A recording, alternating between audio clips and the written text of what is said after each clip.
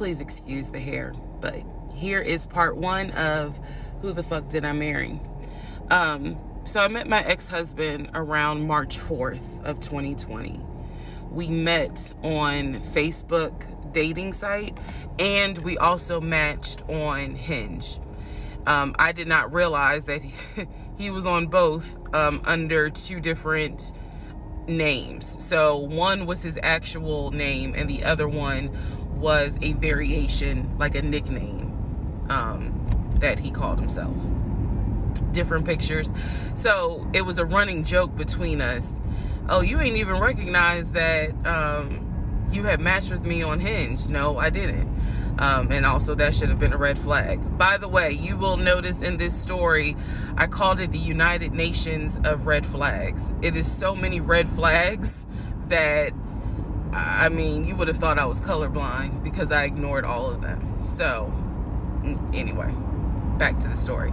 We met around March 4th. We exchanged phone numbers. He called me and we talked on the phone for the first time. In the first phone call, he told me that he had just moved to Georgia from California, from San Diego. His job had transferred him because he was being transferred in as the new regional manager for a major condiment company that is based here in Georgia. I'm not going to say the name. And so we also talked about his childhood. He told me he grew up in Philly. He's from Philly. Both of his parents were deceased. This is the first phone call. Both of his parents were deceased. His father was a Philadelphia police officer. His mom was a teacher. He also told me he briefly lived in Augusta with his family. He had 2 brothers and 2 sisters. He also had 2 half-brothers on his dad's side. First phone call. So I'm just giving you guys the backstory. This was the first phone call we had. So we talked about family. We talked about friends. We talked about our jobs. At the time, I was working at Georgia State Patrol. And he knew this, and he just thought that was like, wow, you know, so you work with troopers all day. Yes, I did. Also in that phone call, he explained to me that he used to play football. He explained that he used to play arena football. I know nothing about arena football. I know about NFL. I know about college. Go Dogs. But I don't know anything about arena football. So he explained to me that he used to play arena football.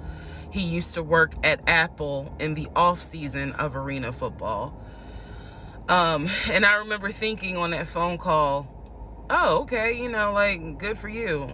I don't know anything about arena football. And I believe I did tell him that. I don't know anything about arena football. That'll come into play later on. So he told me, you know, I just moved here. My job is paying for my housing and they're helping me to look for a house.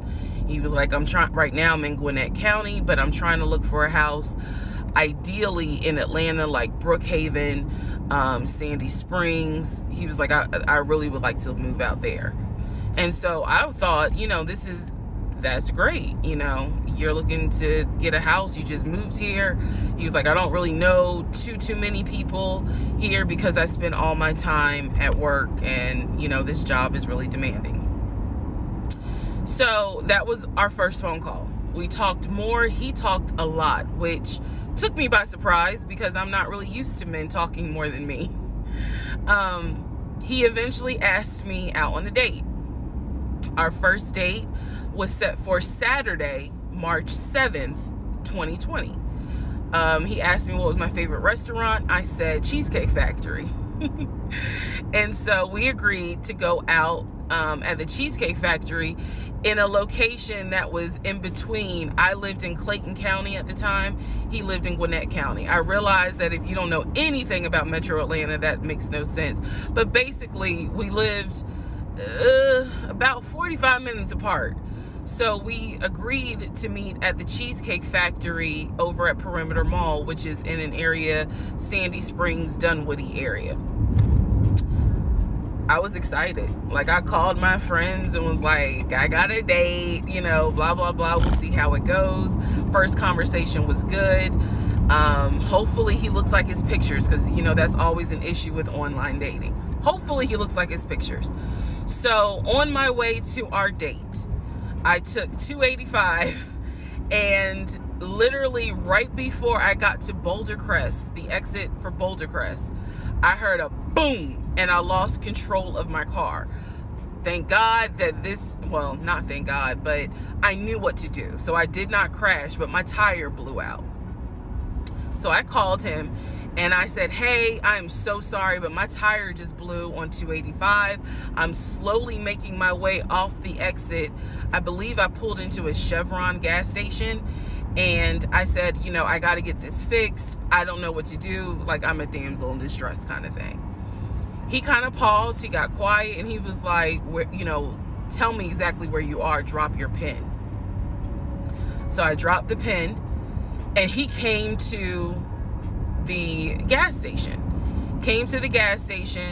Got out the car, and I was so relieved that he actually looked like his pictures, that I was like, oh my God, he's actually attractive, because he's like 6'4", 6'5".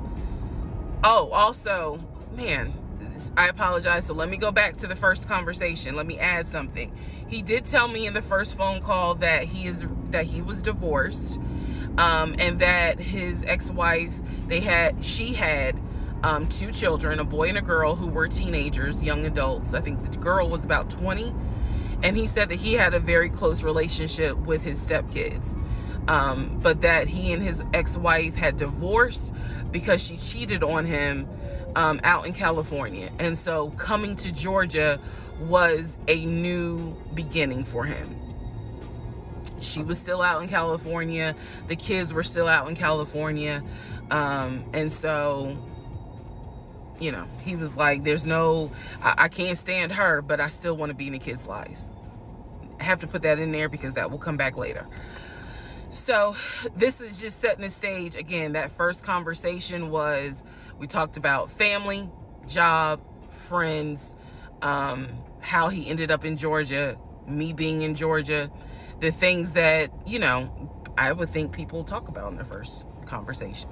All right, now back to the tire blew out. So he shows up to the gas station.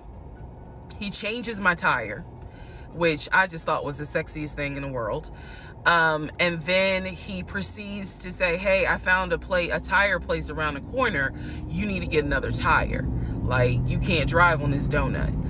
So he followed me to the tire place, and then helped me get a tire, paid for it. So I was definitely like, wow. And so the vibe was good. So anyway, I get the tire fixed. We follow each other to the Cheesecake Factory over in Perimeter. We hold hands walking into the Cheesecake Factory. So in my mind, I'm like, this is just this. Oh my God, I had butterflies. That's the look of a woman who had butterflies. So I had butterflies. And we go in, there's a long wait. And so we sit outside and we just talk. And the conversation's great. And this is where he tells me what it is he's looking for. He tells me, you know, I believe at the time he was 42. He was like, I want to get married and it be for real. He's like, my parents were married 40 plus years before my mom passed away. And I want that. I want marriage, family, a house. Like, that is what I want. He was like, I'm as a man, I'm ready to get married, but I want it to be for real, because the first time, you know, it really hurt me when she cheated on me. So he's telling me everything that I wanted to hear. And so he was like, what is it that you want? And I said pretty much the same thing. I was like, I'm ready to get married. Definitely want to have a family.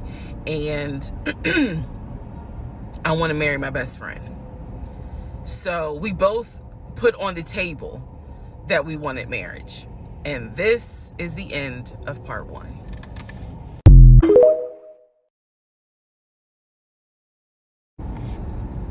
All right, who the fuck did I marry? Part 2. So we both put on the table what it is that we wanted. We both had established we were dating for marriage. We were not dating just to date. We were not trying to be friends with benefits and none of that.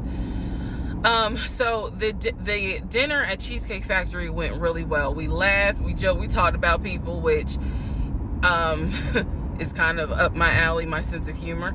It was a good vibe. So at the end of the date, at the end of dinner, we sat in his car and he played this song for me by John Legend. I don't know the name of the song. By the time this video posts, I will put the name at the bottom. I can't remember the song. I just remember that John Legend was talking about, I think I met my wife tonight. And I thought it was a sign. So I was like, oh my God.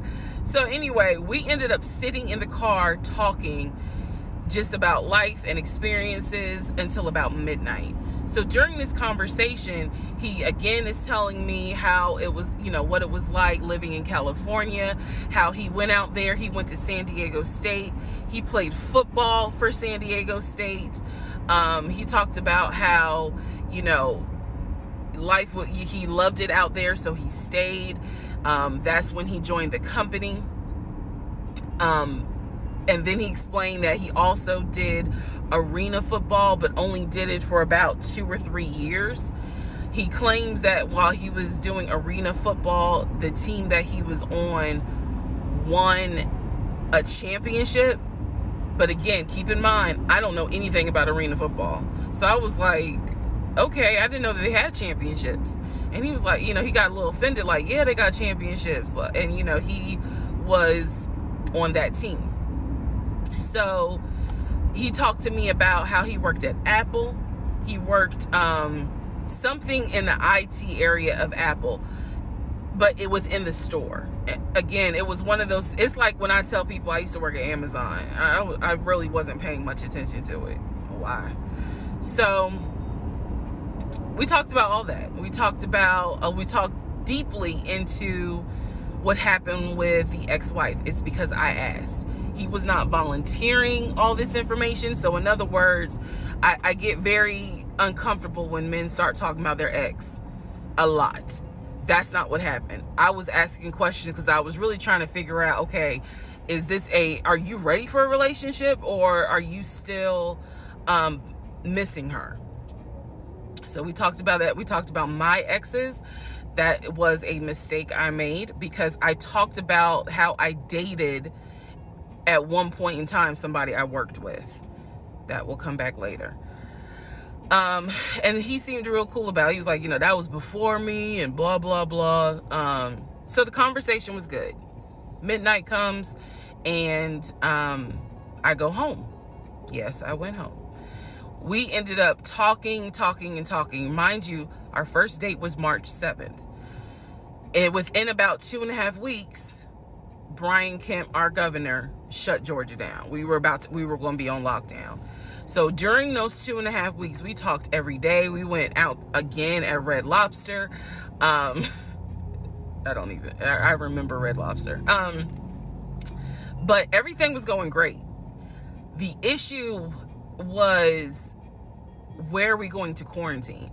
So the question was, are we going to quarantine at his place, which he had like a studio type of situation. Like, it clearly, where he was staying, I was like, it's like a studio apartment, but he kept telling me like, this is temporary because I'm looking for a house. Like, he showed me the email from a woman who worked at the company where she was out on maternity leave, but she was putting him in contact with a realtor to help him find a townhome or a single family house. So I was just like, okay, this is definitely temporary. Like, he's not trying to stay here long term. and she was apologizing in the email. I'm so sorry, you know, this should have been taken care of before you got here, but it wasn't. Da da da da da. I saw the email. I read it. I read the email.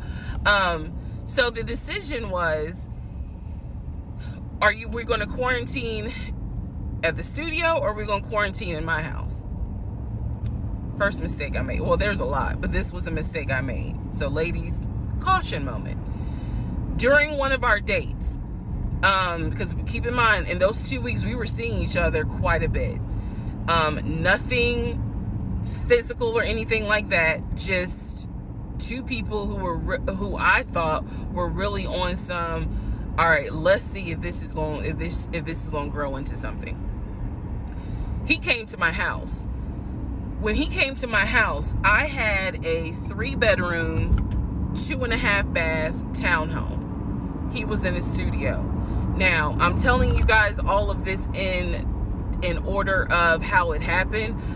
So some things I'm probably going to insert what I was thinking and the mistake I made. Can I turn this off? No. Okay, I still need that. And I say that to say that I did not realize inviting him to my home probably made his eyes go, oh shit, she's a keeper. She got this 3-bedroom, 2.5-bath townhouse, and I'm in like a little studio. Yeah, let me go ahead and pursue this. What I need to do to quarantine here. The decision was made, quarantine at my house. So the state went on lockdown. He came and stayed with me in my home, and for the most part, in the initial beginning, it was fine. It was fine. The reason why I hesitate is because I grew up in the church.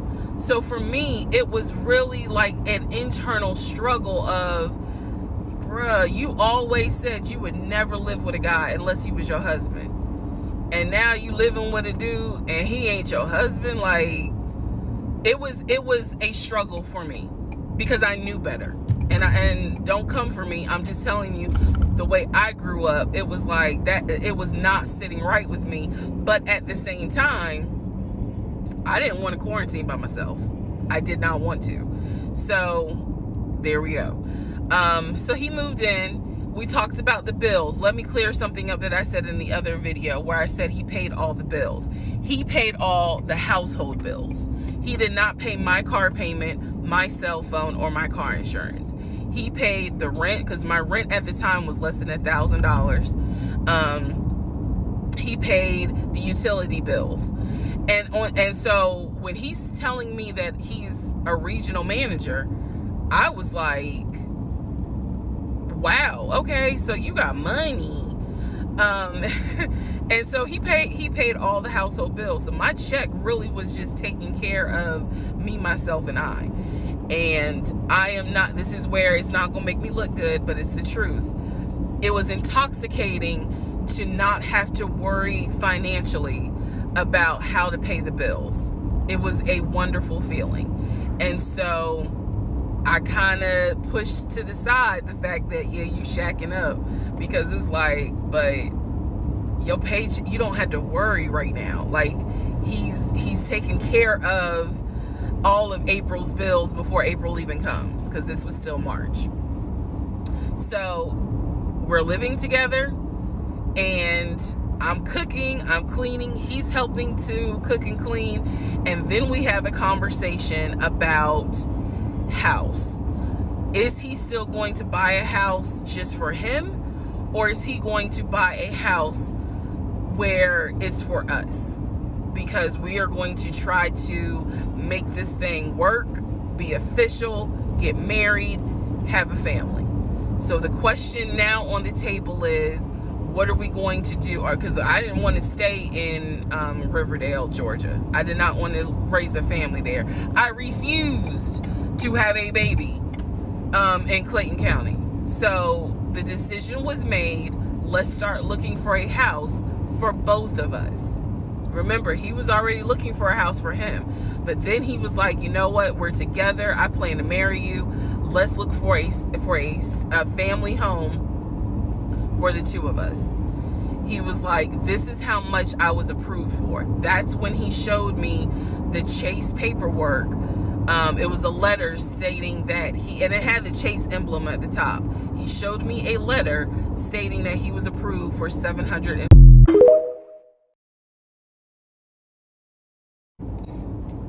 All right, part 3, who the fuck did I marry?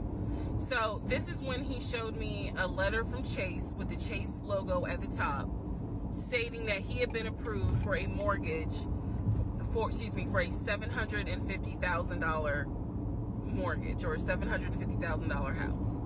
So he was like, we can't go over $750,000. And I said, I remember asking him, can you afford the mortgage on a $750,000 house? Because I know I can't. This is when he explains to me, I told you how I played arena football. I invested my money really well. So he said, I have money that will help pay for the mortgage. He was like, we're good. Like, I'm financially, I am okay. He was like, that's why I'm able to get approved for a $750,000 mortgage. So he told me that his money was in different savings accounts. He said he had an account with Chase Bank, he had an account with US Bank, and he had an offshore account. This is what he told me. The offshore account, I was like, why? And he explained something about, the US, the US imposes taxes on money when you have a certain amount in US banks. He was like, so everybody knows that it's smart to have some money in an offshore account. Y'all, look, I live paycheck to paycheck. I was like, okay, that's whatever. I said, so you have the money to pay for a home. I'm also holding in my hand a letter from Chase saying that he was approved for $750,000. So I went off of what I saw. So we contacted a realtor. I won't say his name, but man, if he ever sees this TikTok, I owe this man such an apology. But we contacted a realtor who was based in Cobb County, because I was very adamant I wanted to move back to Marietta, Smyrna area in Cobb County, Georgia. He was fine with that. His whole attitude was, you're going to be my wife, happy life. So we met a realtor. I would find houses that I wanted to tour. Keep in mind that this was COVID. So at the time, we could not tour a home. It would have to be a virtual tour. So this particular realtor, we found a house in Douglasville, Georgia. Not Cobb County, but nevertheless, it's in Douglasville. I was fine with Douglasville. So we found a house in Douglasville, Georgia. The realtor did a FaceTime tour of the house. The house was really a nice home. 5 bedrooms, 4 baths. So we did a FaceTime tour of the home, and the home was listed, I believe, roughly 400 and something thousand. I really liked the house. I could see myself living there. I could see us living there. Could see us with the kid there. This is now April, just for timeline purposes. This is April. So he really liked the house. He was like, you know what, we'll put an offer in on the house. He was like, if you like it, because again, it was COVID, we weren't going to be able to see the house in person because the family still lived there. So he said, I'll put an offer in. We'll see if it's accepted. I said, okay. So he puts an offer in. He's telling me he put an offer in. I need to clarify some things he told me and the things that I actually saw. So for this house in Douglasville, he told me he was putting an offer in. The realtor would call me, because one thing that the realtor told us, he was like, if the woman likes the house, typically the house is going to get bought. So he kind of dealt with me a bit more than he did my ex-husband. And again, this is April 2020. This is before we got married. So at the time, he was my boyfriend. So the realtor was calling me and was like, hey, you know, I put the offer in, and what they're asking for is proof of funds. And I did not know anything at this time about buying a house. So I was like, hey, you probably need to talk to him, because I'm not even listed on the mortgage. Like, from the paperwork I saw, it was only in his name. So he called him. I guess they talked. I was not there, but I'm assuming that they had talked. So the boyfriend is coming, my ex is coming home saying, yeah, I talked to so-and-so. I sent him over the paperwork. The offer was approved, and they are going to try to do a virtual closing. First, we got to do an inspection. If the inspection goes all well, then we have to do a virtual closing. He also told me that he put down earnest money on the home. He put down, I believe, $5,000. He said, I just transferred the money over to the realtor's account or whatever, so that it could be earnest money for the house. So I'm just like, okay, great. He was like, so realistically, this is April. We should be able to get in that house by June. Okay, no problem. So this is what he told me. About 3 or 4 days later, I get a phone call from the realtor, and the realtor is like, hey, I'm just checking to see what you guys want to do about that house. So I was confused. I'm at work, and I said, oh, I was told that he put an offer in. And the realtor was like, he did? I didn't know that he put an offer in. And I said, well, why wouldn't you know? Like, he told me he put the offer in, and he had paid earnest money, $5,000 earnest money. And so the realtor was like, well, let me call him and find out what's going on with that, because I didn't know anything about it. So red flag, of course. So I call him, and he, in true narcissistic nature, he flips the script, and he like goes off. He's like cussing, going off, like he shouldn't, excuse me, I have the hiccups. He shouldn't be calling you. If he has a question, he should call me, because I'm the one that's on the mortgage. He was like, and now it's going to be an issue. And I said, well, did you put the offer in with him or not? And he said, no, I did not put the offer in with him. I put the offer in with a friend of mine who is a realtor, so I can give him the business. So I did not hear from that realtor again. So I was just like, is the house under contract or is it not? He was like, yes, the house is under contract. This is how crazy things work out. About 3 days later, on realtor.com, I'm looking at the house because I was trying to figure out in my mind how I'm gonna decorate. It shows the house is under contract. So, showed my boyfriend. My boyfriend's like, I told you it was under contract. He was like, I did you not believe me? And I ain't had the heart to say, hell no, I didn't believe you. Like, it seemed too good to be true. But once I saw the house was under contract, I absolutely believe that, okay, it's under contract with him. Like, yeah, we're about to do inspection. We are about to move. And so we had driven by the house because, again, keep in mind, a family's still living there. So we had driven by the house. At this point, he was like, I want us to start looking for furniture so that way we can go ahead and order it. So when it's time to move, the furniture is ready, because it takes like 6 to 8 weeks sometimes for furniture to be delivered if they don't have it in stock. Like, he was very methodical and planning and saying, this is what we need to do. So we started going to Home Depot, Lowe's, because we had a printout of what the sellers were going to take. They were going to take the appliances. He had a printout. Let me be clear. He had a printout. So it said on there that they were going to take the appliances. So we needed to get a new stove, new refrigerator, new microwave, all that stuff. So we went to Home Depot and Lowe's, and I went ham.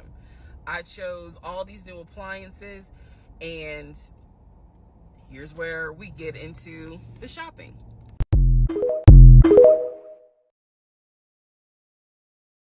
All right, part 4.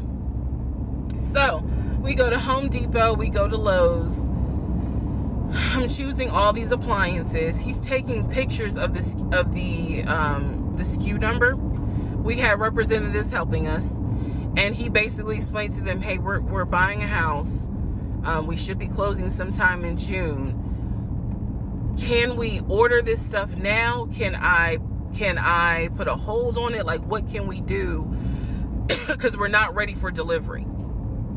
I stood there as the Home Depot rep said, we can hold it in our warehouse. Like, you can buy something and we can hold it. People do it all the time, especially with COVID. So I watched him pay. I want to say it was about it was either $350 or $500. I watched him pay a deposit on a whole new set of appliances for them, and they were going to hold it until we were ready for delivery. I watched this. So I was like, okay, good deal. Like, we got the appliances. Next, let's go to Rooms to Go and Ashley Furniture and find actual furniture. So we went all around Rooms to Go. We went to Ashley Furniture. We went to American Signature. And I saw all these things that I wanted. Again, he's taking pictures of it. He was like, I can go online and order it. I didn't think anything of it because, again, I just saw that we held the appliances. So I was like, okay, that's fine. So April turns into May. May 2020 comes.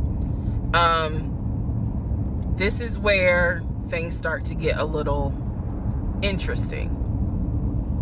May comes, and obviously we had not done inspection. And I'm asking him all the time, what's the deal with the house? He was like, oh, because of COVID, they're trying to get someone to do the inspection. But the guy that they had, it was always something. The guy they had caught COVID, so they're going to have to get somebody else. And he's like 15 houses backed up, so it'll be a while.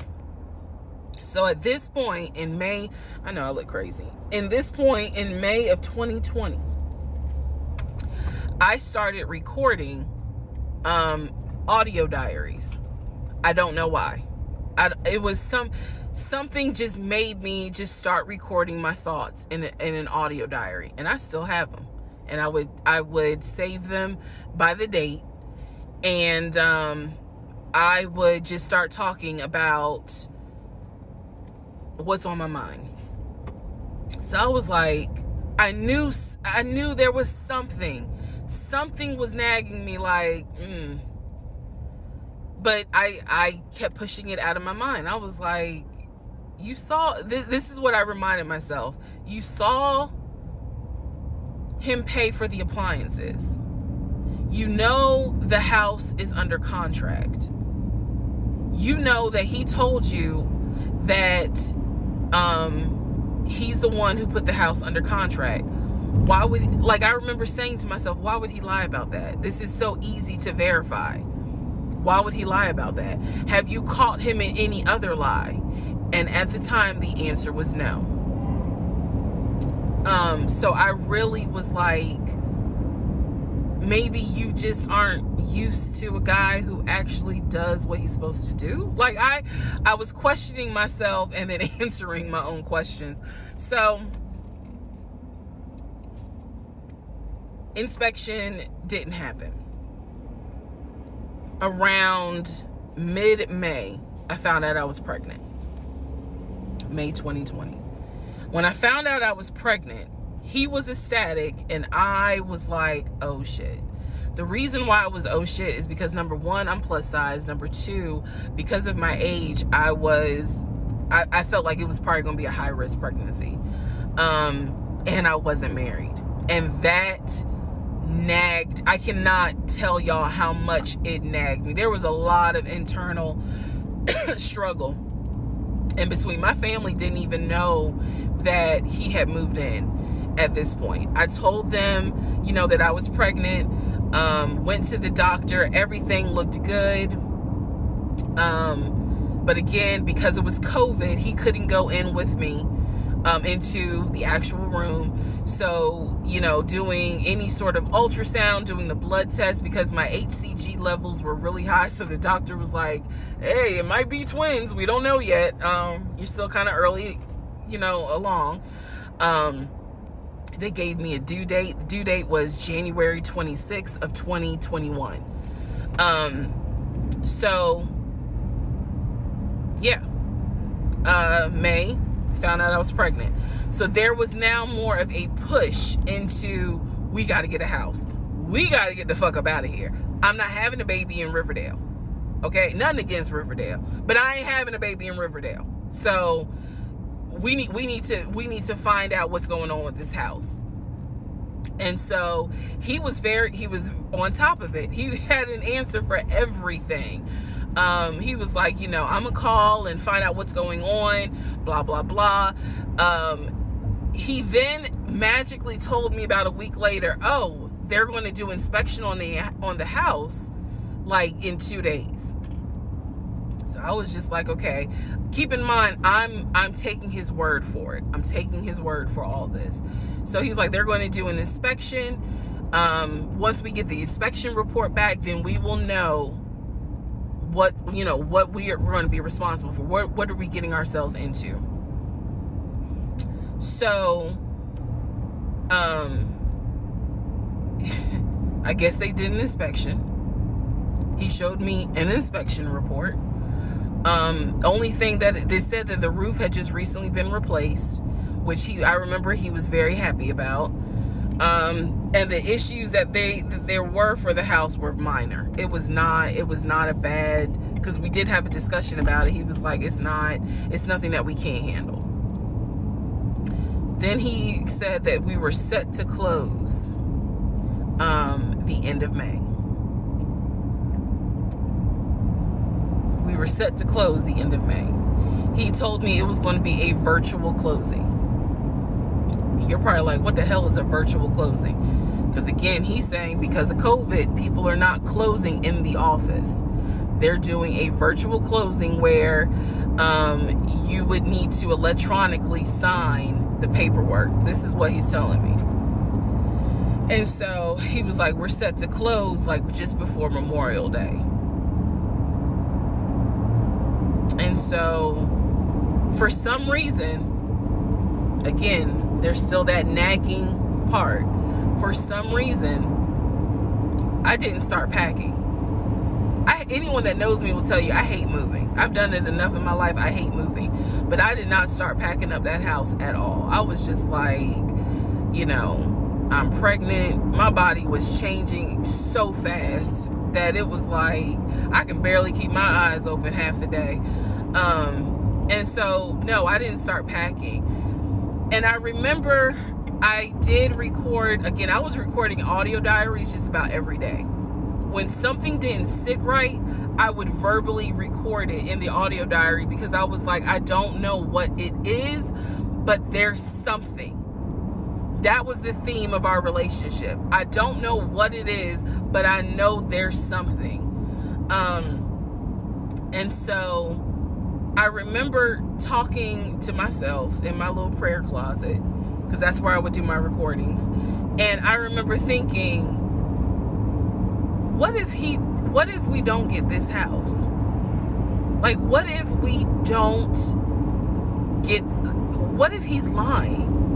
But again, there goes that thought process of, why would he lie about this? Like, who makes up that they're buying a house when in fact they're not? And then he's showing you all this paperwork. Like, come on, you can't be that jaded that you don't even believe what's in front of you. All right? So now we're going to go into part 5.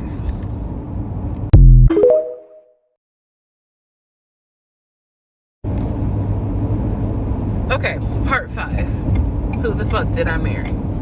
So I'm questioning all this stuff in my head out loud on my audio diaries. And then once again, I'm like, but look at what he's giving you. Like, he's paying, it wasn't a question about money. It was just a question of, are we really about to move into this house? And keep in mind, he's paying all the household bills. He still is. So we were supposed to close before Memorial Day. We didn't. There was an excuse. There was always an excuse with him. Always an excuse. And I didn't know enough about the process to question stuff because I really wasn't involved the way I should have been. And it was giving me a lot of anxiety. So I'm pregnant with a lot of anxiety. And if I'm gonna be 100% honest with y'all, I was not expecting that I was probably going to have a healthy pregnancy because I was stressed. And what I was stressed about is I didn't know what was going on because I wasn't really involved the way that a normal relationship would be involved. Just being honest. So we did not close. We move now into June. This is now going into June. Around June 5th, I looked at the house again on realtor.com. I don't know what made me do it other than, and I don't mean to sound super spiritual. I know that people are like, you know, you may or may not believe in God, but I'm telling you, I believe with all my heart, probably the Holy Spirit was like, look at that house on realtor.com. So I looked at the house on realtor.com. This was around June 5th. It showed that the house was off the market. And I remember being like, okay, wait, what does that mean? What does that mean? Because ex-husband is telling me we're about to close on the house. We're about to close. It's our house. We got furniture, da-da-da, da-da-da, da-da-da. He's also telling me that he's been in contact with the realtor, his friend, who was telling him, you know, this is what was happening next. Here's what's going on. So the guy that we initially worked with apparently is completely out of the picture. But again, I was not heavily involved. So I'm just like, let me look at the house. I see it's off market. What the fuck does off market mean? Like, now I'm really freaking out. So it shows the name of the real estate agent for the seller. I don't remember her name. I called her and I said, you know, I said, my husband and I, even though I wasn't married, my husband and I were looking at this house at 123 Main Street. And we really wanted to tour it, but now I'm showing it's off market. Is it not available? Or, you know, I pulled that card and she was like, oh, no, ma'am. The home closed yesterday. It closed June 4th. Again, there are certain dates I just remember. And I said, oh, it closed June 4th? I was like, really? And she said, yes, ma'am. She was like, my sellers sold the house. And I was like, oh, man, okay. Well, I said, my husband and I really wanted, you know, we love the pictures of it. And we're getting ready to start a family. So I would have loved to have been able to, have the opportunity to see it. I asked her something. I don't remember the specific question I asked her. And I know why I asked the question, because I was anticipating that my boyfriend at the time was going to have some sort of excuse. So I asked her something about the buyers. And I remember, and somehow, again, forgive me, I don't remember the question I asked her. But the answer was that it was an older white couple. Older white couple. So I get off the phone with her. I record an audio diary, and in the audio diary, I specifically say, okay, there is no house. he's going to have to get out of this lie somehow. Because now I realize, at the very least, he was lying about him being the one who was under contract. I knew enough about that. So I was like, what, how is he going to get out of this? Again, I've listened to the audio diary in 2024. I literally said in that audio diary, how is he going to get out of this lie? And I was trying to think of ways on how he's going to do it. And something said to me, because I say it on the audio diary, I said, he's going to say it's a bad deal. And he's going to say he wants to pull out. Y'all keep in mind, I am pregnant. So I had a decision to make. As ugly as this decision was, I made the decision, you're about to have a baby with this man. He's paying all the household bills. Let him get out of the lie. And that's what I did. I purposely made the decision that I knew he was going to come back, and I knew he was going to give me some bullshit on why he couldn't buy the house, because he didn't know that I knew that house is already sold. The house is already sold. And this is the part where I said, I'm gonna be honest, even though it's gonna make me look bad, because most women in their right mind would have been like, I'm out. And I didn't. So sure enough, he came home. He didn't really say anything that day. The next day I asked him about the house, and he said, my friend, the realtor, he was like, I'm talking to him because something's going on with the interest rate. And when he said that, I felt so much relief, because I knew that I had been prepared for, he's going to give you some bullshit. So when he said there's something with the interest rate, I said, you know what? If this is literally what I said, y'all. If the interest rate isn't good, then we shouldn't move there. We should probably let this house go. We should cancel whatever furniture we ordered, or, appliances, and let's just look for another house. I said, I would like to be moved before the end of the year. I said, I really don't want to be 9 months pregnant moving into a house. I would like to be done with this before then. And the way I said it was so calm, and he was like, okay. He was like, I'm gonna call the friend, the realtor, and tell him I'm backing out of the house, and I'm gonna see if I can get my earnest money back. And I remember looking at him. I was standing in the kitchen, and I cocked my head to the side, and I said, okay, get your earnest money back, and let's find another house.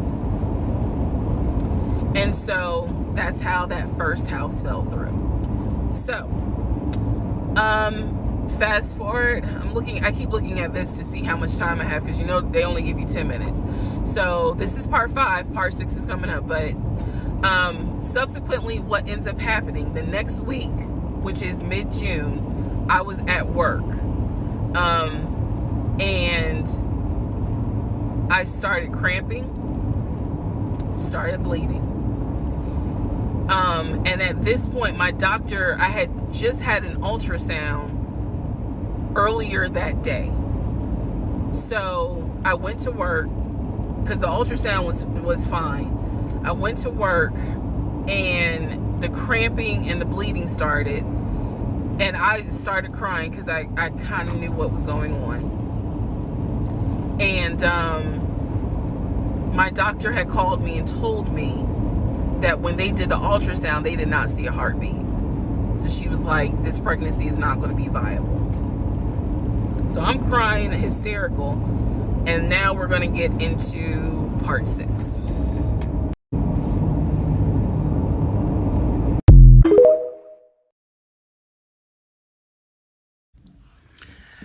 Okay, so this is part 6 of Who the Fuck Did I Marry? So, where we left off. So, obviously, my doctor had called and told me there was no heartbeat, the pregnancy was not viable at that point, and I was cramping and spotting at work.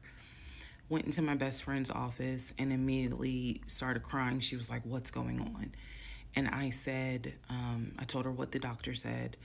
And she grabbed her keys, grabbed her purse, and was like, "Let's go. I'm taking you home."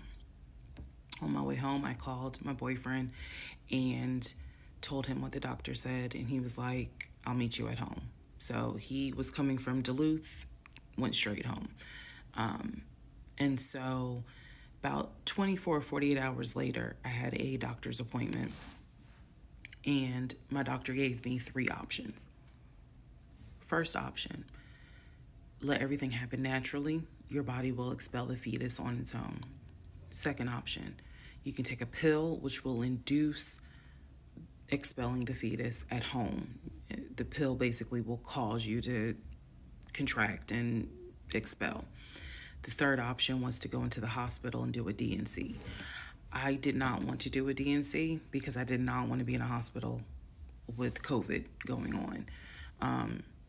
And for whatever reason, I did not do the option of let it happen naturally. So I chose to do the pill. His birthday was June 17th. My ex's birthday was June 17th. So the decision was made, we're going to celebrate his birthday that day, go out to eat.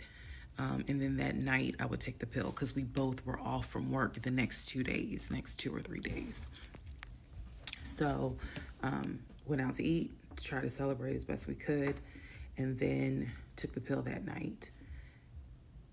That night was the most traumatic, excruciating pain I've ever put my body through. I do not recommend any woman, if prayerfully you don't have to go through that, but I don't recommend taking that pill. If you don't have to, don't do it. I spent the whole night in the bathroom just crying in so much pain. They gave me a narcotic. I couldn't take it because I found out I was allergic to it. So it was causing me to like projectile vomiting. It was a mess. So, and he was right there. You know, he was scared that he needed to take me to the ER. But in the morning, the pain kind of subsided. So about 72 hours later, I had another doctor's appointment where the purpose of this appointment was to do an ultrasound to see if everything had passed. Everything did not pass. So because of that, my doctor was like, we're going to have to do a D&C. My D&C was scheduled for the first week of July. My boyfriend, my ex, was going to take me. That was always the plan. 2 days before my procedure, he comes home and tells me that he is up for a promotion. He's up to be promoted to VP. Because of this, the president of the company, is coming in, and it was going to be this huge business meeting he had to go to. The business meeting was scheduled for the day of my surgery.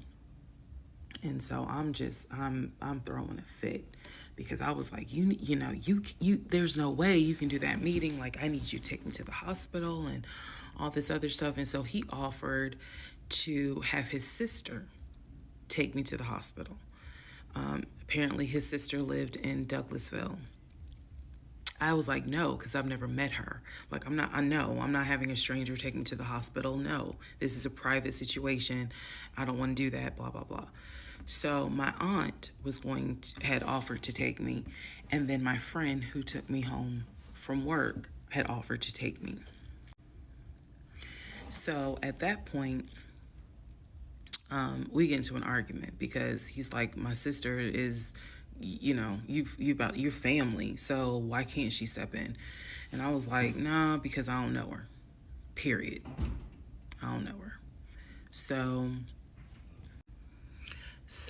my friend offers to take me to the hospital because I was all distressed that he's saying he has a business meeting and he can't take me. So I remember being on I-75 on the connector on the phone with her crying because I was so embarrassed that he wasn't going to be the one to take me and that I was needing to rely on someone else to take me to the hospital in order to get a D&C done. And she was really great. She was like, girl, this is why you have a village. Like, it's okay. Things happen. The world is crazy right now. I will take you. You're going to be okay. So he did not take me to the hospital for my D&C. My friend did. She could not stay because of COVID protocol. So when they wheeled me into pre-op after I got checked in, I texted him and was just letting him know, hey, here's the update. I'm about to, I'm in pre-op. They're going to get me prepared to go back to the surgical ward or whatever. And the response I got was from his new executive assistant named David. Now, when he told me he was up for the promotion, he did tell me that part of getting this new job would be that he would get an executive assistant named David. And he did tell me, I'm going to make sure that I inform David, if you get a text from this number, meaning from me, pull me out of the meeting because, my fiance's having a procedure done and I'm picking her up. So it's important that you come get me if it's something serious. So I text him. David responds. He said, yeah, Mr. Blah Blah told me that you are having a procedure done. If you need me to get him, I can go get him. He's in a meeting. Just let me know what you need. And I just said, no, don't bother him. I'm just giving an update that they're about to take me back. And David responds and says, I'm so sorry you're going through this. Please let me know if there's anything I can do. So I have the procedure. I wake up and I am now in recovery. I should be in recovery 45 minutes up to an hour and a half. I wake up, first thing I ask, and I remember asking, is where is so-and-so? The nurse who was so sweet, she was like, everything went well. You're doing great. She said, we spoke to your fiance. He's on his way. So I said, okay, I kind of dozed back out, but I could still hear everything that was going on. I just could not keep my eyes open to save my life. So I hear her talk to the other nurse, and that's when she said, yeah, Dr. So-and-so called her fiance, and his executive assistant picked up. And the executive assistant said that he was in a business meeting and that, you could relate to him what you need to say, and he'll tell the fiance. And my doctor was like, hell no, HIPAA, I need to speak to him. So apparently my fiance called the doctor back about 30 minutes later, and the doctor informed him she'll be ready to be discharged in about an hour. You can make your way and come pick her up. He said he was on his way. He was on his way from Duluth to Atlanta, which is not a huge distance, but the time of day, one thing about Atlanta, there's always traffic. So he should have been there within the hour. I should have only been in recovery an hour and a half. Let's go to the next part.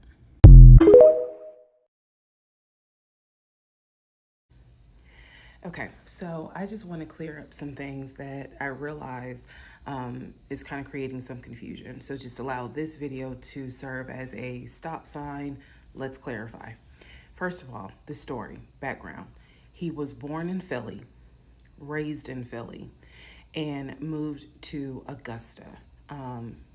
Story is that he moved to Augusta for high school. After high school, he went to college at San Diego State. Enjoyed San Diego State, stayed in San Diego for quite a while. Got married out in California, had a house in California, played arena football out in California, but his family was back here in Augusta, Georgia. He still had a lot of family up in Philly, but for the most part, he had a sister in Augusta, he had a sister in Douglasville, he had a brother in Baltimore, he had another brother in Philly, and he had a brother in Nashville. So I just want to clarify that in terms of not the demographics, but the geography. Born in Philly, came to Augusta for high school, went to San Diego State for college, played football, stayed in San Diego, stayed at San Diego, got married out there, but still had quite a bit of family here in here in Georgia. He also had a sister, I think I said, who lived in Douglasville. I have physically met his aunt who lived in Augusta. I've met his brother who lives in Augusta. I have spoken on FaceTime with a brother who lives in Baltimore. And then I will demonstrate how he used to talk to the brother that lives in Philly. That's coming up. You haven't missed that. In terms of the proposal, you did not miss the story of the proposal. I simply didn't want to share it because it was embarrassing. Basically, he gave me 3 ring options. We went to a jeweler at the Mall of Georgia. He had me pick out 3 rings. I told him which one I liked the most because I knew it wasn't a romantic proposal at all. I knew which ring I liked the most. I told him which one. He basically said, when I'm ready, I'll give you the ring and I'll propose. Fast forward about, I guess it was summer because I was actually pregnant when the ring came. We were sitting at the dinner table. He took the ring box out of his pocket, slammed it on the dinner table, and I was like, what is this? He was like, open it. I opened it. Inside was the ring that I had wanted, that I had chosen at the jeweler. And he was like, all right, so this means that you're going to be my wife. I was pregnant. So, again, when I asked y'all to give me grace, it's because there are certain things that's just like, girl, what was you thinking? Trust me. There's no excuse. So there was never a, will you marry me? It was more of a, we're living together, we're having a baby together, we need to get married, because the backstory also was that his dad was a retired police officer, but at one point his father was a pastor. So he could quote the Bible like nobody's business, as we all know, so can Lucifer. But anyway, he could quote the Bible like no one's business. And so that's how we ended up engaged. And I was wearing a ring. I will find a picture and I will try to post it. But I was wearing the ring. Don't worry, there's more to that story as well. So just wanted to clarify some things for the people who were like, wasn't it weird that he had a sister who lived close, but he's from Philly? So I just wanted to definitely bring clarity to what he told me was the backstory. Born in Philly, came to Augusta for high school, went to California for college, played football at San Diego State, played football and arena football, worked at Apple, and then joined the condiment company in California, who then transferred him back to Georgia. He was married in California, and he told me he got divorced in California. That is important as well. That will come up again later. And so the ex-wife, at this point in time, at the time that I'm telling you, part 7, which is the last video I just posted, the ex-wife lived in California with her 2 kids, his 2 stepkids. The 2 stepkids were 17 and 20 or 21, but they were that age group. And he was saying that he was very close with them, so he wanted to keep a tight relationship with them. And he talked to them, if not every day, every other day. When I say, when I say this, I need y'all to understand. When I say that he talked to someone, it means that he was on the phone in front of me talking to the person. I hope because I will touch back on this.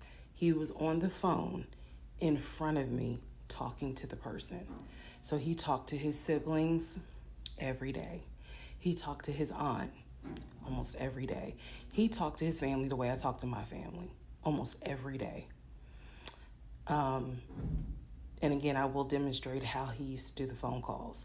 I will also demonstrate how he used to do the work phone calls, because he called me every single day from work. And he would talk to people while he was on the phone with me. And I could hear people in the background. But that's a whole nother part. So again, buckle your seats. I promise I'm reading your comments, I'm reading your questions, but I wanted to bring this video just to clarify some stuff. Hopefully this helps. And honestly, I know people are fascinated by this, but more than anything, I hope that there's a woman watching this and she's saying to herself, okay, it's time for me to ask some questions. That's my hope.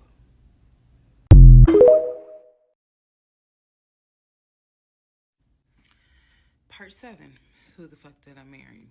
So I should have been in recovery at Northside Hospital for about at most an hour and a half. Subsequently, I ended up being in recovery between 3 to 3.5 hours. The nurses kept calling my ex, asking what's the status, because they were actually getting ready to do a shift change. So they kept calling, asking, what's the status? What's the status? Like, where are you? I want to say that they called a total of 3 times and they spoke to him twice.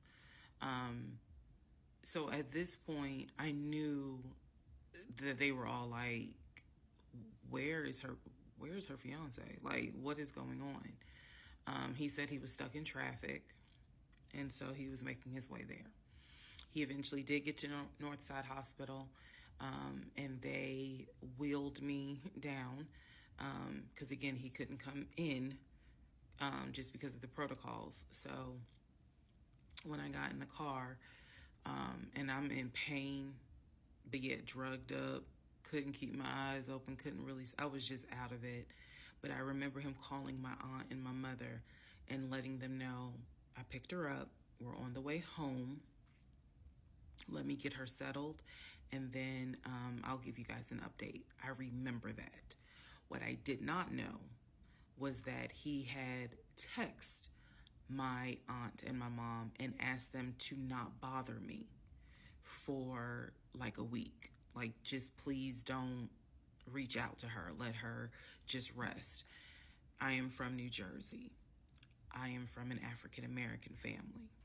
You don't tell my black mama or my black aunt that, please don't bother her for a week.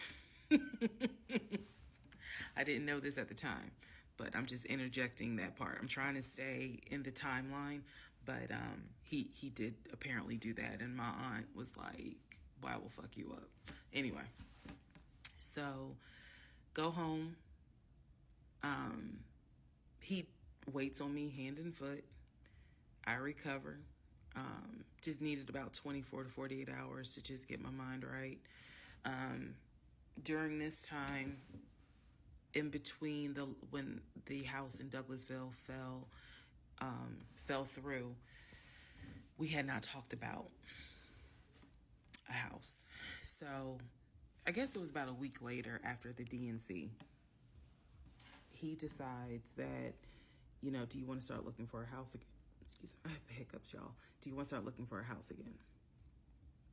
Because of what happened with the house in Douglasville, I felt like I was smarter this time to say, I want to be involved in every aspect, because I don't know what the fuck happened with that house in Douglasville. But what I do know is that he lied to me.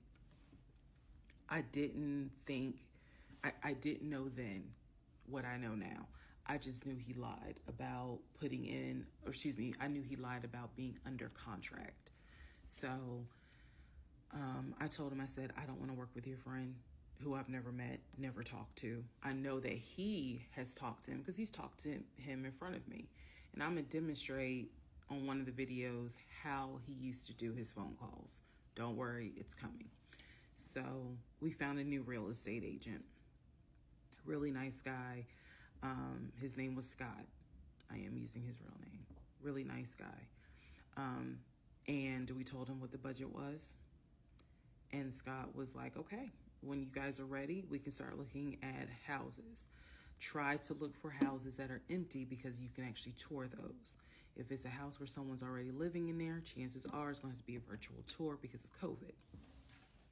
So I found a house that I absolutely, in total, we must have looked at about 15 houses. But I found a house in Smyrna that I absolutely loved. We toured the house.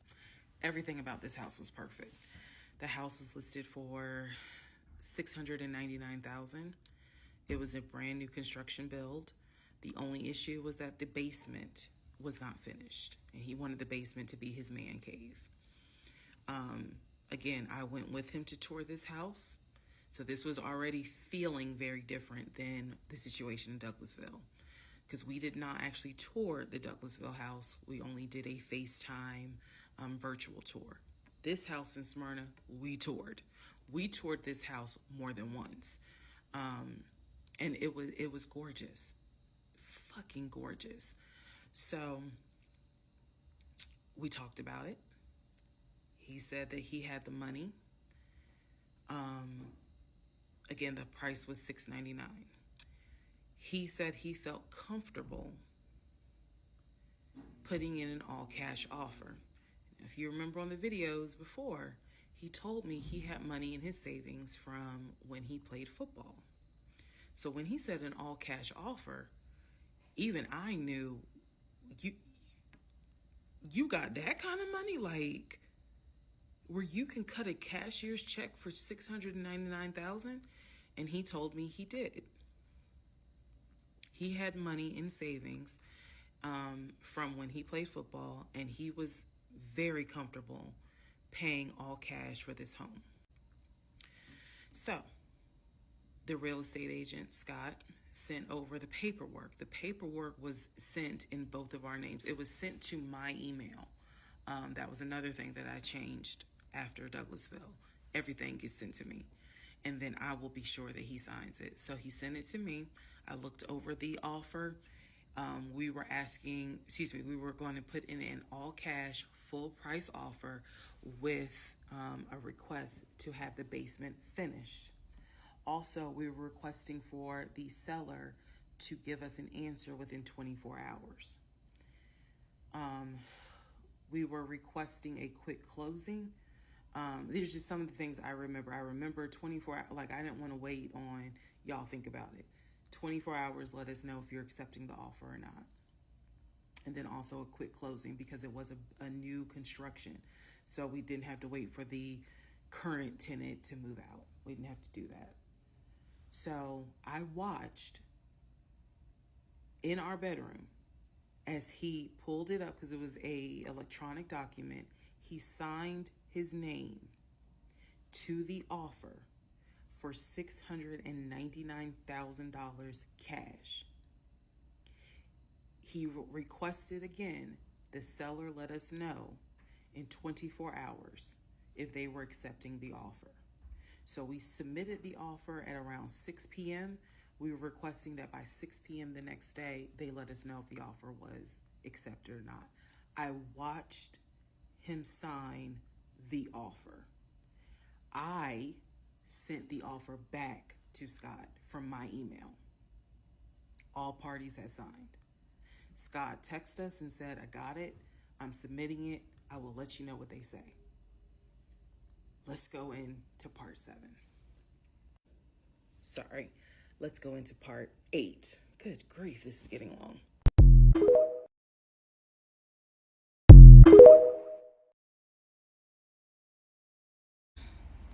All right, part 8 of Who the Fuck Did I Marry? So we submitted an offer on the house in Smyrna. I sent it over to Scott, our realtor, and next day comes, Scott asks if we can take a phone call. So he calls us and tells us that the offer was not accepted and the builder did not do a counter offer. We don't exactly know why. We don't exactly know why he didn't accept it, but the bottom line is that we figured out later on that he didn't want to finish the basement. So the offer was not accepted. The house fell through. I was okay with that because, again, I knew he had put in an offer. So we continued looking at other houses. We found another house in Smyrna that he really liked. I thought that it was way too big for just the two of us. And so the price of this home was much higher than the $750,000 that Chase had approved for the mortgage. So what he explained to me was that he was willing to do the $750,000 mortgage, and he was also willing to put a significant amount of the money in savings on the house, which meant that he was now comfortable going from $750,000 up to about $900,000. Again, his whole explanation was, I have the money where I can put down a substantial down payment, bring down the price of the home, and then basically mortgage the rest of it. So that was now the plan. I was not comfortable with a home over $900,000. But again, keep in mind, I saw the Chase paperwork. So I was like, I just feel more comfortable sticking at the $750,000 mark. That's what you were approved for. Let's go with that. By this point, this is now fall of 2020. We had been talking about marriage. I had my ring. He had made VP at the company. And again, he was calling me every day from work. I need to kind of explain how the company was ran, because when you think VP, you would think he would be in an office. It was a condiment company, so they actually were producing the condiments, and I'm not saying the name of the company on purpose, but they were producing the condiments in this particular plant location. So a lot of times he would simply tell me that he walked the floor, checking in with his subordinates, basically. Now, how did he go to work? For the most part, at this point, he left before I woke up. However, pretty much he wore dress pants, kind of like a dark navy blue cargo pant, and he had a polo shirt with the company logo on it. What I saw a lot of times is that he would not wear the polo shirt to work. He would wear like a company t-shirt. He would wear rubber sole shoes and the navy blue cargo pants. I didn't think it was a uniform, but it reminded me of what someone would wear when I worked at Amazon, if you're going to be doing manual labor. He didn't go to work sloppy looking at all, but it definitely was not suit and tie. Nowhere near suit and tie. It is fair to note that outside of work, he was a man who he loved to dress. He loved to wear the latest Jordans. He loved to collect watches. He collected a lot of Invicta watches. He loved to collect hats. He wore hats, baseball caps everywhere because he didn't like the shape of his head. So in terms of how he dressed casually, the man, he could dress. In terms of how he dressed for work, yeah, he didn't dress like a VP. But his excuse was, I'm constantly walking the production floor, and I can't be in a suit and tie walking the production floor where they're creating the condiments that we're selling. So by this point, again, this is fall. We're still looking at houses. We're still touring houses as much as we can because it is COVID. We had found another house that we really liked and a house that I really truly wanted to put an offer in on. This was now going to be the second house that we put an offer on. He put in the asking price, I believe, was about $700,000. He put in under asking an offer for about $650,000. I'm guessing, but I'll try to find the house and put it on the story. The reason that house fell through, we found out that the home was sitting on a septic tank. We found out that the septic tank had an issue, and it would have taken about $15,000 to $20,000 to fix the septic tank. The sellers were not willing to fix the septic tank. Personally, I didn't really care for the house that much. I'm the one who was like, I don't really want it. So even though we put an offer in, we had 24 hours where we could pull our offer back. And so we did. Once we found out, I believe it was in the disclosure. And if you're a realtor, please feel free to tell me if I'm using the wrong terminology, but I believe it was in the disclosure that they told us the septic tank needs to be replaced. That's when I was like, nah, I don't want that house. So we pulled out. The house fell through, and so I was fine with it because, again, I was heavily involved. I saw him sign the offer. I knew every step of what was going on.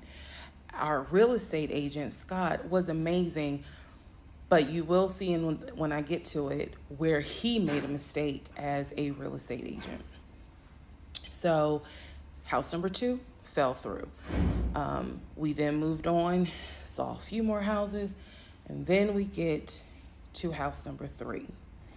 I'm going to pause talking about the houses because now I need to introduce what happened with the cars. Stay tuned.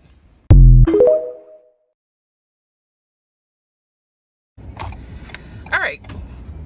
Part 9 of Who the Fuck Did I Marry? So we're pausing on the house stuff. Let me tell you about the car. So when I met my ex-husband, I was driving a 2012 Nissan Rogue, fully loaded. It had quite a few miles on it, but it got me from A to B. It was in good condition, but I was upside down in the car. He was driving a 2018 Ford Taurus, sport mode. I know he had a sport mode on the car, and I love driving that car. When he told me how he was a regional manager, he told me that one of the perks that came with the job was that he would be getting a company car. And so we spent time going to Range Rover of South Atlanta. We spent time going to Jaguar. We spent time going to BMW. We spent time going to Ford, which was on Mount Zion in Morrow, if you all are familiar with that area. He test drove a whole lot of cars. In the end, he decided on a BMW sedan. I was there when he test drove the car. I got in the car with him. I loved it. And he explained to the salesperson, I'm getting a company car. I need to get a printout of the full price of the car, tax, tag, and title. Because what my company is going to do is wire over the money for the car. The salesperson was like, okay, apparently that happens a lot. So he gave him a printout with the tax, tag, and title for the car. In front of me and the salesperson, he called the person in the finance department for his job. Obviously, I have no idea what this person's name is, but he called the person. He explained to them, this is the amount of money. He said the president of the company, so-and-so, has authorized for him to get a car, not spending more than, I think, $90,000, tax, tag, and title. The BMW came out to just under $90,000. And so I remember this conversation so fucking vividly.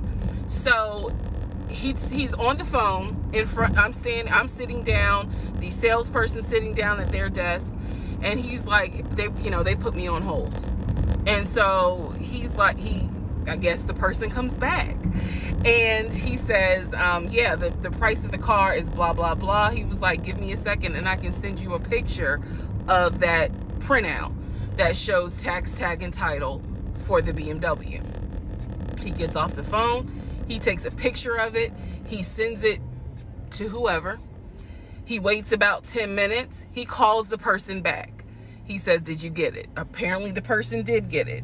But the person who can actually physically do the wire transfer had gone home for the day. So what he says to the BMW salesperson, he's like, okay, we're going to have to do this tomorrow because so-and-so went home for the day. I don't know who the salesperson is. I can only tell you from my viewpoint what I thought. I had no reason to think this was a lie. I really didn't. Because again, you got to please keep in mind the circumstances that all of this is happening. We're inside the dealership. We're sitting at the desk of this person. He gave us the printout. He's on the phone, doing business, basically saying, look, this is how much money the car is going to cost. He's taking a picture of it. He seemingly is texting someone saying this is how much, this is proof of how much it is. Then he asked the BMW salesperson, I need your wire transfer information. The guy got up, rushed over to, I guess, their finance area to get the bank wire information, because obviously you have to wire it a certain kind of way. Rushes back over, gives it to my ex-husband. My ex-husband's like, okay, first thing in the morning, we will get this wired over and then, I'll come and pick up the car. My fiance, me, will drive me up here to pick up the car. So we leave. He felt like, because at the time that this all happened, I was pregnant. So he felt like, look, we're about to have a baby. I don't want you driving that Nissan Rogue. I want to get you something more secure, something new.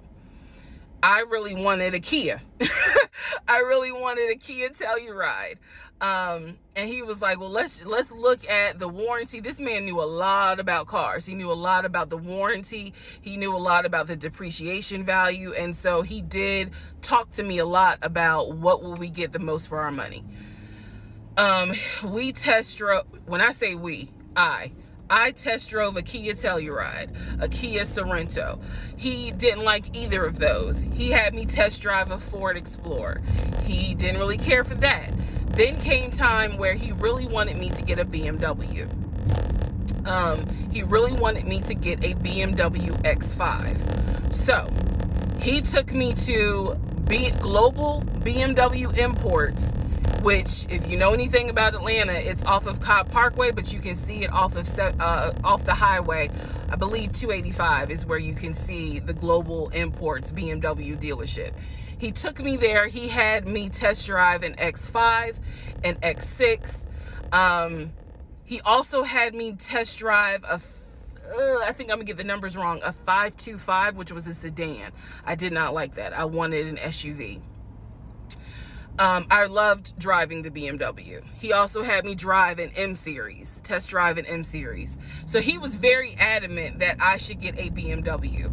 The reason being is because, according to him, he had a BMW in California when he lived in San Diego. He had a BMW that he loved. It was a white BMW. He showed me pictures of the BMW. So he showed me pictures of this white BMW that he had, and unfortunately, the car got totaled about 2 months before he moved to Georgia. So he had received money, not a lot, but some money to get another car, and he used it to get the Ford Taurus because he was like, I just need a car that's going to get me from A to B until I get into a house and I'm much more settled. For him, he was like, I'm really giving myself 60 days to get settled here in Georgia after moving from California. But then he met me. Again, that's the story. So he had me test drive the BMW. So much so, I loved the BMW. Loved it. I wanted a dark blue BMW with cognac interior. I wanted an X5 and I wanted an M series. So I can clearly tell y'all that's exactly the car I wanted. We were online looking for that particular car because not every dealership had it. I was okay with a black BMW if needed. But I really wanted dark blue and I really wanted that cognac colored interior. So he felt like, I want you to consider all of a sudden an Audi Q8. Let's just see how you like it. If you don't really like it, then we will go back to the BMW. I cannot tell you why he switched up. I can't. But I can tell you he took me to an Audi dealership on Peachtree Industrial. He test drove an Audi and I test drove an Audi Q8. I loved the Q8.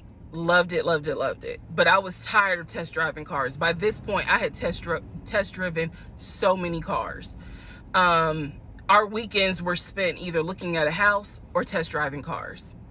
And I was picky, I will admit that.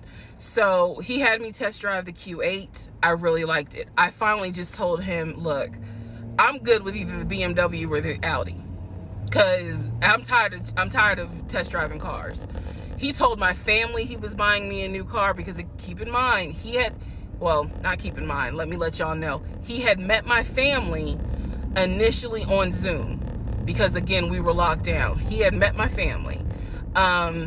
He also had met my family in person because at this point it was like, look, if you're not showing any symptoms, maybe we can do family dinner.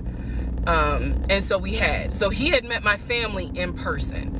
And now we will go ahead and move towards part 10 of this series.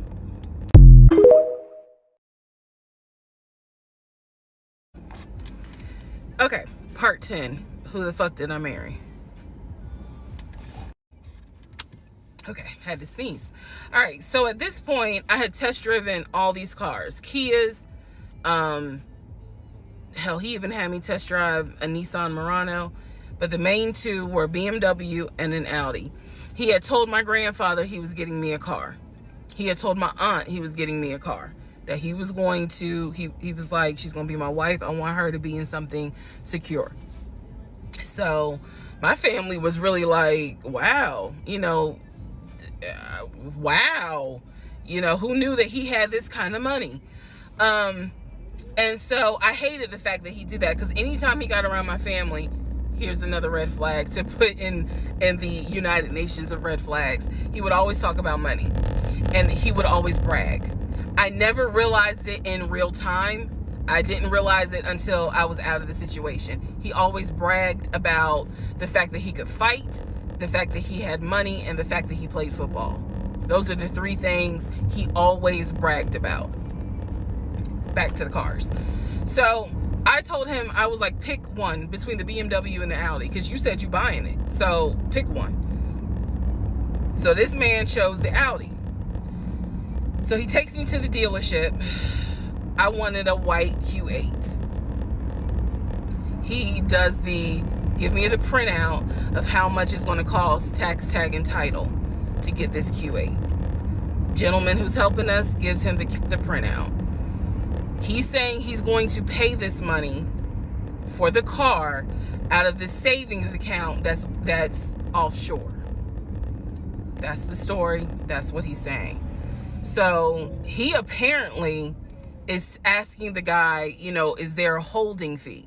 Can I pay a holding fee to secure this car while I'm working to get the money transferred? Because obviously with COVID, it's going to take long for the banks to transfer the money. Side note, I need everyone to understand, one of the reasons why he was able to get away with the stuff he got away with is because we were on lockdown. It's crazy because it's now 2024, but I don't know, do we all remember how it seemed like a lot of stuff stopped in 2020? Now, keep in mind, that's not an excuse I'm making, because shit still got done. But in terms of business as usual just was not happening in 2020 at this time. So when he's saying, oh, it's going to take a while for the bank to transfer the money, The gentleman who was working at Audi he didn't make a face. He didn't blink. He was like, I know it's going to take a while because of COVID. So basically what ends up happening is we leave. He has the printout. He calls the bank, or he calls his financial advisor, who does have a name. The financial advisor's name is Eric. I feel comfortable using certain people's names, especially if we find out they didn't exist. So he calls Eric. He tells Eric in front of me, hey, I need to transfer $72,526, whatever the amount was, because I'm buying a car for my fiance. This is the bank account information. Do you need me to give it to you over the phone, or do you need me to email it to you? Pause. I can't hear what the person's saying, but that's what he would do.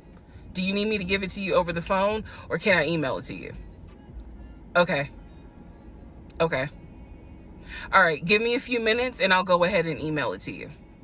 All right, let me know. I'll call you back to find out if you received it.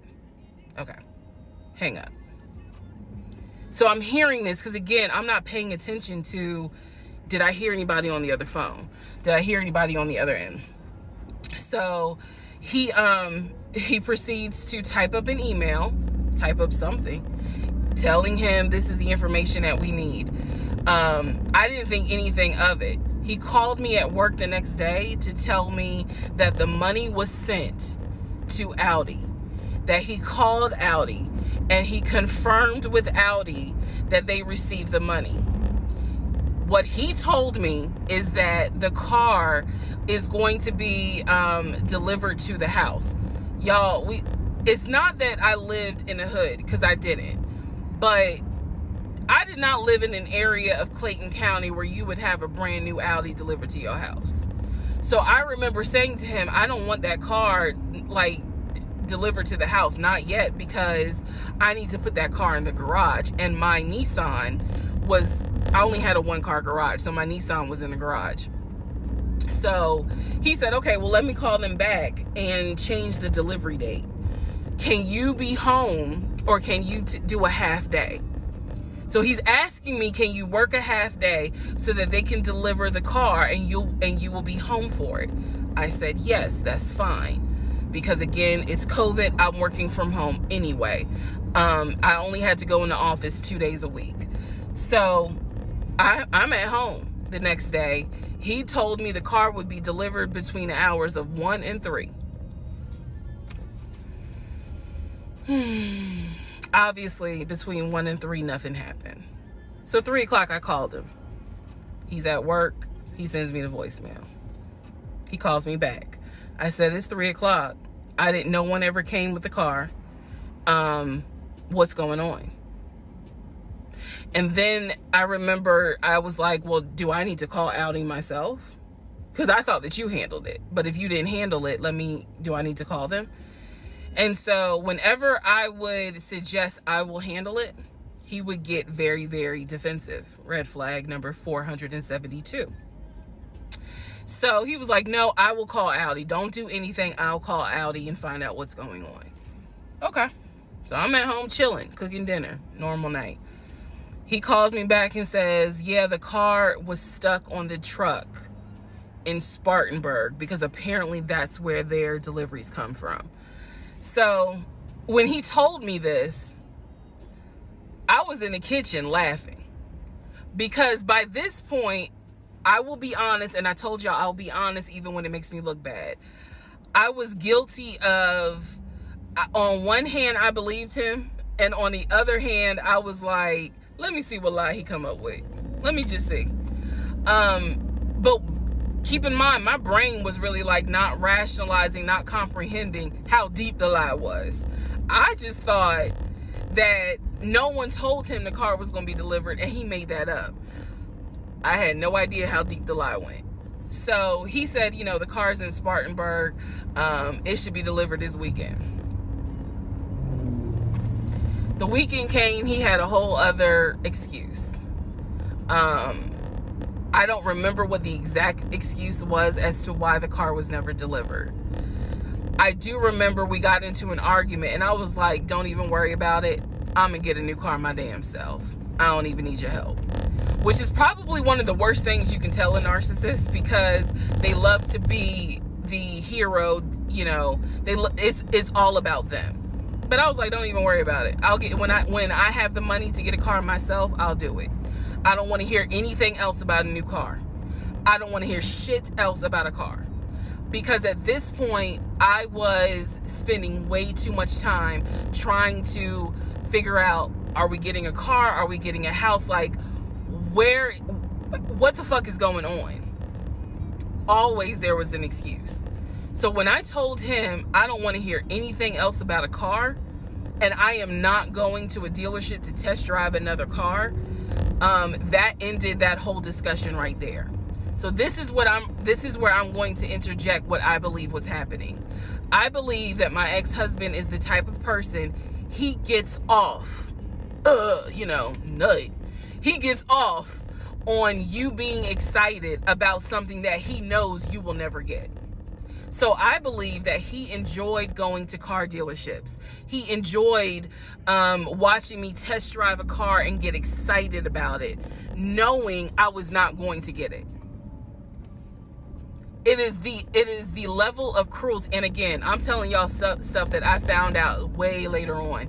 It is the level of cruelty that I still cannot comprehend. So the whole issue about the BMW and the Audi, I think he just enjoyed seeing me get excited and then pull it away. Part 11 coming up.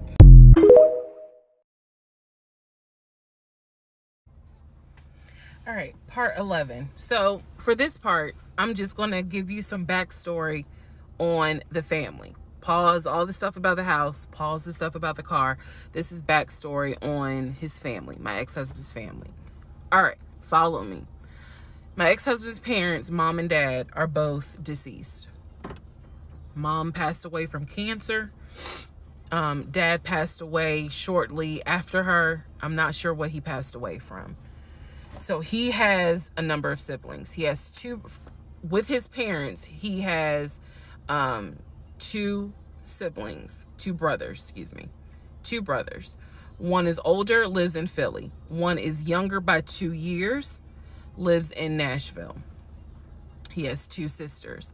One, Shantae, is older, lives in Douglasville with her husband and two kids, a boy and a girl. Younger sister, Kim, is the baby, lives in Augusta with her husband, worked at, I think he told me, Procter & Gamble. That was the story. He had two half brothers that were through his dad. One brother lived in Baltimore. The other brother lived in Augusta. The brother that lived in Augusta, I have physically met in person, shook hands, hugged, all that. The brother that lived in Baltimore, I have FaceTimed with, talked to him. The brother that lived in Philly, the older brother that he looked up to, I have never talked to him on the phone. I would always talk to him through my ex-husband. So the conversation would be like, hey babe, brother so-and-so said hey. He didn't call him brother so-and-so. We'll call him John. John said hey. Hey John. I would be in the bathroom doing my hair, brushing my teeth. Hey John. And he would be like, did you hear? He said, how you doing? I was like, I'm good. How's he doing? Because that's just me. And so he would relay back and forth. He talked to John every day from starting around July after the grandmother passed away. He would talk to John every morning. We both would be getting ready for work and he would be on the phone with John. They would be talking for 30, 40 minutes, talking about football, talking about other siblings. They would be talking about cars. It was really like not a big deal. They would talk about the brother in Baltimore. They would talk about the brother in Augusta. And then they would reminisce. This is the conversations I could hear. Let me explain. When I say I can hear a conversation, what that means is I am physically standing near him or next to him where I could hear him with the phone up to his ear talking to someone, because it wasn't me. Okay? I may not hear the other person because the phone call may not be on speakerphone. But what I hear is, for example, I hear, "Hey man, what y'all doing? Oh, for real? Y'all barbecuing this weekend? What y'all making? Oh, that's what's up. Nah, I think me and her gonna stay in this weekend because, these numbers is looking crazy with COVID. Yeah, she over here. She's sitting right here. She watched the TV. Okay, hold on. John said, hey. Hey, John. You heard her? Okay. All right, bruh. I just wanted to check in on you. That's the type of conversation I'm explaining. Okay, so I hope that gives a little more clarity about the type of conversations I'm hearing. So, I don't know why this light keeps going out. Okay. So that's how he would talk to his siblings. The grandmother passed away. He called me around April or May and told me that his grandmother passed away. His grandmother, on his dad's side, had died suddenly from COVID. She had symptoms. She went to bed and did not wake up. He was distraught. He was crying. He wasn't eating. He was just sitting there, listening to music, not watching TV, just sad, because he was like, my grandmother was always my support system. So from what I saw, it really bothered him. I did not think anything of it. I'm one of those people, if you tell me somebody in your family passed away, I'm gonna believe you, because I don't play about death. And I guess I expect other people don't either. However, that is not the same for everyone else, but we'll get there. So family, he had his sister Shantae, who lived in Douglasville. Like I said, she was married with 2 kids. Apparently she was a nurse. So when I had my miscarriage, that was a sister that he was like, my sister will take you to the hospital. Like, that's what family does. Okay. I had never met Shantae. I've been on the phone, I've been around him when he was on the phone with Shantae. Never heard her part of the conversation. But he would be talking to his sister. That's what he said. That's what it sounded like too. Now, what is interesting is that we lived maybe 35, 40 minutes away from Douglasville. So there were plenty of times that he had invited me to go with him to his sister's house. Okay, let me tell you how this would always work out. Total times he invited me was probably 3 times for different barbecues or whatnot. The first time he invited me, I was like, nah, I ain't going, because again, COVID. And she's a nurse. Hell no. The second time he was like, yeah, she invited us, but I don't think we should go because COVID. No. The third time I agreed to go. I was like, absolutely, I'll go meet your sister. Like, that'd be great.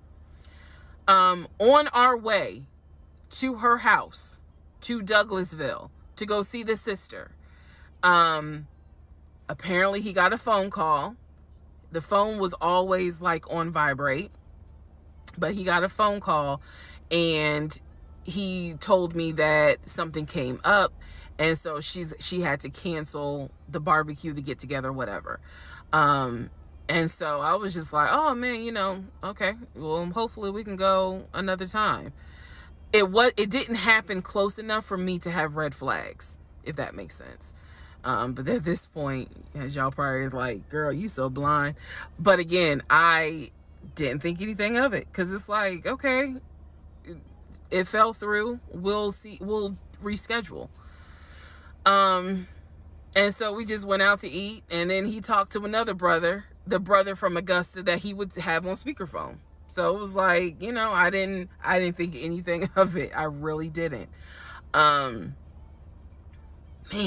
And the more I talk about it, the more I realize, like, I'm not a dumb person,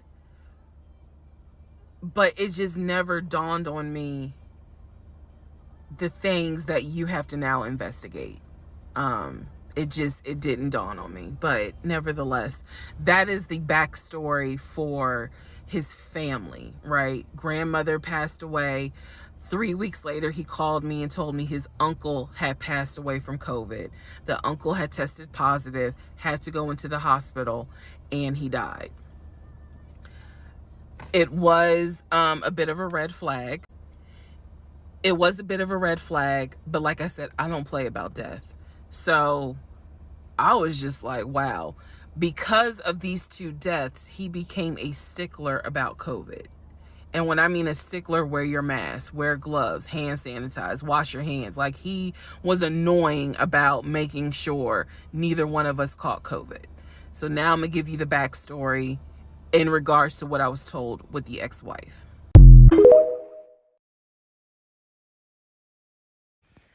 Okay, I know I look rough, but it's okay. It's okay. Anyway, so this is part 12 of Who the Fuck Did I Marry? So, this is the backstory on what I was told for the ex wife. This is important. Pay attention. All right. This is 2020. So, this is what I was told in 2020. I was told that he and his ex wife used to be friends. Then they started dating and subsequently got married. They got married in California. He had bought a house with the money that he made from arena football. They had apparently had gotten married on the downward of the arena football career. Had a nice house. He showed me a picture of the house, showed me pictures inside the house. Remember that? Showed me pictures inside the house. It was a really nice home in San Diego. And basically what happened was that he came home from work early one day and I have the hiccup, sorry. Came home early from work one day and his wife was sleeping with another man. The man was in the house. He and the man get into it. Her son, who is about 17 years old in 2020, she had two kids, a daughter and a son. The son apparently was on his way home from school when my ex-husband found his previous wife in bed with another man. So the story goes that he and the guy fought. He kicked the guy out. He kicked his ex-wife out, but told her the kids could stay. The kids are not biologically his. Those are his stepkids. She was like, you must be kidding. Like, I'm not leaving my kids here. The kids are old enough to where they were like, we don't want to go because you fucked up. We don't want to leave. So apparently she leaves. The kids stay with him for a few weeks. And then she gets her own place. The kids move out, move in with their mom. He files for divorce in California. He files for divorce in California, and it was an ugly divorce. She was asking for spousal support, all kinds of stuff. And then it turned into, I'll help you with the kids, not child support, but just I will give you some money for the kids, because apparently he was very close to the kids and he wanted to keep a relationship with the kids. Their biological fathers, apparently there were two fathers, their biological fathers were not in the picture. So the divorce starts out contested and ugly, eventually becomes amicable. Eventually they become cordial with each other. So my ex-husband moved. This is all before he ever met me. So I'm telling you the story of what I was told in 2020. So eventually, about 2 years later, is when his job approached him about an opportunity to transfer to Georgia. And so he took it. New beginning, fresh start. He has family in Georgia. He took it. He told me this story pretty much the second or third conversation we had. So it was always from the beginning that she had cheated. He caught her, and he had filed for divorce, but he was still close to the kids. They still had a great relationship. I've heard him. I've heard him on the phone with the kids, just encouraging them, helping the 17-year-old like with homework. The kids really apparently wanted to meet me, and I was fine with that. He would send them money, if they needed something, because he loved the kids as if they were his own. I'm telling you the story as I was told it in 2020. So let's see, around April or May of 2020, he informs me that his ex-wife has moved to Georgia. Apparently, she's staying with her sister in Gwinnett County. So she has moved to Georgia. The two kids are now in Georgia. And so when he tells me all this, I'm like, so what's that supposed to mean? Now, I will say this. He never made it seem as if she wants him back. He never presented that. It was always, no, we're cool for the kids. We're cool for the kids. But he's never presented that she was trying to get him back. I feel like it's fair to her for me to say that. And again, stay with me. It all comes out. But that was the backstory in regards to the ex-wife. That they got married in California, they divorced in California, and then she eventually moved to Georgia, to Gwinnett County, after he had transferred to Georgia for his job. He did tell me that, every now and then he'll get a text message from her. He told me that he, told her when I was pregnant. He felt like she needed to hear that from him instead of hearing it from the kids. And we got into a bit of an argument about that, but honey, in the big scheme of things, that anyway. So we got into an argument about that. I felt like that's none of her business. But that's the overall backstory of her.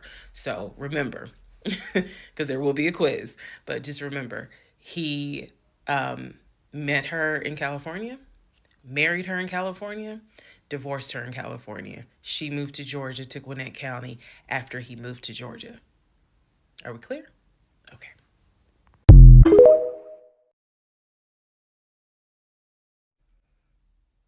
Okay. Part 13 of Who the Fuck Did I Marry? Um, so I've kind of given you guys all the backstory. Let's just kind of recap real quick. So I told you how we met in March of 2020. Basically, Georgia got shut down. I keep saying shut down, got locked down. We decided to quarantine together. I know it was crazy. It was crazy. Um, I really liked him and thought he liked me. So I told you guys how we met. Things moved at a rapid pace. Met in March. Moved in together pretty much end of March, beginning of April. Found out I was pregnant in May. Lost the baby in June. Had to have surgery in July. Started looking for houses. Started looking at cars. All this stuff happened literally between March and in August is when I got my car. So, got a car in August. He paid the down payment for that car, which I was shocked by. And no, it was not a BMW or an Audi. It was a Nissan Altima, but I loved that car at the time. So he paid the down payment for that car. Told me he would help me with the car payment. The biggest mistake that I made, and I'll explain why I say this. The biggest mistake I made was that I signed myself up for a car note, where I knew I needed his help to pay the car note. I knew better. My mom has always taught me, do not ever put yourself in a position where you are financially dependent on a man. And all of that went out the window. And the reason why I say that was the biggest mistake is because when I have pulled back the layers of this whole monstrosity of life that I lived for 2020 and 2021, it really does boil down to the fact that I truly ended up marrying him more out of fear than anything else. And I'll expound upon that later. But I got the car in August, and by this point I was exhausted of looking at cars. I was mad that I didn't get a BMW X5 dark blue with cognac interior.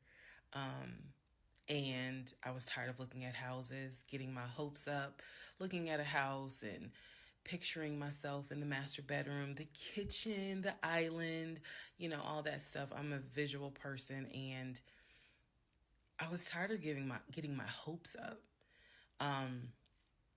So now we're going to segue into fall, going into the holidays.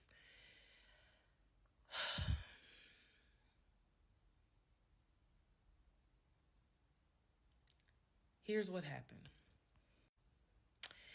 In October, we looked at another house. This house was in Marietta. Absolutely gorgeous. It was gorgeous. I want to say that the house was about $700,000. I really liked the house. I could see myself living there, could see myself cooking there. And so subsequently, my ex-husband put in an all-cash offer on that house. I watched him put an all-cash offer in on the house. Our real estate agent, Scott, called us about 24 hours later, and he said, the sellers love your offer. The offer was an all-cash, full asking price offer. $700,000. Let that sink in for a moment. He said the sellers love the offer. They are asking that you show proof of funds so that they can accept the offer. My ex-husband said, I will show proof of funds when they accept the offer. The seller said, great, we'll accept the offer when you show proof of funds. So basically we got into a standoff. And if you're a real estate agent or you work in real estate, I would love to know your thoughts on this. I had asked people in my personal life, like, have you ever heard of this before? And I've had plenty of people who said, I side with the ex-husband. I would not show my bank statements until they accepted the offer. And then I had other people who were like, I wouldn't accept an all-cash offer unless I verified that the person can pay. So I'm just curious what your thoughts are. Okay. So our real estate agent called us and was like, guys, the sellers are giving you 2 days to show proof of funds. I had the letter that he showed me from Chase. I sent that to Scott, but that was for a mortgage. The offer was for all cash. So he needed to show proof of funds that he had the cash to pay $700,000. He didn't show it. He refused to budge on showing them proof of funds until they accepted the offer because he was afraid that they were going to create a bidding war. So what ended up happening was Scott called us and said, I apologize because I didn't do my due diligence as a realtor. He said, before I ever started showing you guys a house, I should have collected your pre-approval letter and proof of funds. He said, so at this point, my broker has informed me that I cannot show you guys another house until you show at least us, meaning the real estate firm, until you show us proof of funds. And so I'm just like, well, I'm telling my ex-husband, just show them the fucking proof of funds. Like, what's the problem? And so it was a lot of, I find that this is really unprofessional because it's not our fault that you didn't do your job correctly. It got a little ugly and it got uncomfortable because I'm like, I don't understand why you don't show them proof of funds when you clearly just signed a document stating that you're putting an offer in at full asking price. This was the same thing that the realtor was saying. He was like, but you just signed an offer. So what's the problem? Like, you want them to accept the offer and then you'll show everyone the proof of funds? And my ex husband, without missing a beat, said yes. So Scott did his best to work with the seller and say, look, accept the offer. He'll show you, he'll open the books, he'll show you the proof of funds. These sellers were like, no, that's not. And it wasn't so much the sellers, it was the seller's agent. Big respect to the seller's agent. But the seller's agent was like, no, that's not how we're doing business. He needs to show those proof of funds before I advise my clients to accept his offer. Period. If he's not willing to do it, we'll go on to the next offer, because they did have another offer on the table for it was less than asking price, but they were willing to accept that offer over the all cash offer because those people had basically shown proof. So subsequently, the house fell through. We passed the 2-day deadline. They went with the other offer. Also, at this point, our real estate agent, Scott, and I do not blame him for this, pretty much cut all ties. Because what he, I believe, felt like was, I don't know what's going on, but something's going on. And this is not how I do business. So until you guys are ready to show the proof of funds needed to buy a house, you need to get yourself another agent, because we were already about 20 to 25 houses deep by this point. We had already put in 2 other offers. They fell through. And now here we are with this house. And once again, it fell through.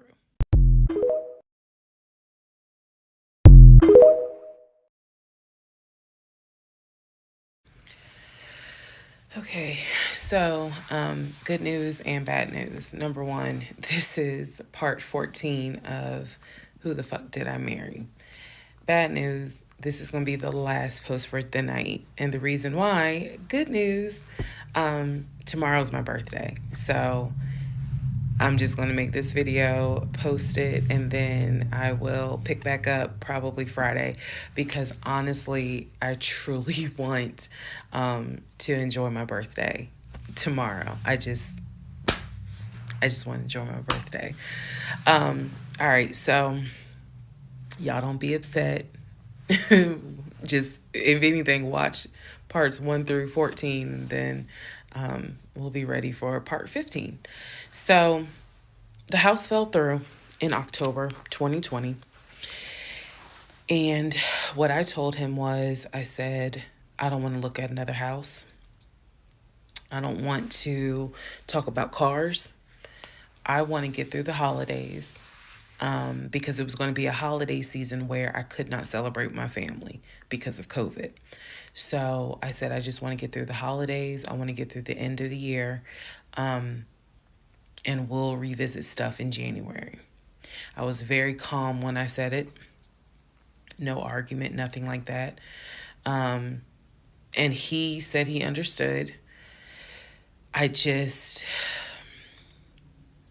A lot of what fueled me staying in this situation really was the fact that, number one, I didn't want to be alone. Number two, I didn't want to look stupid by having the relationship end so quickly, for everyone to be like, we told you something was up. And number three, I was ready to get married. And that, ready to get married, fueled a lot of stuff. And again, I was still making my audio diaries. So listening back to it, I knew something was wrong. I admit that. I knew something was wrong.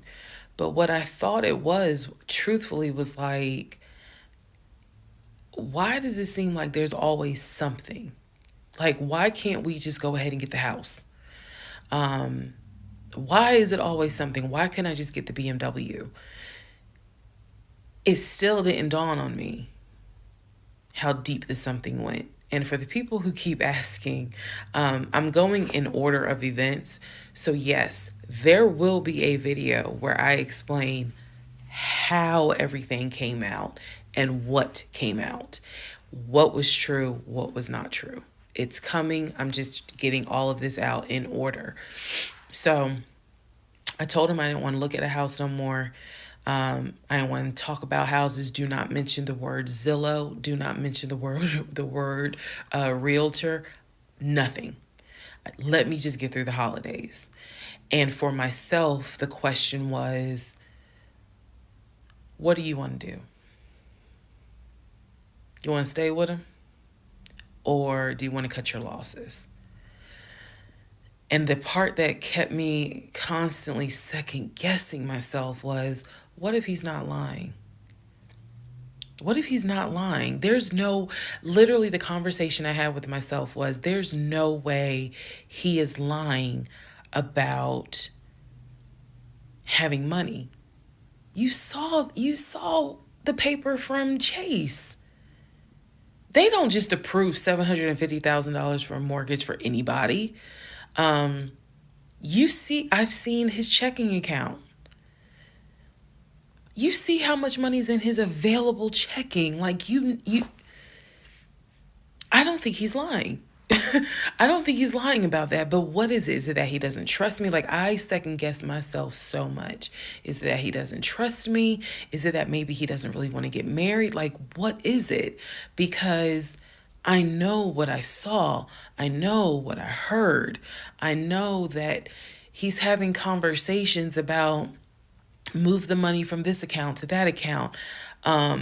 I know he's paying my car note and all these bills. Like, clearly this man is making money. I know that I saw the letter from HR that states his new salary is 200 and something thousand. And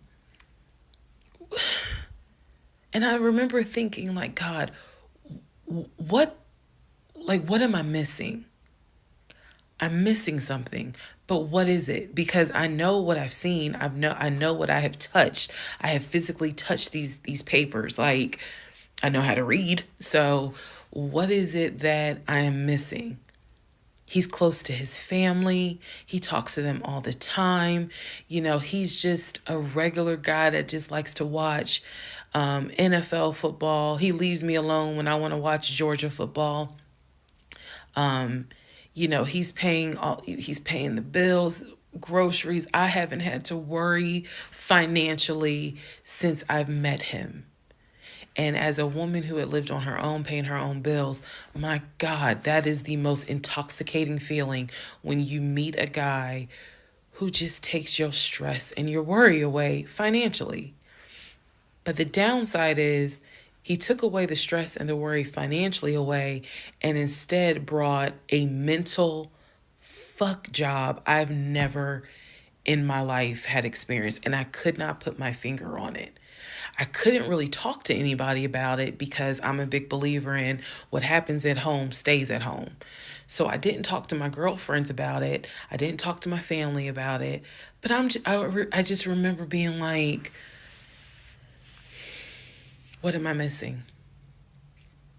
What am I missing? So we did not talk about houses. We did not look at cars. We didn't do any of that for November, December. And he came to me like around Thanksgiving, and what I thought was a very open, loving conversation. And in that conversation, he was like, okay, I know I have fucked up. I know that things are not feeling too strong right now. He was like, I want us to get married. I want a home. I will show you whatever you need to see to put you at ease. He was very contrite. He was very just like, what do I need to do? to put your mind at ease so that you know I'm in this and that I want this and that I love you and I want you to be my wife. So I was like, show me your accounts. He showed me his checking. He showed me one of his savings. He showed me a Chase savings. He did not show me the offshore. And he did not show me the US bank. So he showed me those two accounts, checking and Chase savings. So I knew that there was money. What I saw in those accounts, there was money. I told him, I was like, if we're going to buy a house, I want it to be through the mortgage on Chase. I don't want to deal with this proof of funds shit no more. I said, I do not want to look at another house until the beginning of the new year. He said, okay.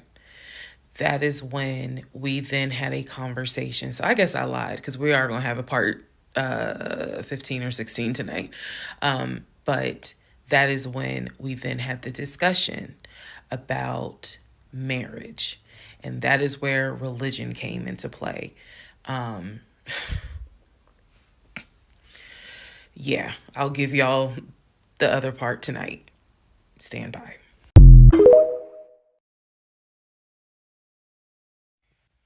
Okay, part 15. Who the fuck did I marry? So in December of 2020, around beginning of December, we had a conversation, kind of a come to Jesus heart to heart conversation. And both of us had grown up in the church, and the fact that we were not married but living together, the fact that almost had a baby together, bothered both of us. Both of our families, my family and his family, were very adamant. Like, okay, y'all either need to get married or y'all need to separate. And so I'm walking around with a ring on, which I'll post a picture of the ring because, God, there's so much to unpack. But anyway, walking around with the ring. And so he said to me, whatever I need to do my part to make this work, I'm willing to do. At the same time, it wasn't that I did not trust him as much as it was I felt like I wasn't trusting myself. Because again, like I said in the previous video, I know what I saw, I know what I read, I know what I've heard, but fuck, something was not sitting right with me. And every time I would question it in my head, the other side of me was like, okay, you know he ain't lying about the money because you saw it. So you know he ain't lying. Girl, are you that... Like, I remember saying to myself, are you that jaded that you don't even know what it's like to have a decent man? Yes, I really had the audacity to have that thought. So we agreed at the beginning of December, like, we wanted to be together.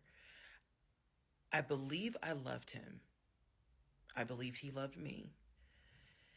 So the decision was made that we were going to get married. It's still COVID, so we had to follow certain protocol.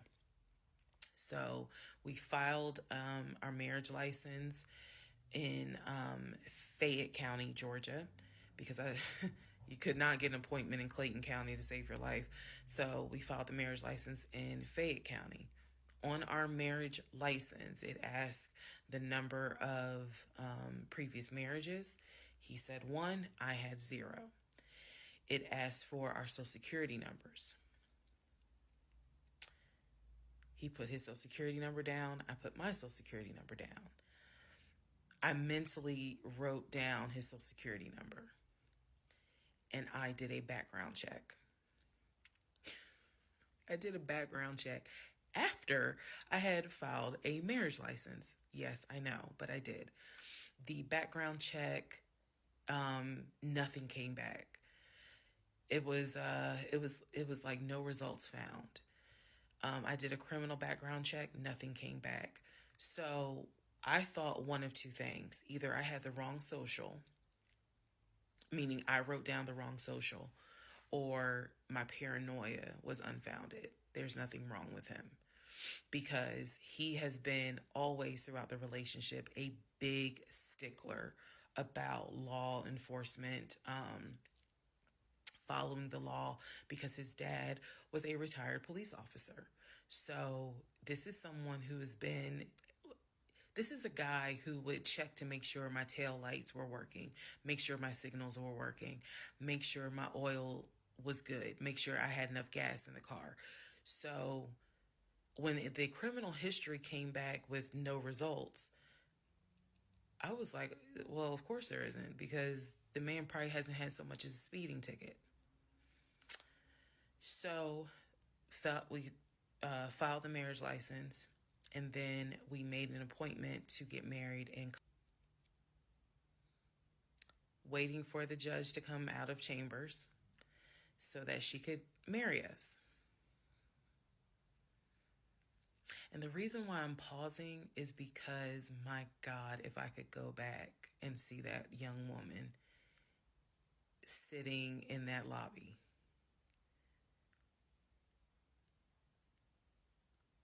Wow. I know we can't go back in time, but damn, if I could go back in time, I would. Immediately, I didn't tell anyone I was getting married because I was afraid that we had tried before in September and something came up. So I didn't want to tell anyone. I didn't want to get anyone's hopes up. I didn't want to get my hopes up. I know that's bad, but again, said I would be honest even if it's ugly. I told my mom, my family that we got married, told my friends. They could not believe it. Like my mother was relieved, but she had no idea about what was going on. My aunt was more like, really? You married him? My friend, the one who took me to the hospital for the miscarriage, was like, I wish you would have told me, like, you deserve to have people there, take pictures and celebrate and all this other stuff. And she was like, she's the type of friend, if you like it, I love it. You rock with him, I rock with him. The moment you don't, I don't either. So she was supportive. My other girlfriends were happy for me. They just hated that I had to get married during COVID. Because they were like, we would have loved to have, thrown you a bridal shower and a bachelorette party and all of that. It just sucks that you couldn't experience that. So we got married on a Tuesday. On the way home, stopped and got some wings, went home, and I had to get ready to go to work the next day. And life. I got married January 5th. By January 31st, I knew I was in trouble. I still didn't know how deep, but I knew I was in trouble. So, to give you all a very, very, very candid idea, got married January 5th. The normal things that married newlyweds do, when we got married, completely stopped. And that was not by me. You always hear men talk about, man, now that we're married, she don't. In my case, it was the exact opposite. It was the exact opposite. So, anyway, because this is not a forum to be all R-rated or whatnot, but y'all get what I'm saying. So, we got married January 5th. January 6th, I went to work. It was, a lot of people congratulated me because it kind of word got out that I had gotten married. January 7th, I filed the paperwork to change my last name. And if you were following me, you can go back like 15, 16 videos, and I talk about how I had to change my name back to my maiden name. But I changed my name within about 3 days of getting married. My attitude was, this is the bed that I made. I'm going to do right by him. I'm going to do right by my marriage. I took marriage seriously. And when I married him, I absolutely married him thinking, I'm going to be with you for the next 40, 50 years. So we're going to have to figure this shit out. That was my mindset. I did not get married to turn around and be divorced in 6 months. But I got married January 5th, 2021. And by January 31st, I knew I was in serious trouble. So that is where we are. The next set of videos, the next set of all this will be me talking about how things went downhill before it crashed and I found everything out. In the meantime, tomorrow is my birthday. So, happy birthday to me.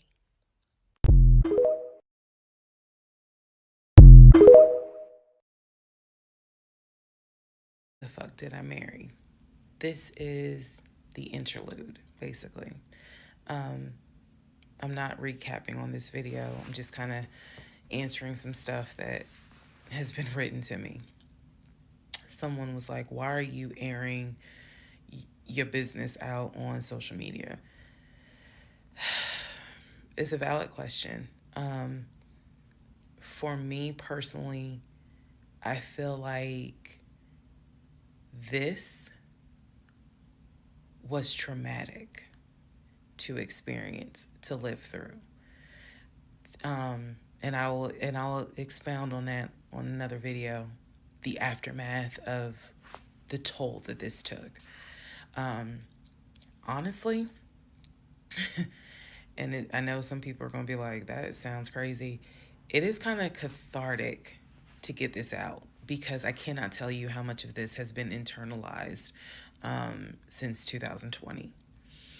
Also, I don't want to seem like a cautionary tale to other women or to men for that matter. But to my sisters, to my ladies, white, black, Hispanic, Asian, doesn't matter. If something does not sit right with you,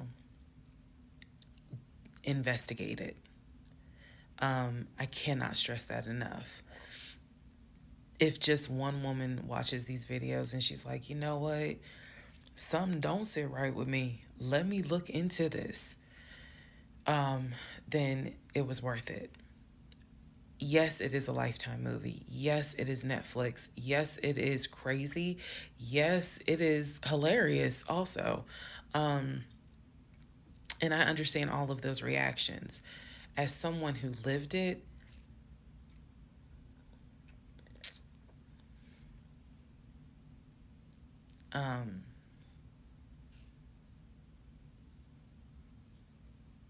it was traumatic.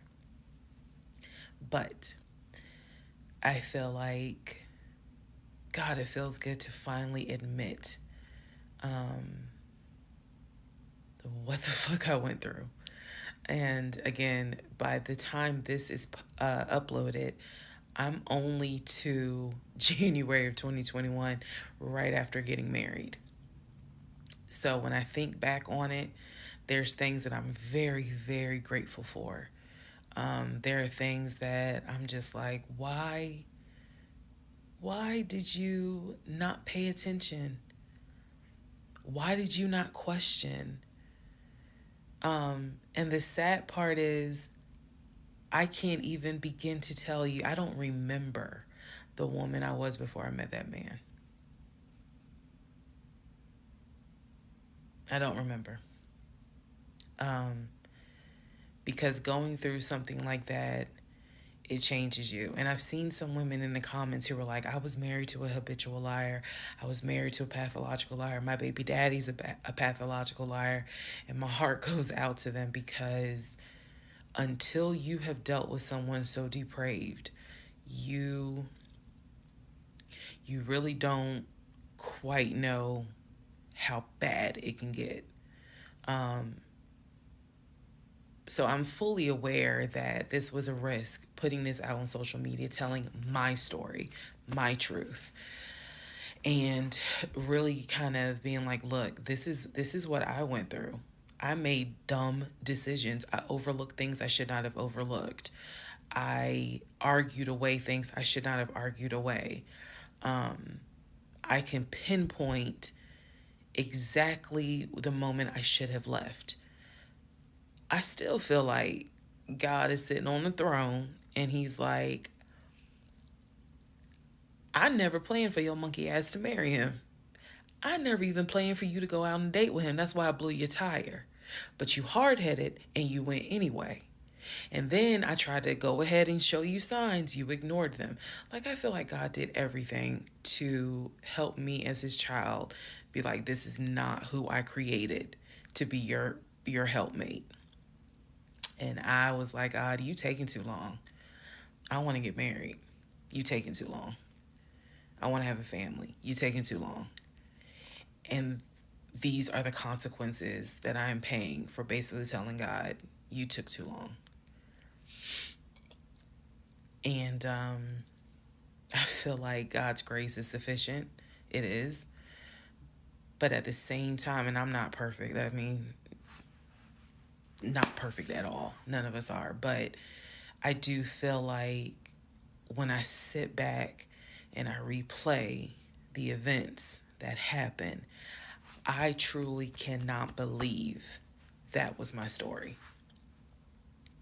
Because all I wanted was to meet a guy, for him to be my best friend, for us to get married, have a family.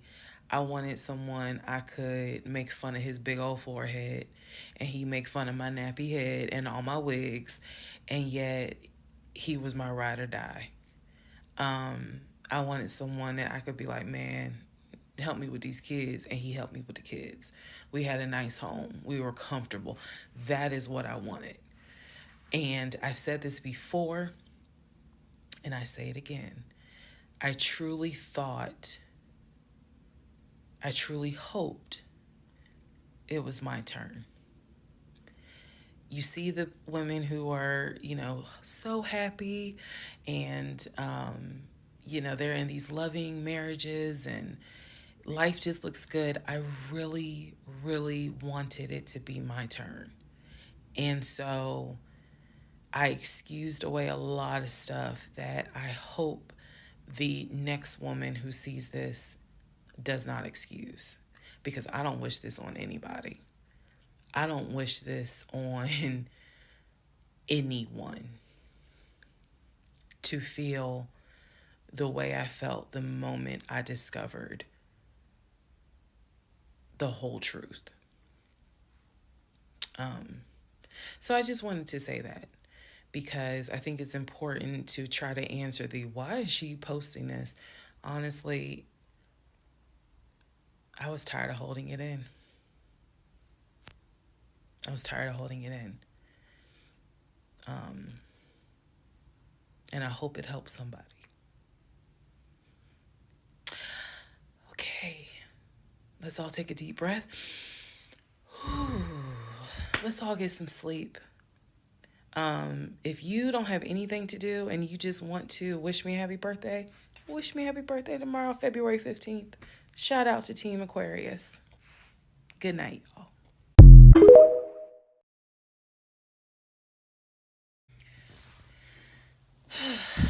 Part 17, who the fuck did I marry? So, for context and just to clarify some stuff, going forward, I'm going to now call my ex-husband, I'm going to use the name that I call him in real life. So that way it clears up the whole fiance, boyfriend, husband, ex-husband thing. So, his name is Legion. Anyone that knows me will tell you that is what I call him. So, Legion and I, when I left off at part 16, part 15, Legion and I got married January 5th of 2021. For the first 2 weeks, things were fine. We got into like a routine, basically. I would go to work, he would go to work. He was still leaving the house at around 6:15 every morning. He was still on the phone with his brother, the one that lived in Philly, every morning.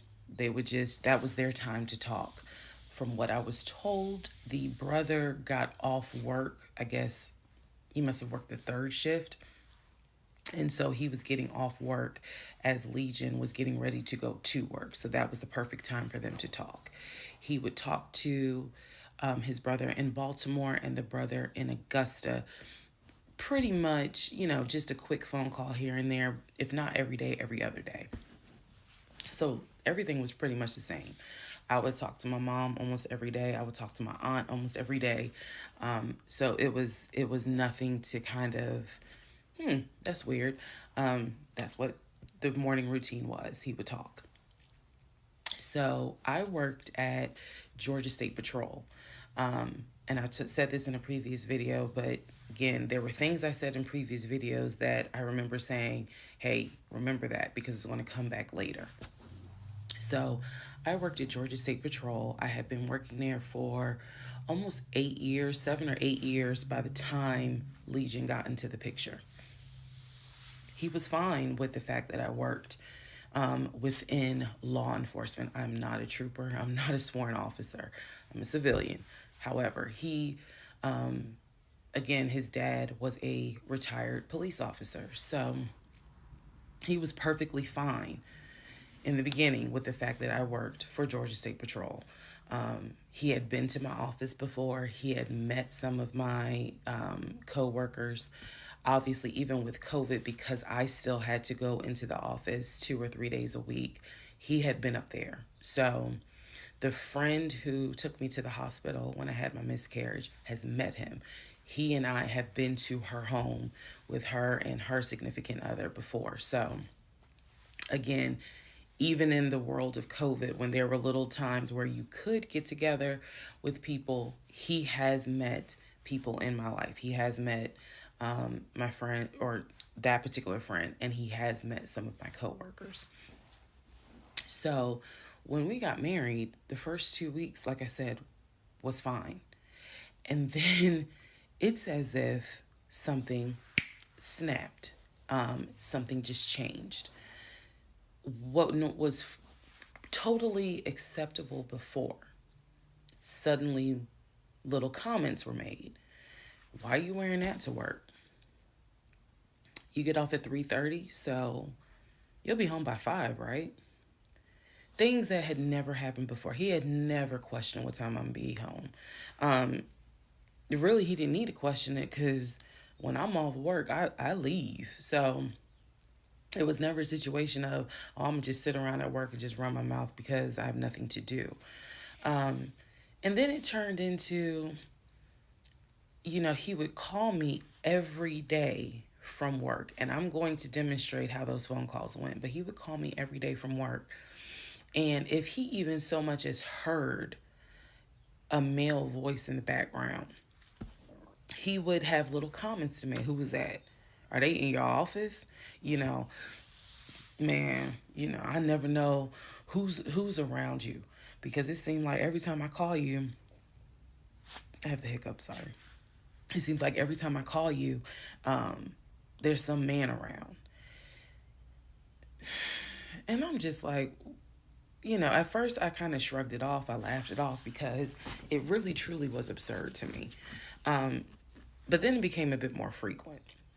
And so I really just didn't feed into it because I'm like, I don't know if this is some insecurity. I don't know if this is jealousy, because nothing has ever been done to make you feel any sort of insecure type of way.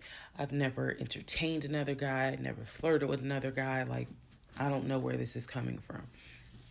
So it is also important to note, we got married January 5th. Things started changing around 2 weeks later. And the reason why I know it's 2 weeks is because I had recorded an audio diary on January 21st is the date of the audio diary. And I talk about how maybe I had unrealistic expectations because it seemed as if things were changing with he and I. So 2 weeks pass. He starts making little comments. End of January comes, he informs me that he wants to start looking for a house again. I had no real desire to go through that process. So what he decides is that he's going to look for a house for us using his friend, the realtor, the one I did not meet. So he tells me that he and his friend have been talking and he's going to start looking at houses. And what he's going to do is basically, if he feels like it's a house I would like, then he wants to show it to me because he feels like, I know that your attitude really isn't, you're in the mood to look for a house. So I'm going to start looking. And then if I think it's a great house, then, you can come see it. Um, and I remember thinking, that's not going to work. You're not going to choose a house without me. And he was like, no, I'm not going to choose the house, but I just think that, me and old boy have been talking. And so he has some houses that he is representing. He wants to show me. So why don't you let me look at it? And if it's worth the time, then I'll bring you to look at it. So he already had some sort of plan in place after talking to his friend about how he's going to start looking at houses.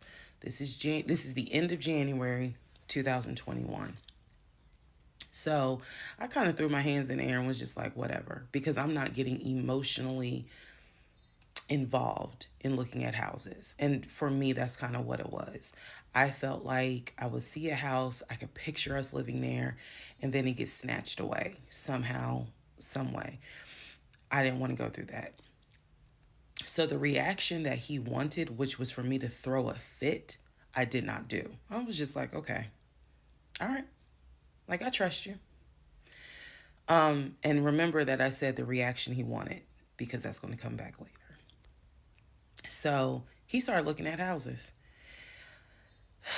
Funny enough, the houses that he looked at, none of them I actually saw.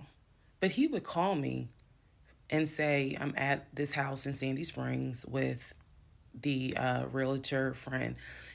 Apparently his realtor friend's name was Scott, not to be confused with the other Scott, the one that was actually helping us, that dropped us as clients. I want to make that clear. There were two Scotts. One is the realtor who was representing us, who said, hey, I need proof of funds. If you don't have those proof of funds, I cannot show you any more houses. The other Scott is his friend, who he had talked to on the phone at least 50 to 100 times in front of me. That's the Scott that he said is going to show me this house in Sandy Springs. Apparently the house was like $800,000. So he was like, I think that if I like the house, then I'm gonna bring you out here so you can see it. All right. Now let's go into part 18.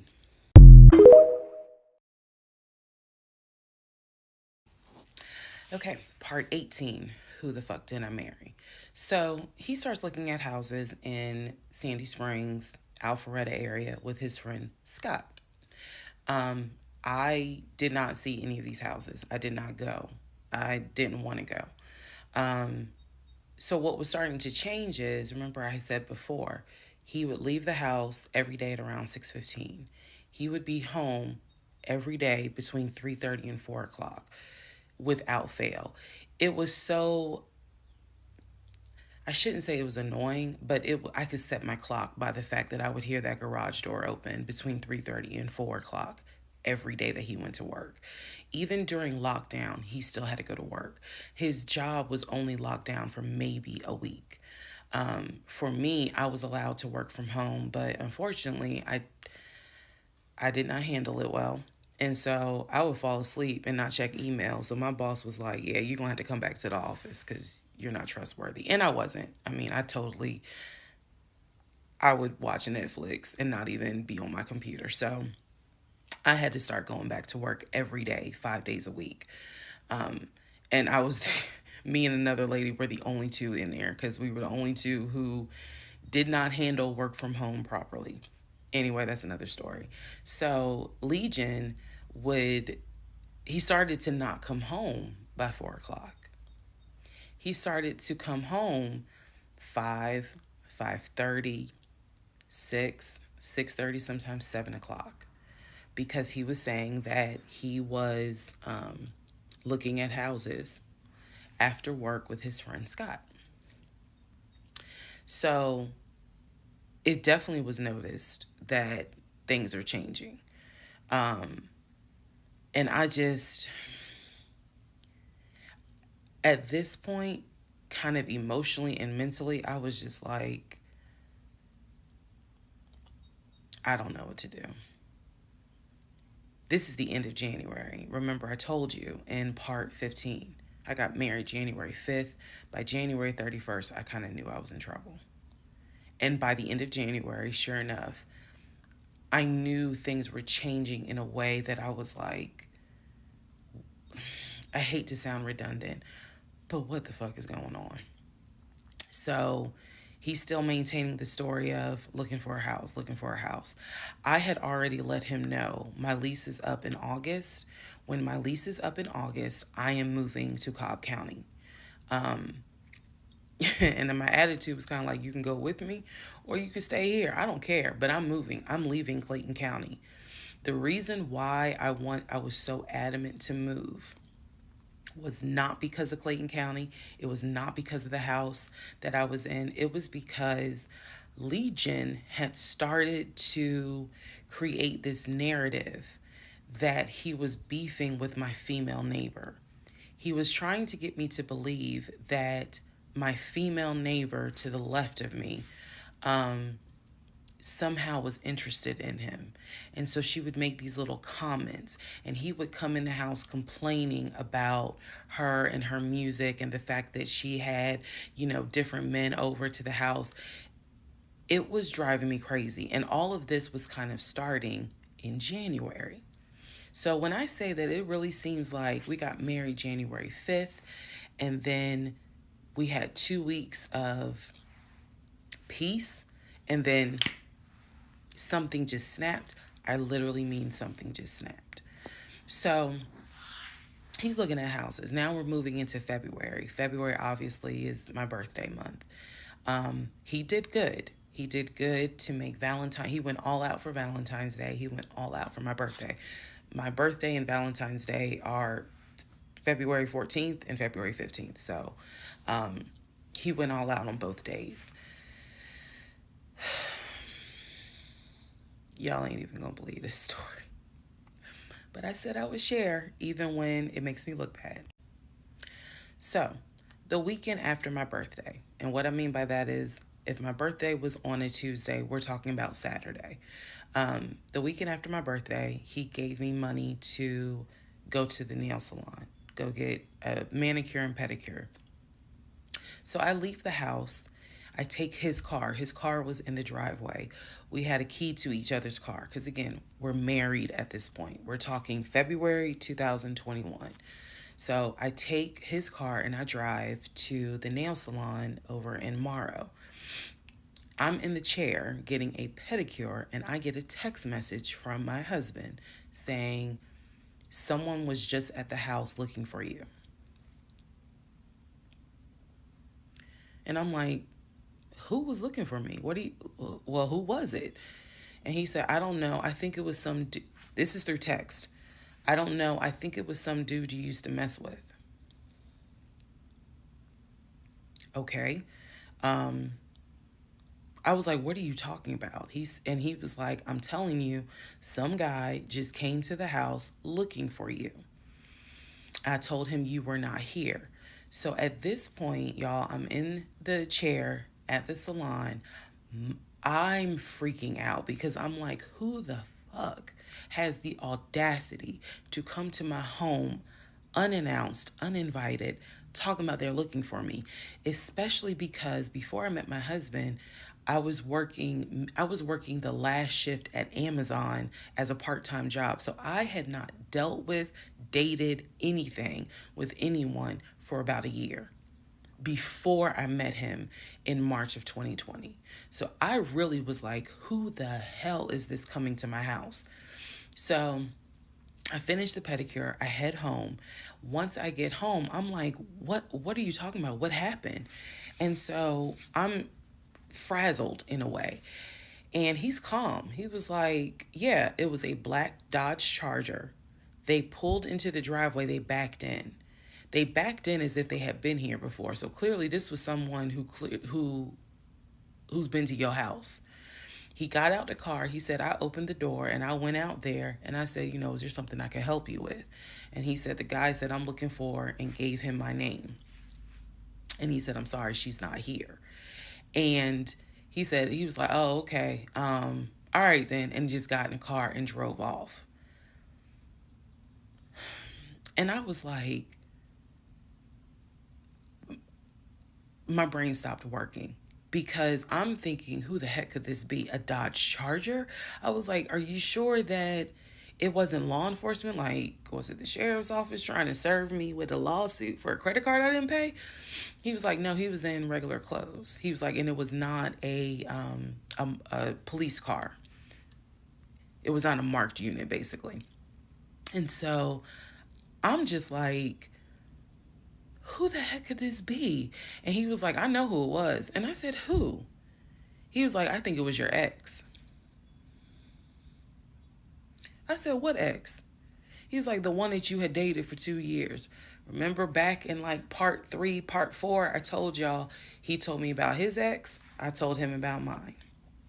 I thought we were being honest with each other. So now, fast forward to February 2021, and he's telling me, I think it was the ex that you had been dealing with for those 2 years before you met me. I said, so you think that he showed up to the house uninvited after 2 years? And he was like, well, whoever it was clearly was comfortable backing into our driveway, getting out the car, and was like, I'm here to see, and gave him my name. And so he was like, she's not here. Is there something I can help you with? And the guy was like, nah, it's cool. And then just got in the car and drove off. So, again, brain is like, who could this be? So then Legion says to me, you know what? The way that you reacting to this is real suspect. And I'm like, what are you talking about? He was like, you over here freaking out. I told you I took care of it. I told you it was fine. And you over here freaking out, which makes me wonder, what have you been up to? Now, let's go to part 19.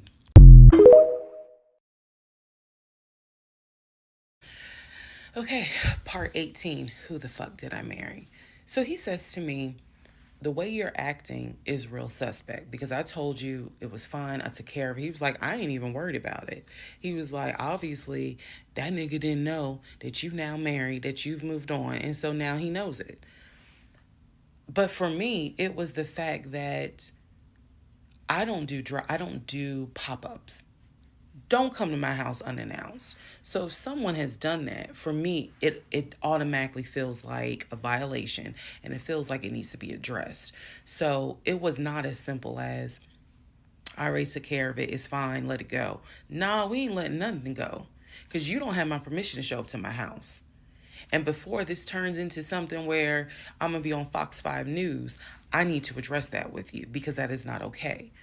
So he didn't like the reaction I had to the story he told me, where someone basically disrespected my home.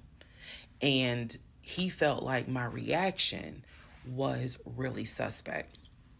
So what I'm gonna get into the little details that he did not know about. So he tells me, again, it was a black Dodge Charger. They backed into the driveway.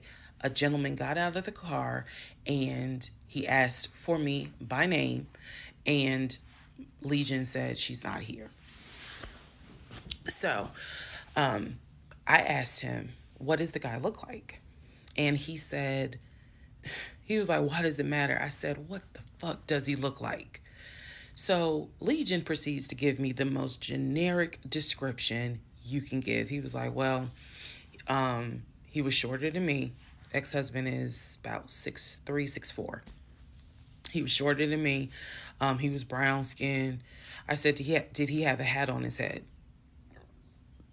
Mind you, I understand that before marriage, I was a damn fool. I understand that. But every woman has that moment where you only gonna fool her but for so long. And eventually puzzles start coming together. For me, I felt like moving into marriage, certain things started coming together. So I said to him, did he have a hat on his head? He was like, nah, he ain't wear a hat. So in my mind, I am mentally going down a list of every possible man it could be. And it was only like 4 men. I had been in that house about 3 or 4 years at this point. So I knew all of the people, and I'm talking about from maintenance down to ex boyfriends. It was a total of like 4 men. So when he said that it was a black charger, I immediately was like, okay, I know that crosses out one. He said he was shorter than him. All of them were shorter than him. I said, did he have a hat on his head? He said, no, that crossed out one because one in particular was a maintenance guy who always wore a hat on his head because he had like a bruise or something and he was just self conscious about it. So he always wore a hat. That leaves two. So I said, was he muscular or was he skinny? So Legion's getting all frustrated. I said, just answer the question. He was like, well, he was kind of in between. And I said, okay. He was in between. I said, so was he light skin or was he dark skin? He was like, I told you he was brown skin. I said, was he my complexion? He said, no, he was brown skin. That eliminates one. So now there's one left. And yes, the one left would have been the ex that I had dated for 2 years. And so he was like, I know it was your ex. I know it was your ex. And I was like, that don't make no sense because the ex that in my mind, I'm saying this, the ex that I had dated, he and I had no contact with each other. And he was not the type to just pop up at your house. That ain't his style. Not to mention, and I ain't tell Legion this, that man would not be caught dead driving a Dodge Charger. He hated Chargers because he drove it as a patrol car. So I didn't say anything. I just was like, that's weird. So what Legion didn't know is that at the time I had a security system. So I had a security system where anytime the front door, the garage door, or the back door was open, basically any entry point, anytime it was open or closed, it would send me a text message notification. So when he's telling me all this, I'm looking at my phone and I see a notification where the front door was opened and it was shut all within the same minute. So, for example, if it says front door open at 1 p.m., front door closed at 1 p.m. So, whatever he did was within those 60 seconds. He's telling me the story of the guy got out the car. He opened the door. He went out there. Can I help you? And the guy said, I'm looking for. And Legion said, no, she's not here.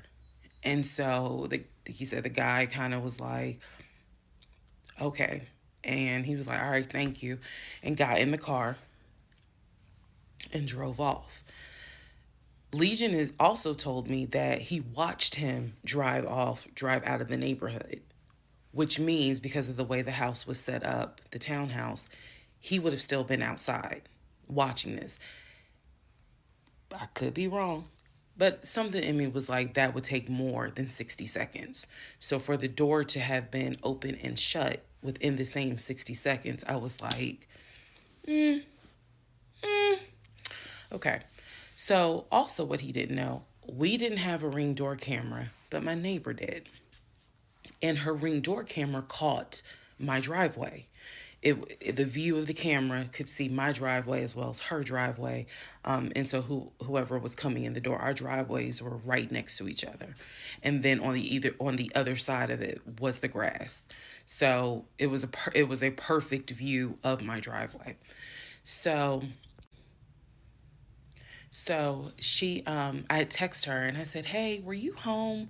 I think I texted her the next day because I said, were you home on Saturday? Da, da, da, da. And she said, no, I wasn't. What's up? Everything good? And I said, can you look at your security system and see if there was a car that came to my house at such and such time. And I know I did not tell her the reason I was asking, but I was like, is there any way that your security camera caught if someone came to my house at this time on Saturday? She was like, yeah, sure, I'll look. And so maybe about a couple of hours later, she texted me back and said, hey, I looked at the camera, but I didn't see anything. And I said, okay, by any chance, did it catch if someone maybe walked up the driveway? Like maybe it wasn't a car in the driveway, but someone walked up. She said, I didn't see anything with your driveway yesterday. So I said, okay. And I knew that something in me again was like, nobody came to the house. So now here we are, a month and a half married. And now is when I'm like, why the fuck did he make that up? Because no one came to the house.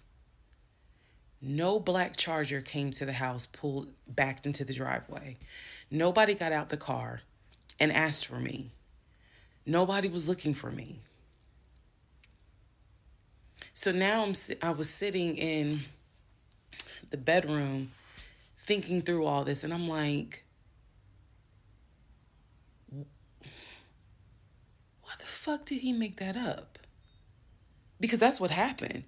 I'm looking at the text messages on my phone where he's telling me someone just came to the house looking for you. But no one came. So what was the purpose of that? And then something said to me, something in me said, he wanted to see your reaction. He just wanted to see the reaction. You had been too calm, and so he wanted to see a reaction. So this man gaslit me like I was Georgia Natural Gas just to get a reaction. Welcome, ladies and gentlemen, to part 20 of Who the Fuck Did I Marry?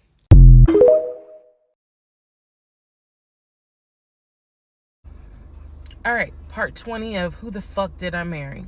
So after the black Dodge Charger incident, things were quiet. Legion was fine. Legion slept just fine. Me, that shit played over in my head for days and days and days. On one hand, I was like, I know nobody came. My head knew nobody came to the house. My heart was like, but maybe he didn't make it up. So the head and the heart were absolutely playing a tug of war because, again, I really couldn't fathom that he was making it up. But nevertheless, I filed it in the back of my mind in my little filing cabinet, my mental filing cabinet. So a few weeks later, we go out to eat at this restaurant in Atlanta. It's a burger place, and I'm going to do my best by the time I post this to put the name of the burger place on the screen. So we go to the burger place, eat dinner. Everything was fine. As we are leaving, he says to me, did I ever show you where my grandmother's buried? This is the grandmother that passed away from COVID in 2020. And I said, no. I was like, we haven't been over here. And so he was like, let me show you. So he drives us to the cemetery, which is not far from the restaurant. He drives us to the cemetery, goes around and around, and then it comes to like a little hill in the cemetery. And he was like, you see the headstone. The headstone had like the family name on it. And it did not have, for example, John David Doe. It just had Doe. Okay, so there were no dates on it. So it reminded me of just a headstone where it was probably multiple family members buried underneath it. That's what it reminded me of. And so he was like, my grandfather and my grandmother are buried there. I do recall him telling me when the grandmother died in 2020 that she wanted to be buried next to his grandfather. And so we're sitting in the car because we can see the headstone like on top of the hill from the car. And he tells me that is where his grandmother and grandfather are buried. That the family was able to get her, her wishes were to be buried next to the grandfather. Okay. So as we are leaving, we take a different route home. So we get on the highway. If you're from Atlanta, you'll know what I'm talking about. We get on I-75 North. And we're kind of we're just driving around, to be honest with you. But we're taking the scenic route. We get on I-75 North because the reason why I remember is because when you're on I-75 North going towards Atlantic Station, on the right-hand side, you will see the Varsity. You'll see all these tall skyscraper buildings. One of the buildings has the letters NCR on the building. As we're coming up towards the building, he says to me, "Do you see the NCR building?" I said, "Yeah." He said, "The building behind it, my job bought that building. That's where we're going to have, we're setting up operations." And I was like, why the hell would y'all buy a condiment company in downtown Atlanta? He was like, "No, we're not doing production there. It's just going to be offices, and that's where we're going to handle like the business portion. The production is still being done in Gwinnett County out in Duluth." And so I was like, "Oh, okay." He was like, "That's where I keep the company car." So I was like, "The company car?" I said, "Aren't you supposed to be bringing the company car home?" And he was like, "I don't want to bring the company car home because it's Clayton County and it's a $90,000 car. And I don't want no problems." So he's telling me that he keeps the company car at the building downtown Atlanta that's behind the NCR building. I barely could see what building he's talking about, but he was like, "It's the building right behind it." And so he's telling me that that's where his office is. So I said to him, "Take me to your office. I know it's a Saturday, but shit, you wanted the VPs, right? So take me to your office." No, I had not been to his office simply because, again, COVID. So I was like, "Take me to your office." And he was like, "I can." He was like, "That's no problem." So do I have the other phone? I do. So y'all are in luck. So I can maybe reenact how this goes. So he gets off the exit and starts driving towards the NCR building. While he's driving towards the NCR building, he always has kept his phone in his left pocket. This is my left hand. So he pulls his phone out and he starts calling. He tells me he's calling Willie. Willie is supposed to be the head of security. So he's saying, let me call Willie real quick to make sure that the building's open." So he proceeds. This is another phone, but he proceeds to go ahead and call Willie. We're still driving, by the way. We're still driving. I'm on the phone, scrolling through Facebook, trying to figure out some random shit. But he's driving with the phone up to it. So driving with the phone. Next thing I hear, "Hey, Willie, it's Legion. Hey, how's it going?" "I'm good." "Hey, is the building open?" "No, I just want to take my wife up there so she can see it and see my office." "Are you up there right now?" "You're not?" "Okay, is Mr. Justin working?" "Okay. So is there anybody up there that can physically open the building? Because I don't think my badge is going to get me at least in the front door because of it's on the weekend lock." "Okay. Okay. All right, let me know." "All right. Thank you, Willie. Bye." Y'all see how I did that? He's having this whole conversation while I'm sitting in a passenger seat. So then he gets off the phone and he says to me, "Willie is not working and Justin apparently called out sick. So the building is locked and my badge won't get us in the front door." He was like, "Willie's going to see if there's someone else that can open the front door so we can actually get in." He's like, "My badge will get us on the floor, but it will not get us in the front door."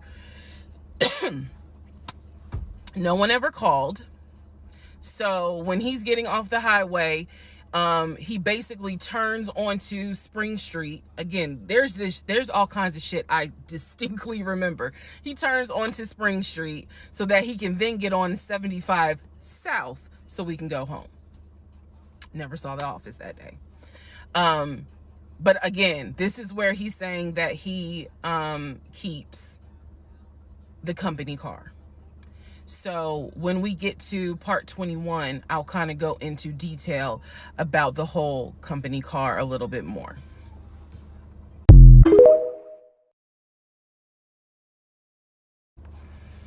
Part 21, who the fuck did I marry? So, the company car apparently was a charcoal gray BMW. I believe it was a 5 Series. It was a 5 Series. I don't know much about the sedans. Y'all know I wanted the X5, dark blue with the cognac interior. He got the BMW 5 Series, charcoal gray. He sent me a picture of the car. So I did see a picture of the car. After this whole NCR building, take me to your office, that is what he's claiming, is that he leaves the company car at that location. He's saying that he drives from Riverdale to Midtown, switches out cars, and then drives from Midtown to Duluth. Those that don't know how Metro Atlanta is, basically Midtown would be in between where we live and Duluth. I only know that he left the house every day at 6:15. I know that I never physically saw the company car come to our home. Saw a pictures, plural. So when he told me that he got a BMW 5 Series, keep in mind, this is after I had been promised a dark blue X5. So I was a bit salty.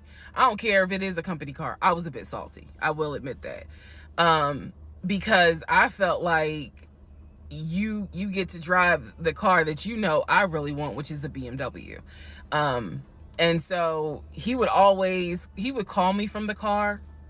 He would tell me, yeah, I may just drive home in this car and not switch back to his personal car. He was like, I don't know. He did that a lot. And I realize now in 2024, he did that because he knew how excited I was to actually see the car. Because shit, I wanted to test drive it myself, to be honest with you. And he knew that. So, reactions. So he would say stuff like that, like, man, I'm so tired, I might just drive the company car, go ahead and go home, and then just let me park it in a garage type thing. So eventually he stopped doing that because I didn't want to hear nothing about that car. I'm driving a Nissan and you driving a BMW after you promised me a BMW. So I don't really want to hear nothing about it. So in terms of the company car, I did see that it was a, according to the pictures, a charcoal gray BMW 5 Series. If you're asking me the exact model, I don't know. But I know it was a 5 Series because I know the 7 Series is slightly longer. So it was a 5 Series sedan. So after the whole situation with the cemetery to see his grandmother and grandfather's headstone, then there was the NCR, the office is open, oh, it's not open, Justin ain't working, Willie ain't working. Willie's supposed to be head of security, but he ain't working. Okay. So at this point, I'm already numb. It is important for me to point out how numb I became dealing with him. Mind numbing, because I just got to a point where it was like, there's always something. There's always something. So of course we're not going to go to the office because there's going to be something. So this is the end of February. My birthday had already passed. There clearly was tension on my end, not so much tension on his end. So I get home a couple of weeks later. We are now in the beginning of March. This is something personal about me. The only way you would know this is if you know me. I have been dying to go to London and Paris. I had a layover in London when I did a study abroad, but it's not the same. I want to go to London and be a whole tourist. I don't care. I want to see Buckingham Palace. I want to see the Tower of London. I want to see Paris. I want to see the Palace of Versailles. This is something, if you know me, you know she wants to see Paris. She wants to see London. So I get home from work. This is the beginning of March. I get home from work, and on the counter is a folder with like a little bow on it. And I'm like, oh, what is this? Is this like mail? Like, was this something that you got at work? He's like, nah, it's a surprise for you. I open up the folder. Inside the folder is like a trip itinerary. It is not an actual booked trip. It's like an itinerary. A trip for two to go from Atlanta to London. The trip should have happened, and the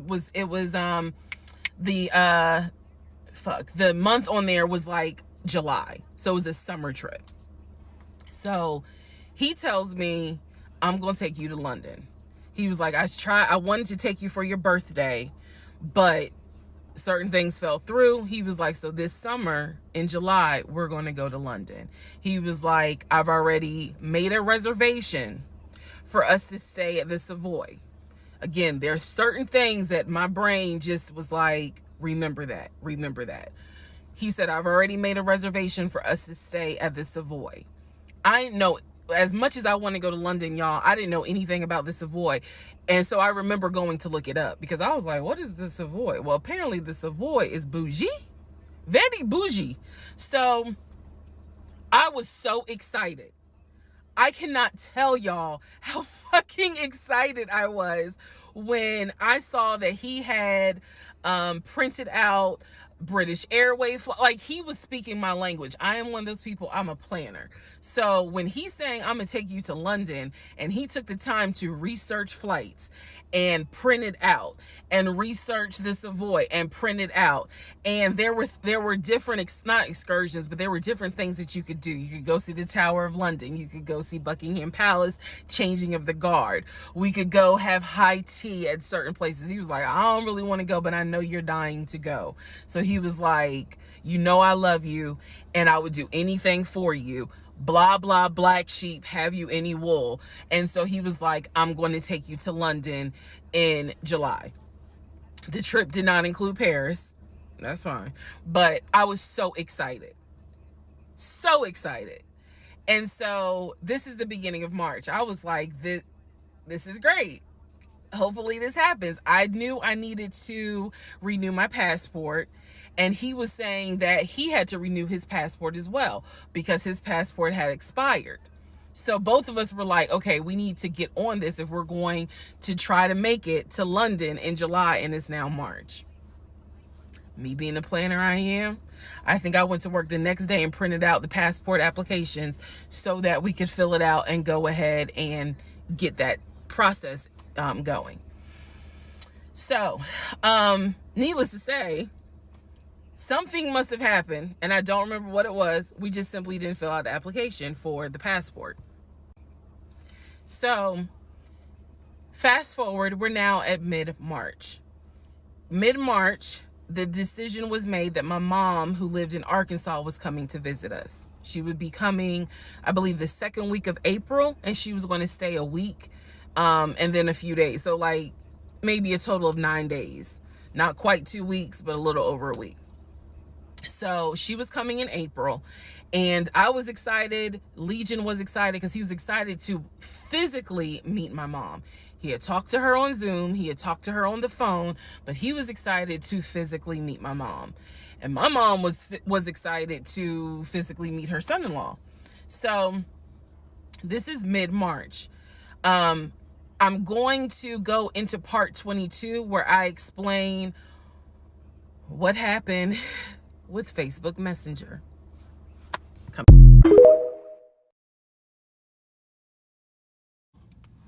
Part 22, who the fuck did I marry? So now we are in March. This is right after he had surprised me with the announcement of we're going to go to London for a trip in July. Because we definitely didn't do a honeymoon. We definitely didn't do any sort of trips together. So the idea was we're going to do a trip in July together. One thing about Legion was that he was the guy who was like, I have nothing to hide. I don't lie. I don't like liars. If we're in a relationship, then everything should be out in the open. So I've always had his cell phone passcode. Never felt the need to look through his cell phone. And funny enough, I can tell y'all right now, disclaimer, I will never go through a cell phone again. You cheating piece. So anyway, so one day, this is mid-March, going like around March 20th. So we're heading towards the end of the month. He was in the shower. Keep in mind, my mom is coming for a visit in April. So he was in the shower and he received a text message on his phone from a woman. The text message, because it was a preview, so the text message was something where if you didn't know the context of the text thread, you could either go left or you could go right with it. So me being just curious, I opened up the phone, put the passcode in, read the text, then read the thread. Come to find out, it was a text from his aunt. His aunt and his ex share the same name. That's why I say it could go left or it could go right. Text was from the aunt. So I looked at the text, went through the thread, nothing in there. So I went ahead, X'd out of the messages. I see that he has Facebook Messenger downloaded. And obviously it shows you the number of unread messages in the icon. So it showed that he had like 5 unread messages. So I clicked on it, just being nosy. And what do my wondering astigmatism eyes see? So in his Facebook Messenger is about 7 women. I can see their profile picture and I see their names. Some of them had a preview. The ones that he had not read, I could see the preview of the message. One in particular said, "When are you gonna come get this?" Y'all know what I'm talking about. So I clicked on that one first. And I'm reading through the thread. And so she's saying, "When are you gonna come get this?" But earlier in the thread, or further back in the thread, he had asked her, "When are you gonna give me?" And she said, "When lockdown is over." So from what I could piece together, he had not yet physically gotten with her. But had there been no COVID, oh, he would have smashed all day, every day. The other messages were innuendos, meaning the other messages from the other women were innuendos. They were not as graphic as the one between him and her. So I'm reading these messages, and what is interesting is that the person I am married to is not the person in these messages. Like, this man was on some nasty shit. And I say nasty not in a judgmental way, but in a, with me, he seemed to act as if I was damn near virginal white. And I clearly see evidence that you into some shit that with me, you acting like, nah, I ain't really into that. So I confronted him. I absolutely confronted him and was like, what the fuck is this? If 2 + 2 is 4 and 5 + 5 is 10, what the fuck is this? And so he did not, oh, that ain't what happened, blah, blah, blah. Instead, what he hit me with is, man, I was just playing around. Like, ain't nothing happened. I shouldn't have said all that, but I was just flirting. It ain't mean nothing. I don't even know that girl. I was just flirting. And so I'm like, is this what you into? And so he was like, no, it's not what I'm into. It was just stupid. It was stupid because I shouldn't have done it. So I'm going to be honest with y'all, because I've been honest all this time. What pissed me off the most was that here I am as a woman behaving, trying to do the right thing by him and this marriage. And you mean to tell me you out here offering your ding-a-ling to random chicks that you don't even know? I was more angry at the fact that I'm like, dude, do you know how much I have turned down in order to be faithful to your dumb ass? And I'm seeing that you basically are out here acting like you got Skittles taste the rainbow. I was hurt. I was angry. I thought about getting my lick back. I'm just being honest. I did. And he played it off like it ain't nothing serious. It ain't nothing serious. Don't overreact. Don't get emotional. It was just dumb. He was like, I will delete the messages. I'll even delete Messenger. And I told him, I was like, that's really not good enough, because that's not gonna fix the root of the issue. So this is where I introduced that we need to do marriage counseling. He didn't have any issue doing marriage counseling. We did not do premarital counseling, but he was like, that's fine. He was like, I don't have no problem doing marriage counseling, because if anything, it can help us. So I thought that, okay, he may not have physically cheated, from what I could see on the messenger. He may not have physically cheated, but he damn sure got caught, doing a little something, because they had exchanged pictures. So y'all know what pictures he sent.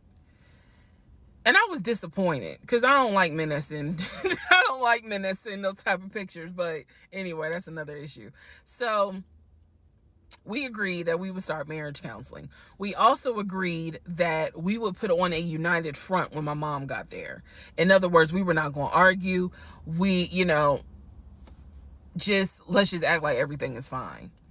But at that point, when my mother arrived in April, I could not stand him. I did not want to be, but we couldn't, he moved back into our bedroom, because he had moved into the guest bedroom when I saw the messages. Like 3 days before she came, he moved back into the bedroom, because obviously she needed to sleep somewhere. So I really could not stand him.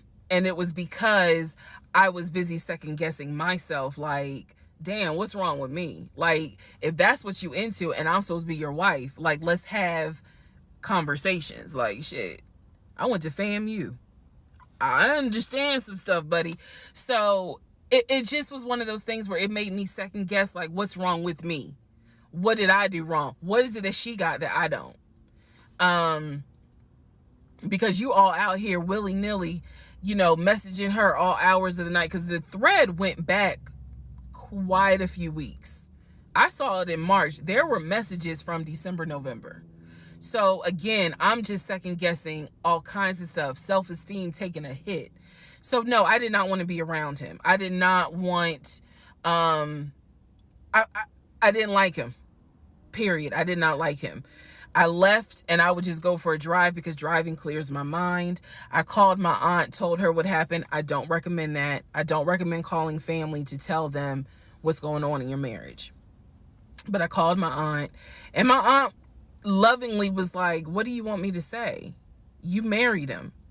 He ain't your boyfriend. Y'all can't just break up. That's the hard part about marriage, is like, I mean, yeah, I guess you could leave him, but at the same time, you married him. So, honey, you're going to have to go back home. And y'all are going to have to figure this out. She was like, I can't give you advice on what you should do. I'm sorry that this happened, but you married him. So even though it was just one drive, I went back home, and that's when the discussion was, we need to do marriage counseling. Part 23, who the fuck did I marry? So we agreed to do marriage counseling. I had found a pastor and his wife who agreed to do our counseling, basically. Our counseling was going to be on Zoom, and it was going to be every other week, every other Tuesday.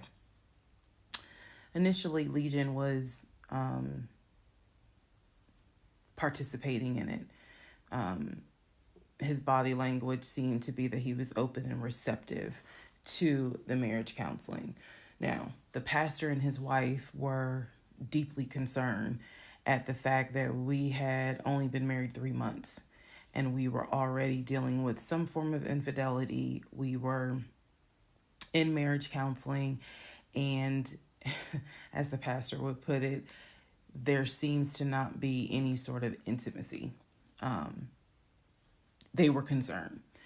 Rightfully so. I think any person would be if they knew what was going on within those 3 months. So the pastor and his wife, it is fair to note, we started counseling with them in the spring. We continued counseling with them up until a week before I found out what I found out, and he got kicked out. So, one of the first things that the pastor kind of talked to us about was, are you what was the deal with the Facebook Messenger stuff? And Legion was like, it was stupid. I shouldn't have done it. It really was just attention, and I got carried away. He felt like he was not going to, he kept saying, I'm not going to keep apologizing. I'm not going to keep getting persecuted. After I told you, I'm sorry, I told you I wouldn't do it again, and I want us to move forward. You're either going to forgive me or you're not. The pastor and his wife were like, wow, the audacity is real on this one. So, needless to say, we started moving slowly forward. It was always in the back of my mind, just like it was in the back of my mind with that black Dodge Charger. It was one of those things where, okay, I see how you kind of are moving and operating. He came to me a few days after we started our first counseling session, and he was like, we should get a joint bank account. What he wanted to do was to each one of us have our own account, and to get a joint account for our money to go in there for joint expenses. Now, up until this point, he had been paying the rent, the utilities, and I really was just paying for my stuff. So now he's suggesting, look, we're married now, let's go ahead and get a joint account. I wasn't necessarily against it because I knew that I would still have my own account. I would still have my own savings. So what I countered with was, okay, let's take a look and see what we're working with. Show me your checking. Let's look at each other's accounts. Look at what we have currently. He was cool with that. So he shows me his checking account. His checking account available balance was just over $9,600. Mine was just over $1,500. So there was a huge disparity in the amounts. And so he logged in on the phone and turned it towards me, and I could see available checking, available balance, just over $9,600. I logged into my savings. I showed him how much I had in savings. He picked up his phone, logged into his Chase savings, turned the phone towards me. In the Chase savings, it was roughly about $15,000. But I also knew that he told me he had a U.S. bank savings and he had an offshore savings. So at this point in time, I asked him, show me the U.S. bank savings, show me the other two accounts. He would not do it. This became a huge bone of contention. He would not show me the two accounts that he claims has the most money in there, the accounts that he claims has money for a house in there, because he still was mentioning, hey, we need to get on this house thing if we're going to move when the lease is up. So I'm just adamant on, why don't you want to show me your savings account? You showed me the Chase one. Like, what is the big deal? And so he kept saying, he was like, there's a lot of money in there. And he was like, and my uncle always taught me, this is not the uncle that died, another uncle. My uncle always told me, just keep your money tight, because women can be, I said, women, like, we're married. So go ahead and show it to me. He would not show it to me. So then we went back into marriage counseling, like the next session. And I bring it up. I said, he will not show me these two accounts that he claims has the money in there to buy a house. I told our pastor and his wife, I said, I saw the pre-approval letter, so I don't understand why he's not going to show me, to just put me at ease that he has the money in there. I had never questioned it before because, again, you tell me who in their right mind signs their name to a legally binding offer, an all-cash offer on a house, and they just do it willy-nilly. I don't know anyone that does that. So I actually never questioned what was in the savings because I clearly saw him sign his name to a $699,000 all-cash offer on a house. If you don't know what I'm talking about, please go back to the parts in this playlist where I talk about what he did when we were looking for a house. So the pastor and his wife were like, Legion, that's not his name, y'all, that's a nickname. Legion, why would you not show your wife your savings account? Like what's going on here? And so he made up some bullshit. And I remember the pastor's wife was like, something ain't right. And so at this point, Legion kind of shuts down. He's just like, look, y'all are not gonna tell me when and where I open up my accounts to show anybody the money I earned. I earned that money. I earned that money by playing football, blood, sweat, and tears. He went to this whole Denzel Washington monologue about how he earned that money, and no one, no woman, no one is going to come in and tell him that he needs to open up the account. So then he starts talking about the ex-wife and how she tried to get money from him in the divorce back when they were in California. So now the pastor and his wife, their red flags are just like, whoa. So much so that the pastor's wife said, and I will never forget this, she said, I don't think you all are going to make it to January. What she was talking about is, I don't think y'all are going to make it a year. And I really, truly was like, we're going to make it. Like, of course we're going to make it. And she was just like, I don't have a good feeling about it.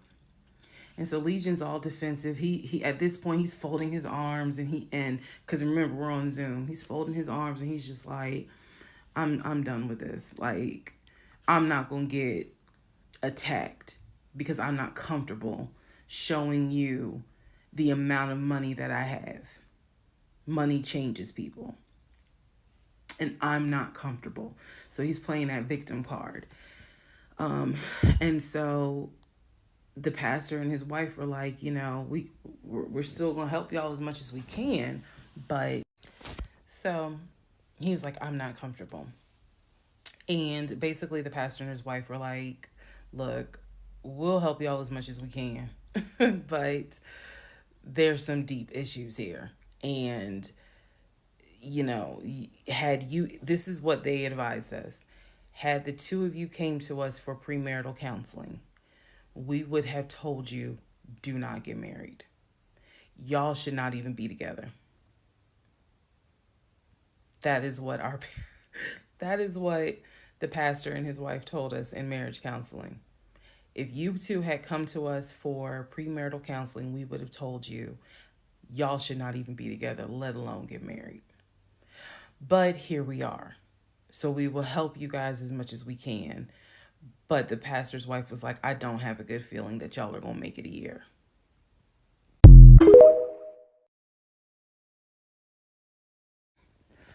Part 24, who the fuck did I marry? So, remember, we're in April. We're now moving towards the end of April.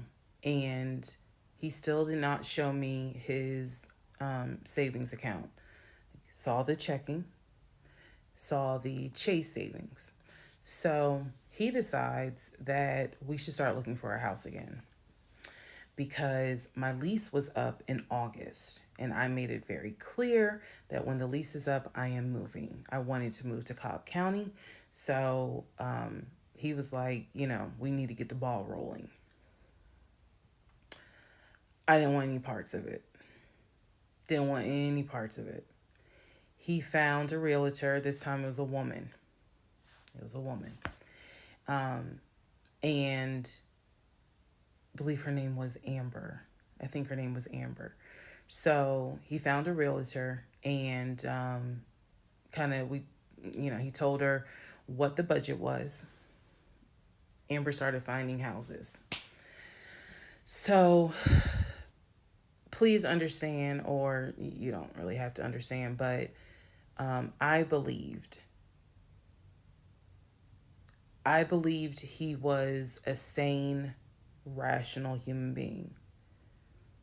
Sane enough that you would not sign an offer on a home if you didn't have the money. That's what I believed. So when we started working with Amber, Amber, I believe, showed us 3 or 4 houses. It was not nearly as many as the other realtor, Scott.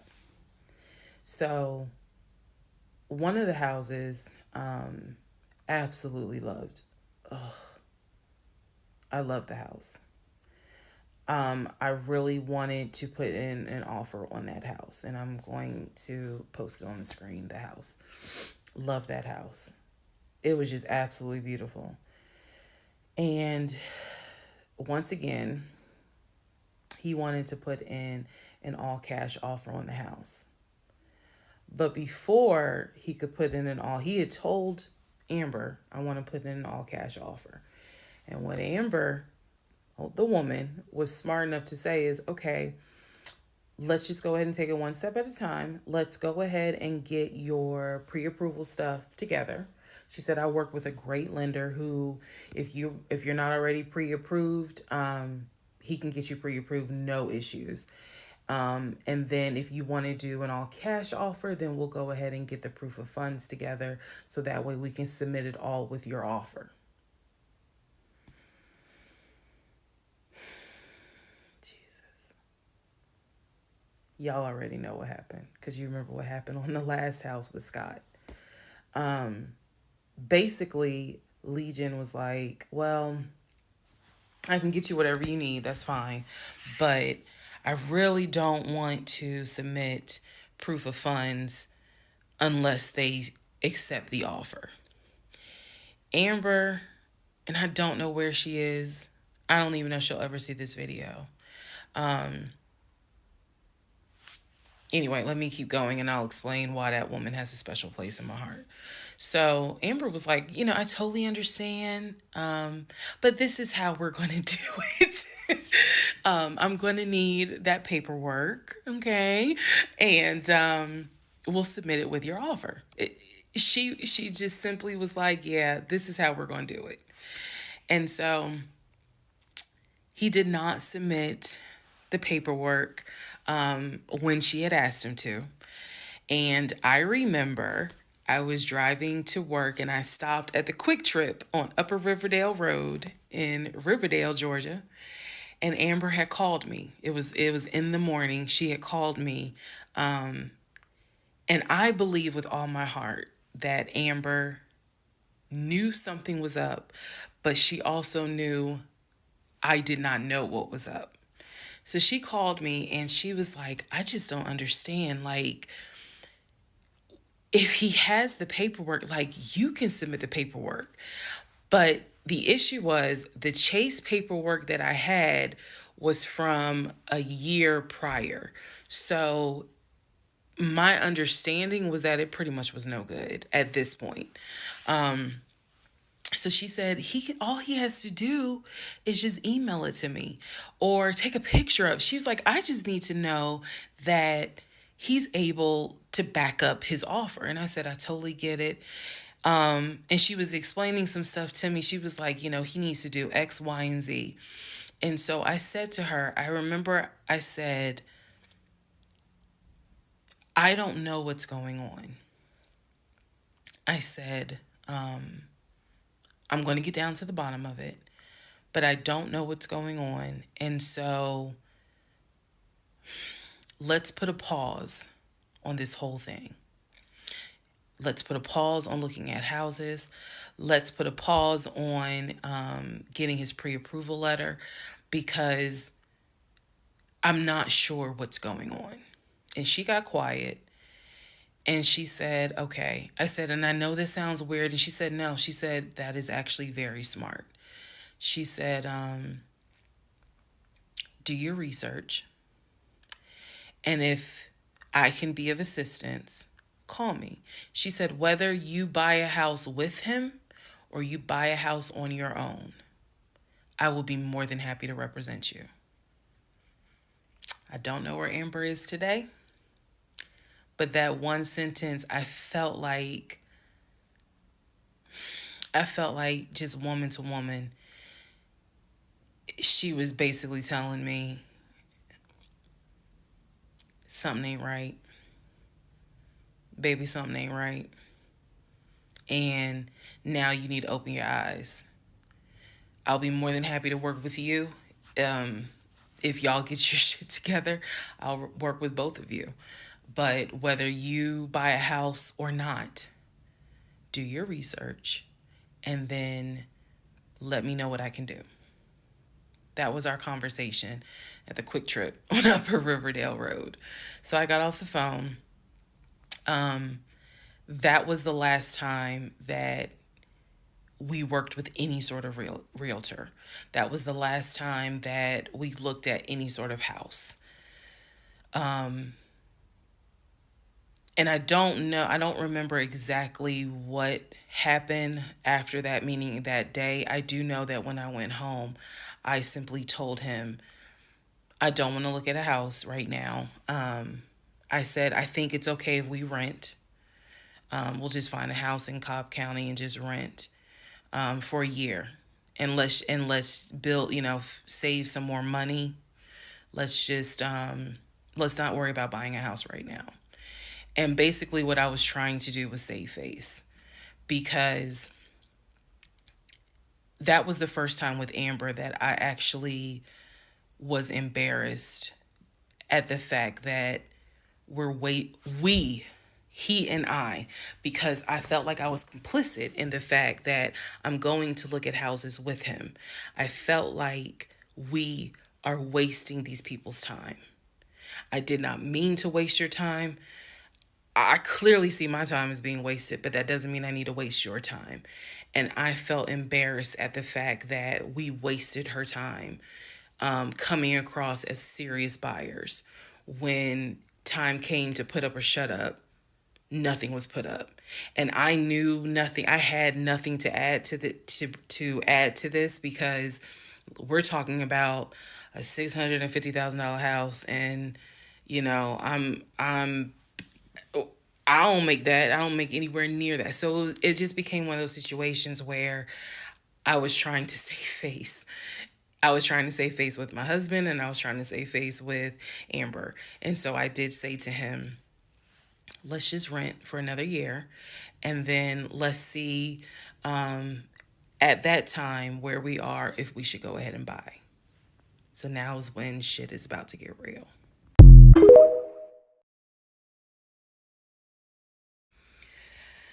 Part 25, who the fuck did I marry? So we weren't looking at houses anymore. We were not working with a realtor anymore. The end of April, I had decided that I wanted to look for another job. I did.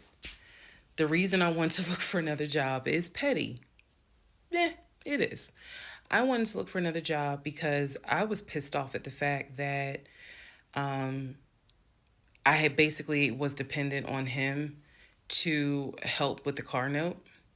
So I wanted to look for another job where I could afford life all by myself, including that car note, basically where I would make more money. I told him that I was going to start looking for another job. He laughed. And his exact words were, "You're not going to leave Georgia State Patrol." He was like, "I swear you love them niggas more than you love me." He laughed. So that fueled me even more. So I was hitting the pavement hard trying to find another job. I was applying to all kinds of places. Got a phone call from my current job. So this is how I ended up in my current job. Got a phone call. They had sent me an email with a background packet. The background packet was long and extensive, but in the background packet, it asked for my spouse's full name, my spouse's date of birth, and my spouse's social security number. So I showed it to Legion, and I was like, I need your social because, I'm applying for this job. It's a great job. It's way more money. And, we're talking about moving anyway to Cobb County. So this is a God thing. He did not want to give me his social. I showed him the paperwork where I was like, look, because we are married, I can't lie on here. So help me. So So he writes down his social security number on the background packet. And I eventually turned it in. I had scanned it, saved it in my email, and sent it in. And I looked at it one day, just going through it, just making sure I didn't really miss anything. All T's were crossed, all I's were dotted. And I looked at his social, and something about the social seemed different than the social security number that I remember seeing when we did our marriage license. And so, for those who you remember in the previous part, I said I had ran his social security number from the marriage license. Nothing came back. So I thought that I had written it down wrong. Basically, what it is that the first three numbers were different on the background packet than what was on the marriage license. If you don't know this, here's a little trivia. Your social security number, the first three numbers, pretty much are dictated by the state you were born in the state that issued your birth certificate. So he was born in Pennsylvania. So the first three numbers of his social security number should be attributed to Pennsylvania.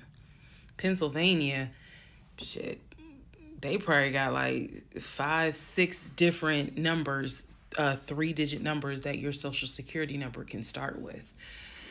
So the social that was on the marriage license, for example, was probably 123. What was on the background was 456. Both of those social security 3-digit prefixes are issued through the state of Pennsylvania. Again, this is an example so I can make it clear. So when I saw his social on my background, I immediately knew that was a different social than what I saw on the marriage license. And when I compared, because I had found a copy of the marriage license that we turned in because I had filled it out on the computer. So sure enough, the first three numbers were different. The rest of the numbers were the same. So one of two things: either when I ran his background, I did in fact put in the wrong number, or the number on the marriage certificate or the background packet is wrong. So I decided that I was going to roll the dice and take the social from the background packet. Again, this is the background packet that I had to fill out to get my current job. I was trying to get a new job. Okay, so I took that social and I ran a background check on it. What came back on this particular background was all the addresses that the social security number, I guess, had been attached to. So all of the addresses, the states were Georgia, Rhode Island, Pennsylvania. What I did not see was California. So I thought that was weird. I thought, okay, maybe this is not a complete background because clearly he went to San Diego State. It's on his resume. It's on quite a few things. Social media. He didn't have a LinkedIn, but it was on his social media. So clearly he had been to California. So maybe I just need to do a different background check. Also to note, during this time, I think I told you guys he had hit his leg at work. So what was happening was it was getting more and more difficult for him to walk, like put pressure on that leg, on that knee. He was still able to go to work. He was still leaving at 6:15 in the morning. He was still coming back between 3:30 and 4 o'clock. But I clearly could see where he was in pain. He would elevate the knee, ice the knee. It was getting worse. And I was constantly like, go to the doctor. Let me take you to urgent care so that they can look at this knee, because you shouldn't still be limping and having a hard time putting weight on that knee. And every single time he was like, "Oh, it's fine. I have a doctor's appointment on Wednesday. The doctor just told me to ice it and to elevate it. This is an old football injury. It happens all the time. It used to happen a lot when I was out in California. So I'm mentioning this knee issue for a reason. But back to the background. So once again, when I ran the background the second time with his second social, it showed me states of Georgia, Pennsylvania, and Rhode Island. And that's all that I saw in terms of addresses. I didn't see anything for California. So by this point, we're moving into May of 2021. Things are starting to reopen. One of the things that reopened was San Diego State. So I called San Diego State. I called the registrar's office. Someone did answer, and there was instructions on how to request a transcript. I was able to try to request it online. You needed the student's name, and I believe you also need their social.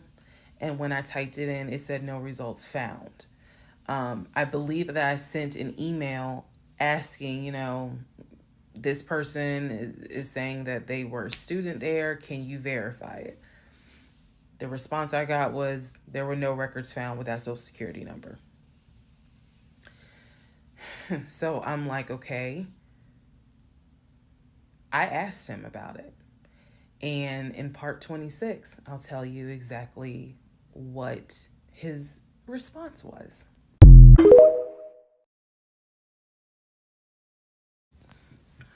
Part 26, who the fuck did I marry? So I asked Legion, what's the deal about San Diego State? He was like, what are you talking about? And I said, why is there no records of you there? I just came right out and said it. Without missing a beat, this man said, well, I was a private citizen. What the fuck does that mean? And what he said is that when he started at San Diego State, his father paid money so that, okay, it's important I say this with a straight face. His father paid money so that his name and social would not be publicized and he would be considered a private citizen. He said that he had a card where all he had to do was show the card. He does not have to give his name. He does not have to give any information because he had that card. He said so San Diego State would not have any record of him, but he was in fact a student there. I said, and you claim that you played football. He was like, I did play football. I said, so you're saying that the school did not publish your name anywhere and they were in violation of NCAA rules? And he was like, why are you asking all these questions? And I said, I'm just curious. I'm just curious. You're saying that you were a private citizen, but yet how were you in compliance with NCAA if you were a private citizen and they did not publish your name on any roster? So that was his excuse. He was like, all I can tell you is that I was a private citizen. My dad paid for it. Okay. So now I know that San Diego State has no record of him. Now I know that his social security number, at least the one that's on my background packet, only shows that he lived in Georgia, Rhode Island, and Pennsylvania. Okay. So at this point, the pain in his knee is getting worse. It's getting to the point where when he would come home from work, he would take a shower and immediately get in bed, elevate his knee. He was not even eating the way that he used to eat. It was getting to the point where at times If you remember when I told you all about the miscarriage, they gave me pain meds because I had taken that pill. But the pain meds I was allergic to, so I couldn't take them. But I still had them. So the pain in his knee was getting to the point where he would take one of those pain meds just to get through the night. He was constantly in agony, constantly kind of tossing and turning, so much so that in May he moved into the guest bedroom because I couldn't deal with the tossing and turning thing. And he just said he was more comfortable there. So what at first was a, oh, I hit my knee at work, turned into, no, it was an old football injury, this has happened before, turned into, it's painful for me to walk on it, turned into, it's actually hard for me to work on it. But he was still going to work at 6:15 every morning and coming home between 3:30 and 4. So it is, again, I'm just giving you guys the chronological order of how all this happened. So at this point, we're not looking for a house. I still have not seen the two savings account. I'm pretty sure there's no money in those savings accounts. But again, he was going to put in an all cash offer with Amber, the realtor. So I really didn't know what to believe, but I believed what I saw, which is I saw that that background is not showing where he went to California. So at one point in May, it was close to mid-May, he calls me from work. He calls me from work, calls me while I'm at work, and tells me that he got a phone call from his stepson. The phone call from his stepson, the stepson was crying and was just absolutely distraught. And I'm at work in my office, like, what's going on? And he says to me that the stepson informed him that his stepdaughter passed away, that she died from COVID. The stepson this is the story. The stepson found her in her apartment because they had not heard from her for a couple of days. And she was unresponsive. He called the ambulance. They pronounced her dead when she got to the hospital. So he was calling to tell me that she had died. And he was also calling to ask me if I would object to him giving his ex-wife $2,000 towards the funeral. As I've stated before, and I still am this way to this day. I don't play about death. So when he told me that she died, I immediately went into the, all right, I'm sorry to hear that. Whatever we can do to help, let's help. Because surely nobody would make that up. So he was like, are you okay with that? He was like, we're married, and the agreement was that anything over $500 would be a discussion. So 2,000 definitely. And I said, yeah. I said, that's totally fine. I'm fine with that. He was upset because, again, he was close with the kids. And my heart went out to his ex-wife. It did, because I can't even imagine. I cannot even imagine. So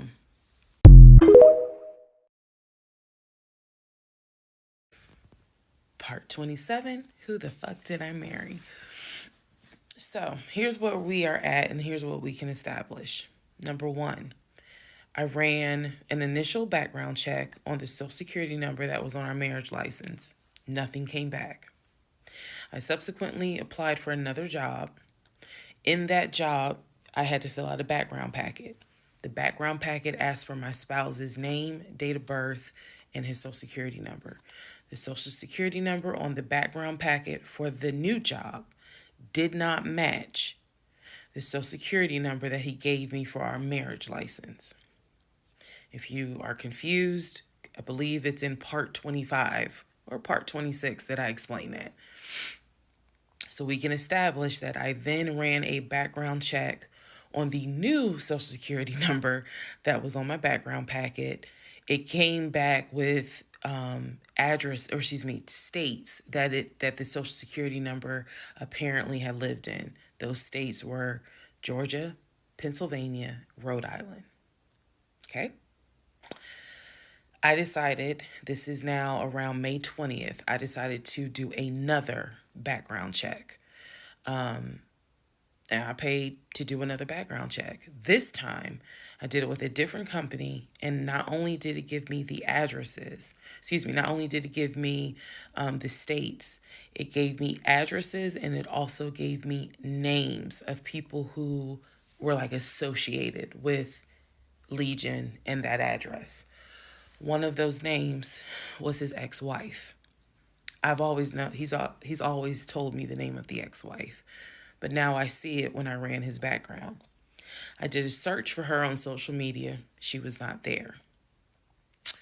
So the address that it showed that she was associated with him, because remember his story is we got married in San Diego, we lived in San Diego, we divorced in San Diego.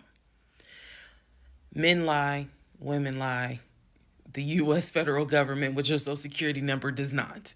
So he's saying he was always in California. His social security number never showed that he was in California, according to the background check. It did show that he had lived in Georgia at an address associated with the ex-wife.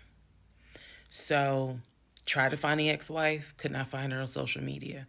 So I looked in the metro counties to protect her identity. This, I am going to not divulge a lot on this part. I looked in the metro counties in the open record courts. So typically, you can look in like Superior Court or Magistrate Court or Probate Court. So I looked in open records for the different counties, metro Atlanta counties. Let me be clear, metro Atlanta counties. And I looked under her name. And I found where they had filed for divorce in a metro Atlanta county. So when he said that he filed for divorce in San Diego and that he was married in San Diego, I was able to find, no, according to the state of Georgia, you were married here. You were divorced here.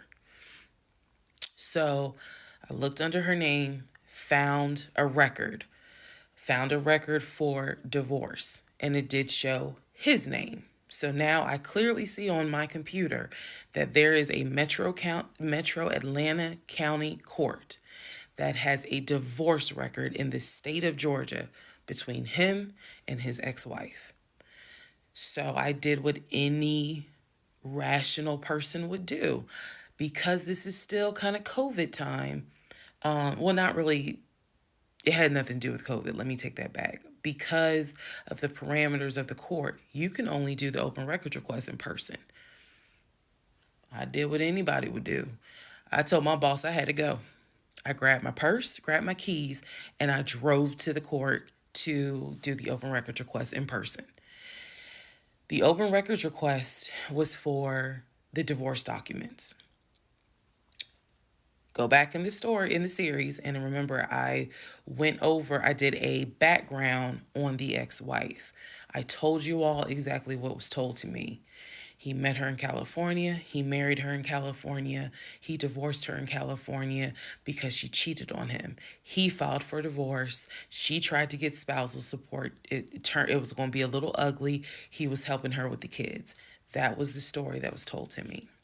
So went to the court, filled out the paperwork, got the open records request for the divorce decree, for the divorce records. First thing I see, he didn't file, she did.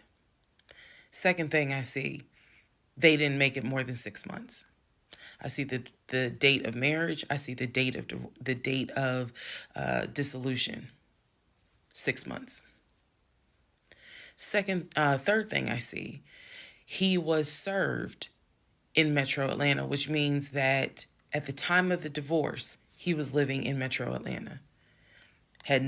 California was never mentioned. Fourth thing I see, he filed what is called a pauper affidavit. If you don't know what that is, I'm going to do my best to explain it real quick. Basically, he filed an affidavit with the court saying that he is so poor, he could not afford the fees to pay for a divorce.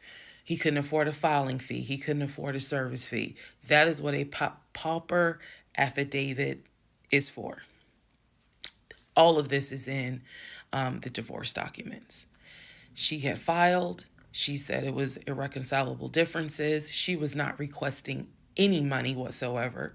And both of them had signed a pauper affidavit. He was served in Georgia at his previous employment. According to the divorce documents, he was served at like a grocery store.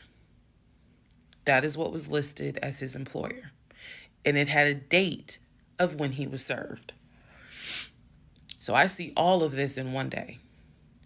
I also see where on the divorce documents, she listed her name, her address, and her phone number. So I did what any rational person would do. I wrote down the phone number. There was a 50-50 chance that the number was already disconnected. She could be like me. I'm one of those people. Honey, you can sneeze at a 27-degree angle. I will change my number so quick, you ain't even know what hit you. You can talk to me at 5 o'clock, and at 5:05, my number has been changed. So she could have been like me, and the number is not even active.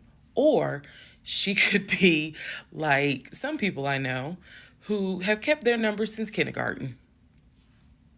Either way, I wrote the number down.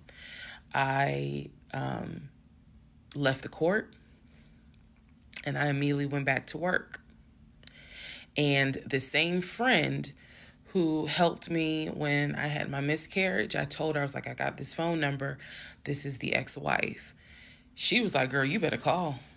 You better call and find out from her, because I think she said to me, can't nobody tell you what is going on quite like the ex-wife.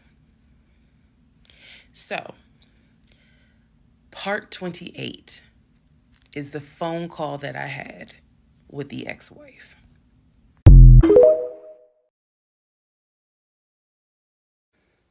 Part 28 of Who the Fuck Did I Marry? So, I had the phone number, went back to work. My really good friend was like, you better call her. You can use my phone, but call her. So I called her. She answered. Let me use aliases. And the conversation went like this. May I please speak with Barbara? This is Barbara. Barbara, this is Shirley. Shirley who? This is Shirley Jones. I am the wife of Legion. Silence. Then she starts laughing. And she said to me, and I quote, if you were calling me, then I know it's bad. I chuckle and I said to her, I'm not trying to bother you. I'm not trying to disrupt your life. I said, I am literally coming to you on some woman-to-woman shit. I said, because you are probably the only person who can help. She listened. She was gracious. And she said, what is it that you need to know? Or what is it that you want to know? And I said, I understand that you and my husband talk and communicate. And she immediately said, what? No, we don't. And I said, okay. She said, one thing you need to know about Legion. She said, whatever he tells you, it is a lie. And she said, when he, again, let's go back to part one. I told you guys that when he introduced himself or when we met, we actually had matched on two different sites.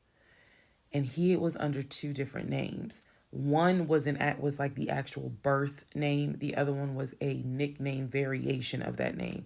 That's the name I know him by. So for example, if his name was Matthew, he had a profile under Matthew and then he had a profile under Matt. I would have known him as Matt. So she said to me, she was like, I don't even know who Matt is. She was like, that's not even his name.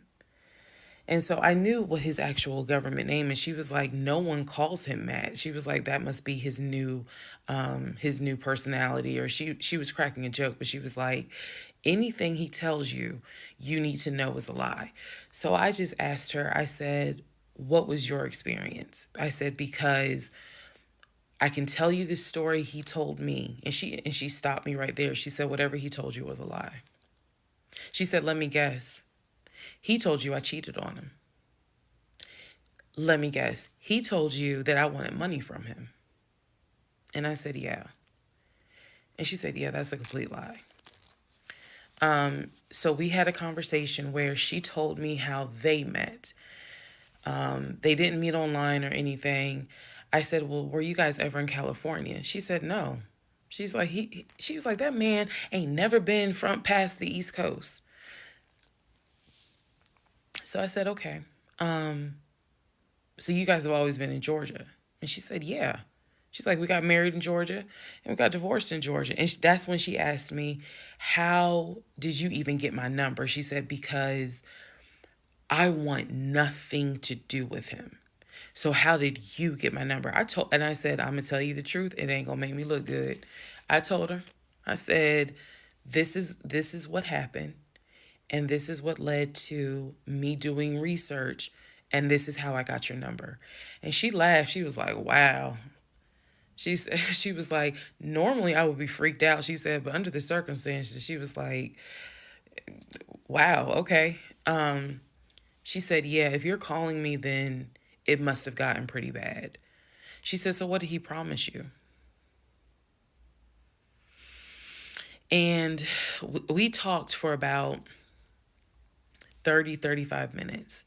She asked me in that phone call, she said, look, I want nothing to do with him. I have not spoken to him since our divorce was finalized. She said, so I would just appreciate if you keep me out of whatever's going on with y'all. And I told her, I said, I give you my word, I will never tell him I spoke to you. I said, I give you my word. I said, this conversation is for me. It is not for me to use in any sort of legal litigation, nothing. This is for me.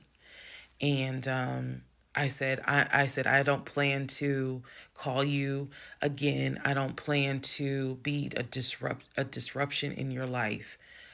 I just needed to know, how bad is it? And she paused and she said, it's bad. She said, I don't know what all y'all got going on. She said, but if it's anything like what it was for me, it's bad. So we talked a little bit more. She was very encouraging. She was like, girl, do not blame yourself. She said, I went through that and I had blamed myself. She was like, this is not on us. This is on him. She was like, he is a master liar. A master manipulator. She said, I ignored the red flags. So she was like, do not feel as though this is on you. We talked about there's an ex-girlfriend that shares the same name as his aunt. She and I talked about her. She said the reason why they broke up, because the ex-girlfriend, I didn't know this, the ex-girlfriend had reached out to her about 6 months before he met me. And so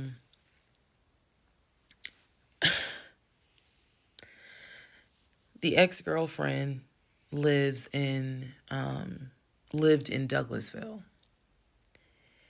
On Legion's driver's license, he had a Georgia driver's license with the Douglasville address. What he told me was that it was the address that his sister, because remember I told y'all his sister Shantae lives in Douglasville. She's a nurse, married with 2 kids.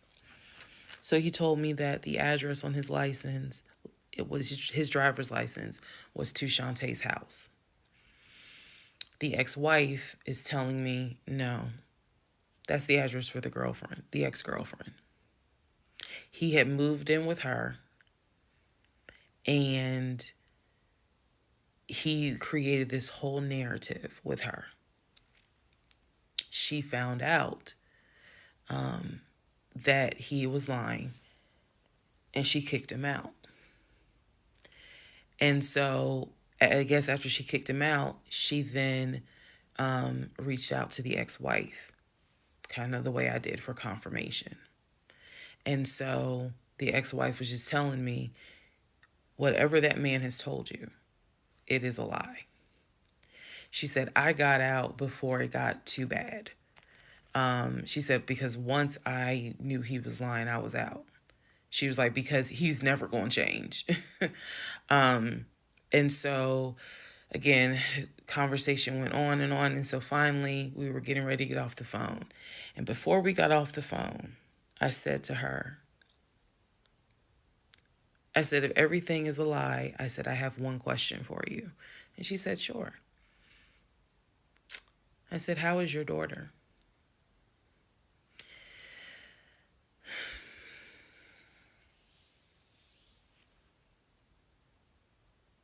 I said, how is your daughter? Next part coming up.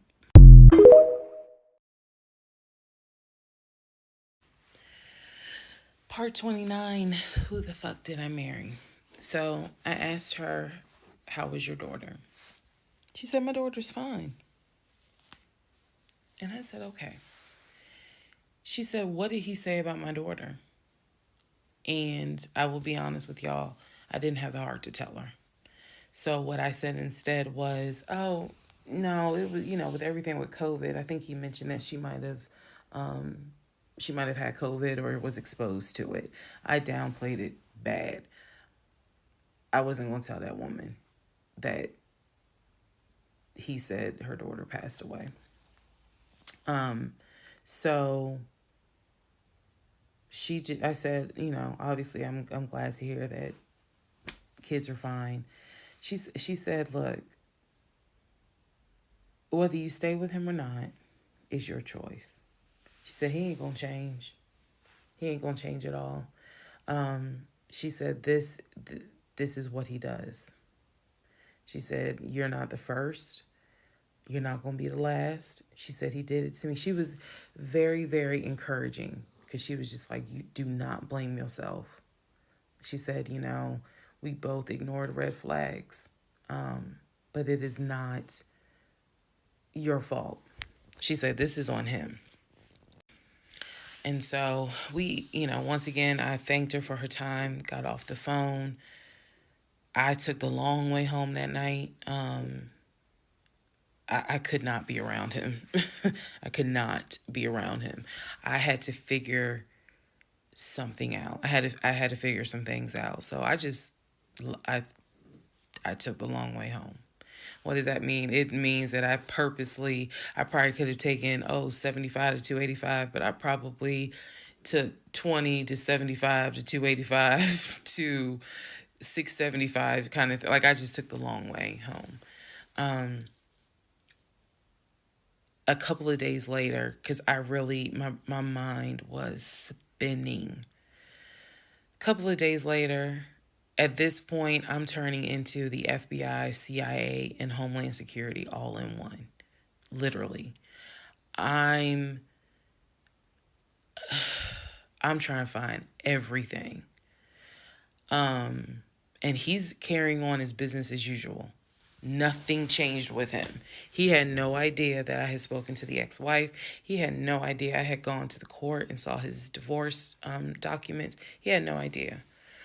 So a couple of days later, I decided to look up his mother's obituary. Look up the mother's obituary. And down at the bottom where it talks about, oh, she's preceded in death by, and it lists all the people, the family members that died before. And then it says, leaving behind to cherish her memory. It lists the husband, his dad, her husband, excuse me. Let me start over. It lists her husband, which is Legion's dad. It lists Legion's brother that lives in Philly and his wife, because again, this is she passed away in 2015. So it lists Legion, the brother in Philly, and his wife and daughter, her granddaughter. It lists Legion and his wife, I think it was like Latoya or La something. La something. It did not list the ex-wife I just spoke to. And it clearly said Legion, his wife, Latoya. Then it listed the brother in Nashville, his wife, Jane, or whatever. So I'm thinking to myself, there's two things I was thinking immediately. Number one, who is Latoya? Never heard that name before. Never heard that name before. So I was thinking, who was Latoya? And then number two, where are the two sisters? Shantae and Kim. Shantae lives in Douglasville, married with 2 kids.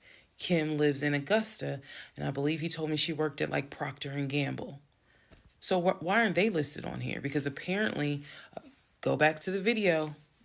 I posted it on there. I gave y'all background on the family. He apparently was one of 5 through both parents. Brother in Philly, older brother, younger brother in Nashville, an older sister in Douglasville, and a baby sister in Augusta. So why is it on his mother's obituary there's only three children named? Where are the 2 sisters? So I'm even more like, what in the hell's going on? And then I started thinking to myself, why wouldn't they list Shantae? Like, they talk all the time, so I know that they're close because he talks to Shantae all the time. So I really was confused. Again, keep in mind, I'm trying to give y'all insight into how I was thinking May of 2021, because I still didn't find out a lot of stuff at that time. I found out enough to figure out, okay, it's not a question of if he's lying. That was over. It's not a question of if he's lying. The question now is becoming, what else is he lying about?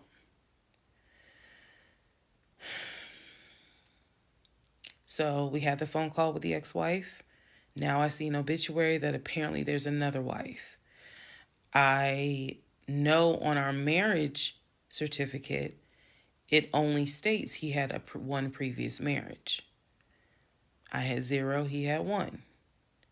So this is how I'm thinking in my head, which is, okay, what am I missing here? I know we've established that he's lying, but who the fuck is Latoya? Like, I'm really trying to understand who is Latoya. And again, he's hobbling around the house, limping, and I'm in our bedroom, well, in the bedroom, just, I mean, I could not get on Google fast enough to try to figure some stuff out. So,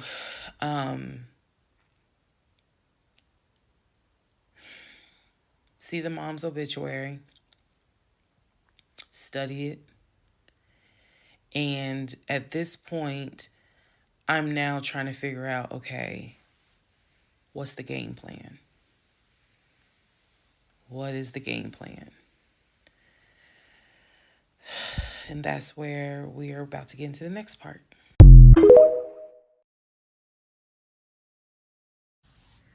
Okay, part 30 of Who the Fuck Did I Marry? So, I'm going to use this as a clarification video. So, we're going to use part 30 as a stop. Let's clarify some things. I've done that before on a previous set of videos, so I think it's just important to do that so that way I can try to address some of the things that I have seen in the comments, both supportive and just downright mean. But let me clarify some stuff. Number one, it is important to remember that I am telling this entire story of how I met, dated, married, and divorced my pathologically lying ex husband. I am going in chronological order of events. So, what that means is that, ma'am, sir, whoever you are, if you were coming in at part 30, but you have not seen part 11, some stuff is not going to make sense. I know. It is a long playlist. And don't worry about watching the video as soon as it comes out because everything, I'm trying to do this responsibly of telling the story in the order of which things happen. So I say that to say, please, if you're able to, start at the introduction disclaimer video. Start with part one and then just watch each video because a lot of the questions people are having that I'm seeing in the comments, and I say this respectfully, is just because you did not go to the other videos and watch them in order. That's just the first thing I want to say. It is important that I get this story out, but that it's done, like I said, responsibly. To me, responsibly is being honest, even if it makes me look bad, but then also trying to be clear and not ramble all over the place. So I'm trying to take the time to tell you this is what happened at this time. This is what happened at that time. That's why there's so many parts. And we're not even to the part of the divorce yet. We're almost there, but we're not there yet. Second thing I want to clarify. I cannot stress this enough. My family and my friends did not know what was going on between Legion and I. They did not know. My family only knew we've met this guy. He's dating our daughter, our niece, our cousin, our granddaughter. He seems to be a really nice guy. He seems to really love her. From what he has told us, he's done well for himself. He played football. And he has worked at this company 6-7 years, and financially he is in a good place. From what we understand, he just moved here from California. That is what they knew. They did not know about the red flags I had. They did not know what was going on in my head. They did not know what was going on in my heart because I did not want to look stupid. I'm fully aware that when I tell this story, I look stupid. I'm aware, and I've made my peace with that. But at the time, I did not want to look stupid. So it was important to me to put on everything's great. We're really happy. We're looking for a house, and everything's going well. Knowing full well that behind the scenes, I couldn't figure out why he wasn't showing proof of funds. They did not know. So I say that to say, I see the comments about how my aunt gave me horrible advice when I called her about the sexting on Facebook. And I want to clarify something. She did not tell me to stay with him. She did not tell me to leave him. That's not her place, and that's not what she would do. She simply was in shock that any of this had happened and did not know what to give me advice on. The one thing that she did say was, look, he's not your boyfriend. Meaning, it ain't as simple as, oh, we just gonna break up. Pack your shit and go. Because you married him. My aunt is the most ride or die chick I've ever met. You fuck with me, you fuck with her. And she is straight Jersey. So I love her for it. But I needed to, it's not fair for me to leave it out there as if, oh, she just was like, girl, I mean, go home and deal with it. No, never in a million years. So I want to clarify that. I also want to clarify about my mom. So my mom lived in Arkansas, and when she came to visit in April, this is We were already married. This is her first time physically meeting Legion. My mom will tell you she had no idea anything was amiss, but there was something that nagged her a little bit. She didn't know what it was.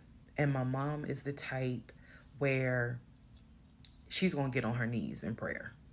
That's who she is. So for her, it was like, I don't know what it is. He seems like a nice guy. He seems to love my daughter.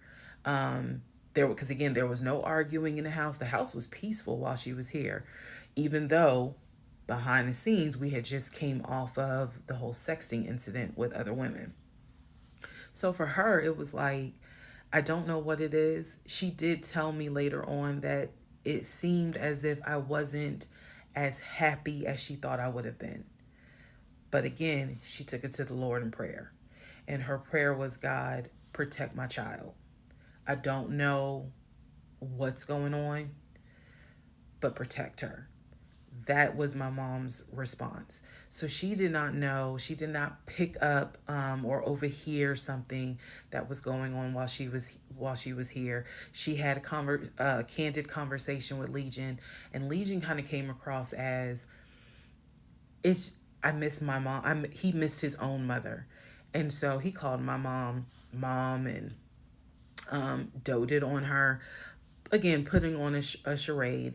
And so for her, it was like, bless his heart. That's what she said. Bless his heart. But no, she did not know the specifics. Nobody knew the specifics. They didn't know the specifics until we're talking May, June of 2021. They knew that we were looking for a house. They knew that the house fell through. They did not know about the proof of funds. They did not know that he wouldn't show me the savings account, the offshore account. So I just want to say that because to me, it would be irresponsible to not clarify what family and friends knew. Because these people have always been supportive of me, always had my back. I just simply did not share with them the things that I felt like were red flags, because again, my mindset at the time was, I want to be married, and what if he isn't lying? And I was making excuses for him to myself, so I definitely would have made excuses to family. Another thing I need to clarify, and I saw the comments on this about how a VP would never date someone that looked like me. And to the person that wrote it, that wasn't very nice. I need you all to understand, the relationship started in March of 2020. He came into my life as regional manager. Okay? That is how he came into my life. Then eventually he got promoted to VP of production or operations, some VP of something. That was later on in the relationship. He showed me the paperwork where it was basically a memo from HR. Your new position title will be VP of production. We'll just say production. Your salary, I don't remember the exact amount because it was a very specific amount, but it was over $200,000. It listed some of the benefits that he would have. He would have an office. He would be getting an executive assistant. That's where we get David from. If you don't know who David is, please go back and watch the series in order. He would be getting an executive assistant. He would be getting use of the company helicopter. He would be getting a company car. That is where we're introduced to the fact that he was starting to shop for a company car that could not be more than $90,000. That's what he told me. I didn't see this in the memo, the amount of the car, but that's what he told me. So that's where you get the car shopping for the Range Rover, the Jaguar, the BMW. He even test drove a Mercedes GLE, I believe. So I'm just trying to, again, bring some clarity to this so that way we all can understand what's going on. And hopefully this just makes a lot more sense for everyone. All right, part 31.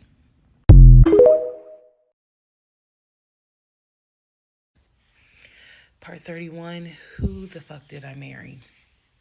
So I found his mother's obituary online. It then told me it listed the it listed his brother in Philly and his wife. It listed Legion, and then it said his wife. I took the name from the obituary and I did a Metro Atlanta court search with that name. I found a divorce record.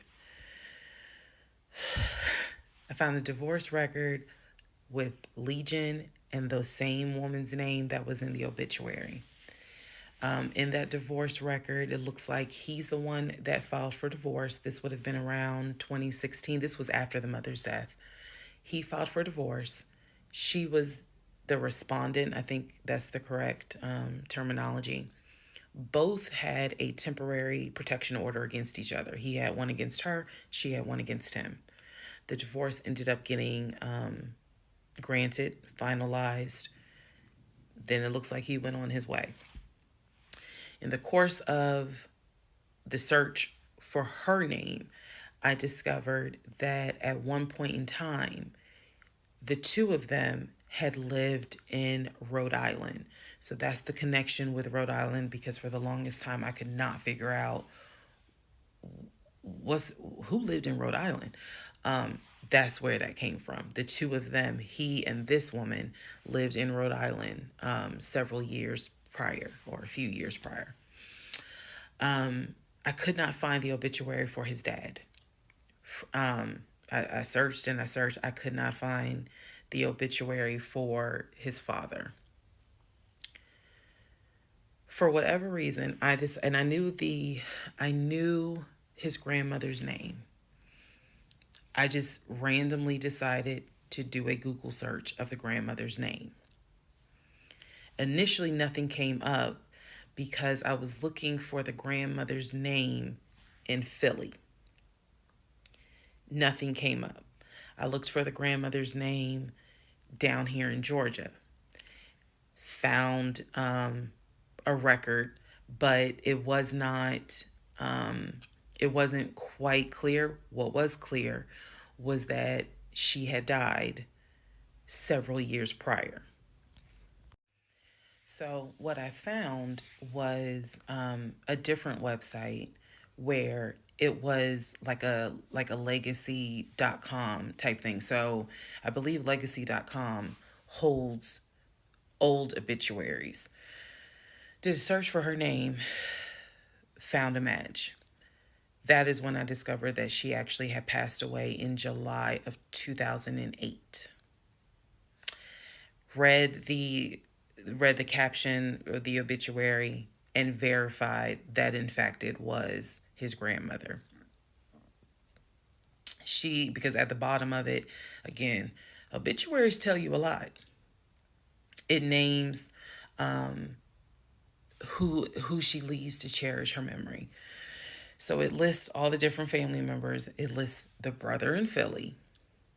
It lists Legion, no spouse, and then a brother in Nashville. Once again, it did not list the two sisters, Shantae and Kim. So I'm even more like, okay, clearly something, is up when it comes to Shantae and Kim. But what I do know is that he has talked to them multiple times in front of me. So I'm not sure what I'm missing. Maybe some family feud happened. I don't know. So that is how I discovered that when he told me the grandmother died from COVID and he was crying, boo-hooing and all that shit, she actually had died in July of 2008. I found this out the same time that I found out about allegedly, and I say allegedly because I'll explain, allegedly the first wife, or at least what I think is the first wife. So while all this is going on, Legion is almost bedridden from what happened with his knee. And I need to take a moment to address this issue with the knee. Again, the story started, he hit his knee. Then it turned into It was an old football injury. And this has happened before. He's going to the doctor. The doctor's telling him to ice it and to elevate it. He eventually moves into the guest bedroom to be more comfortable. I'm going to make this statement. This is probably the only time I will make this statement. He was not lying about the injury that he had. I don't know where the injury came from, but what I do know was he was not lying in the fact that he was in pain. You could clearly see that he was in pain, and the pain was becoming debilitating. Please understand what I'm saying. The pain was debilitating enough to where he was taking my pain meds from when I had the miscarriage. And then also, it was hard for him to walk. He was not eating. So this is what made me believe this, whatever was going on with the knee, there was more to it because he was not eating. When I met this man, he was a size 3X. At this point in time in May, he's down to a 2X. He is not exercising. He is not doing anything mobile. He's simply not eating. So there definitely was something going on, something concerning. Honestly, I thought it might have been cancer. But he kept saying, no, it's not that. It's from a football injury. It's from a football injury. I said to him, the next time you have a doctor's appointment, I want to go. It was that bad. And he kept making excuses like, okay, fine, I'll make the appointment. I'll let you know what it is. Cool, I will take off work. I want to be at that doctor's appointment because whatever is going on with you is serious to the point where you are losing weight rapidly within a 2-week span. So now we can go ahead and enter into June. When we enter into June, I have verified, read the divorce documents for not one wife, but 2 wives. I have called San Diego State, verified they have no record of him. He claims he was a private citizen. I don't believe that. They're saying there's no record of him. I have pulled his background. It is showing that you've lived in Pennsylvania, Rhode Island, and Georgia. When I look at the addresses, it is tied to at least 2 women, both of whom I'm showing divorce records on file that you had. I've also verified that your grandmother actually died in 2008 and not in 2020 from COVID. I know all of this as I'm going into June. His birthday is June 17th. So all I've been doing is just trying to figure out what is it I'm going to do. I spoke to the pastor and his wife. I believe it was actually the pastor I spoke to because I knew the pastor previously before he did our marriage counseling. And I told him what I found. Mind blown. Mind blown. Had no idea. He knew something was up. He knew that Legion was not really trying to make this marriage work. He had no idea all this was going on. So he asked me, are you wanting to stay or do you want to end the marriage? I said, oh, absolutely, I'm ending it. Oh, hell yeah, I'm ending it. I have to. I have to end it. I have no idea who that man is in my guest bedroom. Not to mention, on top of all of this, he had lied about the death of the ex-wife's daughter. Part 32.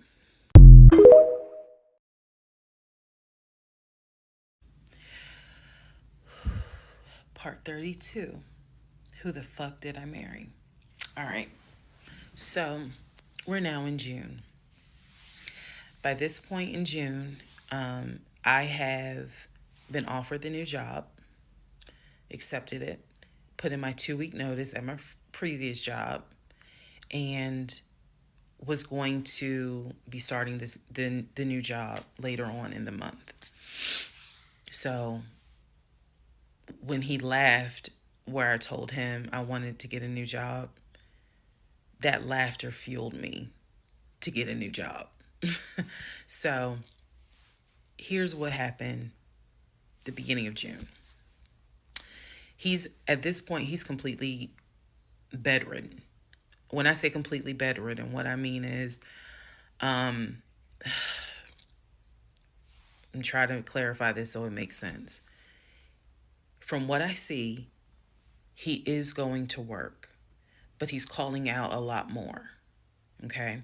So he had already left the condiment company and was working for Apple. So he's calling out quite a bit because the pain is pretty bad.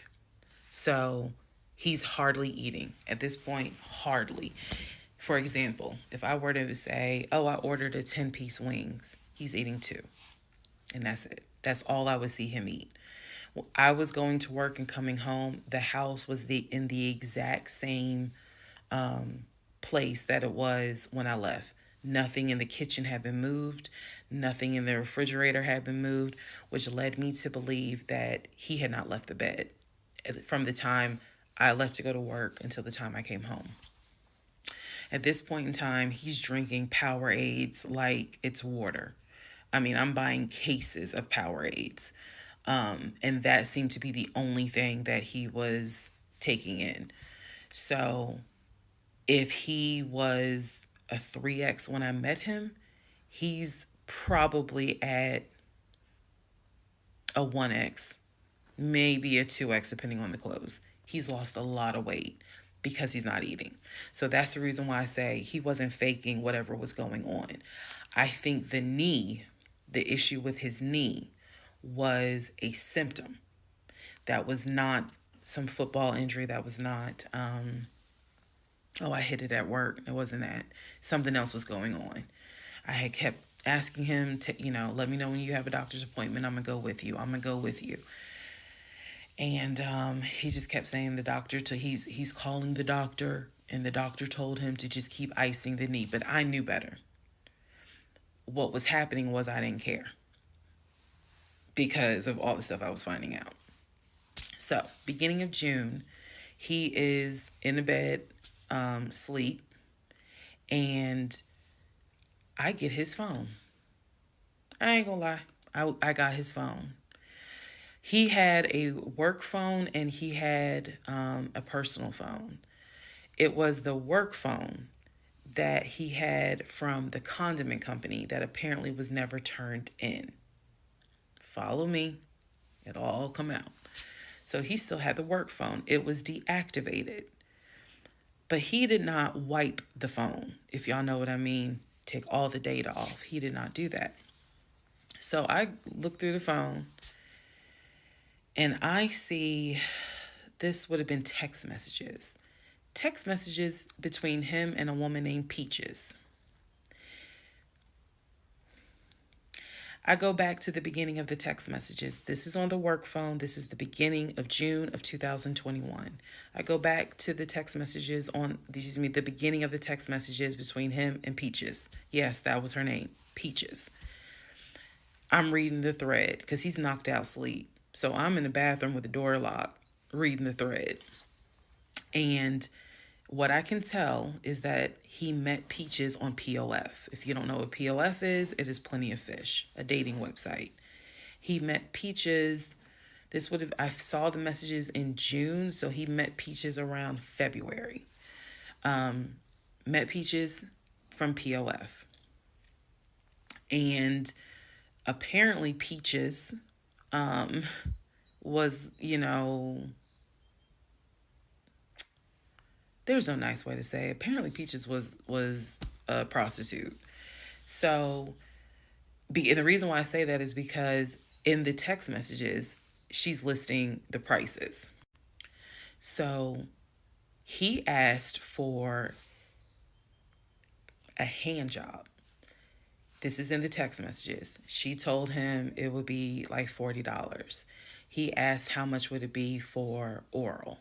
She said it would be $60, because it was $60 and $80. One was the price with a condom, one was the price without one. So no messages after that. She sent a picture, he sent a picture. No messages after that. So in other words, these messages were not back to back every single day. There's breaks in between the messages. So like a message was in March, the next message is in April. Message in April, next message is like 2 weeks later. So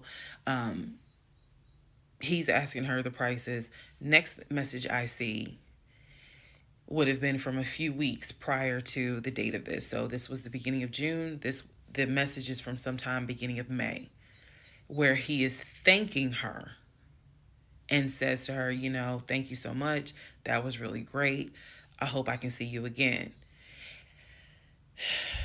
Then there's messages where she said, hey, basically she was at a new spot. She must have moved. So he said, okay, I'm going to come through. I'm going to come see you. He's asking her to confirm the address. He was like, is it the house with the brown trash can with a white car in the front? She says, yes. So I'm thinking he was actually in front of the house when he's texting these messages. Then again, he does whatever he does, and he sends her a message a few hours later saying, thank you. That was great. I'm reading all this. And I will tell you guys something that you may or may not understand. Some women may or may not understand it. The cheating didn't even faze me. Didn't even faze me. I didn't cry. I did not feel like, what did I do wrong? I was relieved. The reason why I was relieved is because up until this point, I kind of struggled a little bit on whether or not, God, I know, Lord, you hate divorce, but I can't stay with a guy that lies. So when I saw the cheating stuff, I was like, oh shoot, thank you, Jesus. Okay. Because I know my Father in heaven's going to forgive the fact that I'm going to divorce him for infidelity. Go ahead. It's fine. Jesus will forgive me. So I was relieved, to be honest with you. Like, oh, okay. I got grounds now, bitch. That's how I felt. So saw the messages, forwarded the messages to my phone. Or excuse me, I had to take my phone because the phone was deactivated. So I kind of had to do a little ghetto. Hold the phone up, take my phone, and take pictures of what I see on the phone, so that I would have proof on my phone. Then I put the phone back and continued on. Now in the next part is the day that he gets kicked out. And I will tell y'all what happened.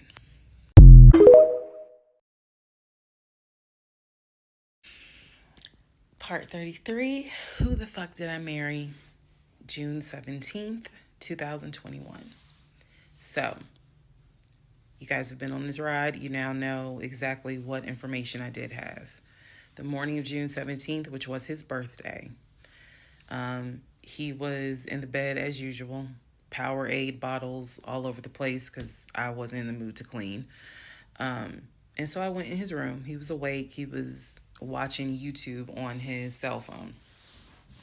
He watched a lot of YouTube, watching these two guys that always were fixing Jeeps on YouTube. And if I saw them, I would know exactly who they are, but I can't remember their name. It's a popular show on YouTube. Anyway, so I go in there and I just calmly sit on the edge of the bed. And I was like, can we talk? And he was like, yeah, what's up? I said to him, Legion. Obviously, I called him his name. Legion. I said, I'm going to ask you something. I just want you to be honest with me. So he starts, I can already see in his eyes, he's about to get defensive. And I was like, calm. Because this is the tone I had. Calm. I said, you never went to San Diego State, did you? He rolls his eyes and he's like, I said, calm down. Watch your tone. I said, you never went to San Diego State. I said, you never lived in California, did you? And he said, of course I lived in California. He was like, I fucking showed you the house I had in California. He said, and I told you about San Diego State. I was a private citizen. My dad paid for me to be a private citizen. And I said, Okay. I said, I called San Diego State. And he looked at me.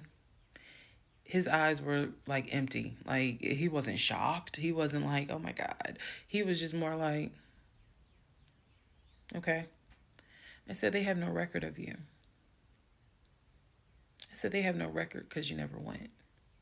You never been to California. So at this point, I'm very calm. And I'm just stating, I said, you never been to California. I said, I bet you've only lived in Georgia, Pennsylvania, and Rhode Island. At this point, now there's a little emotion behind the eyes. And I said, I don't think that this is going to work. And he said, what, the marriage? He was like, so what you saying? You don't want to be married to me anymore? And I said, I don't want to be married to you anymore. I said, we need to go our separate ways. We tried, but we need to go our separate ways. The way that I am talking to you all is exactly how I was talking to him. And so he was like, that's not what marriage is. Marriage is, you have to fight for what you want. I said, I don't want this. And I don't want to fight for it. I said, I don't want you, and I don't want this. And so he was like, I'm not giving up on the two of us. I said, you don't have a choice. I said, I think that you should call your brother or your sister now. And I think that you need to pack a bag. And I think you need to get the fuck out my house. And he was like, I don't really have time for this. I don't feel well. I said, I don't care. You need to get out of my house. Again, the way I know y'all are going to be like, she's so dramatic. And I am actually a very dramatic person. But the way that I'm talking to you guys on this video is exactly how I was talking to him in the beginning of how this started. So I said, you need to call your brother, or call your sister because she's in Douglasville, and you need to go stay there. You need to get out this house today. Basically what happened was, at first, he refused. He wasn't moving fast enough for me. And so he called his aunt. And his aunt was on speakerphone. Let me preface that. She was on speakerphone. And so she was like, what's going on? And he was like, my wife don't want me no more. She claimed that I be lying to her. I ain't never lied to her. When I heard this, what's the analogy I can give y'all? When I heard him say to his aunt, I ain't never lied to her before, something in me snapped. The best analogy I can give you, do y'all remember that movie Carrie? When she was at the prom and everyone was laughing at her. The blood had fallen down on her. And there was a moment where her eyes just went wild. And you knew something was about to happen. You just didn't know what. But y'all had pushed her too far.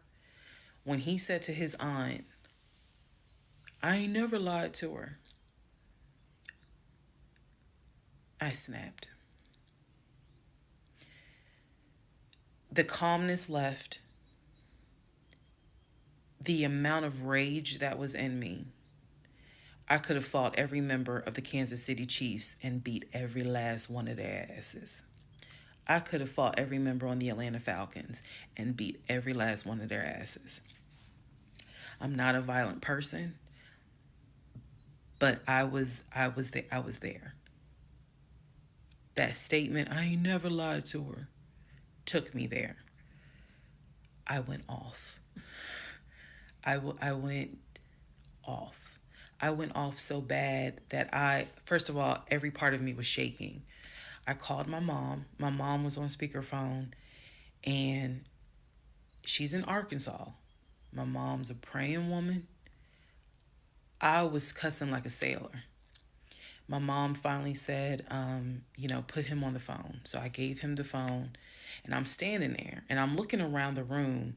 Is the scene that I remember is the Angela Bassett scene in Waiting to Exhale, when her eyes are darting around the room right before she grabs everything to put it in the car to set it on fire.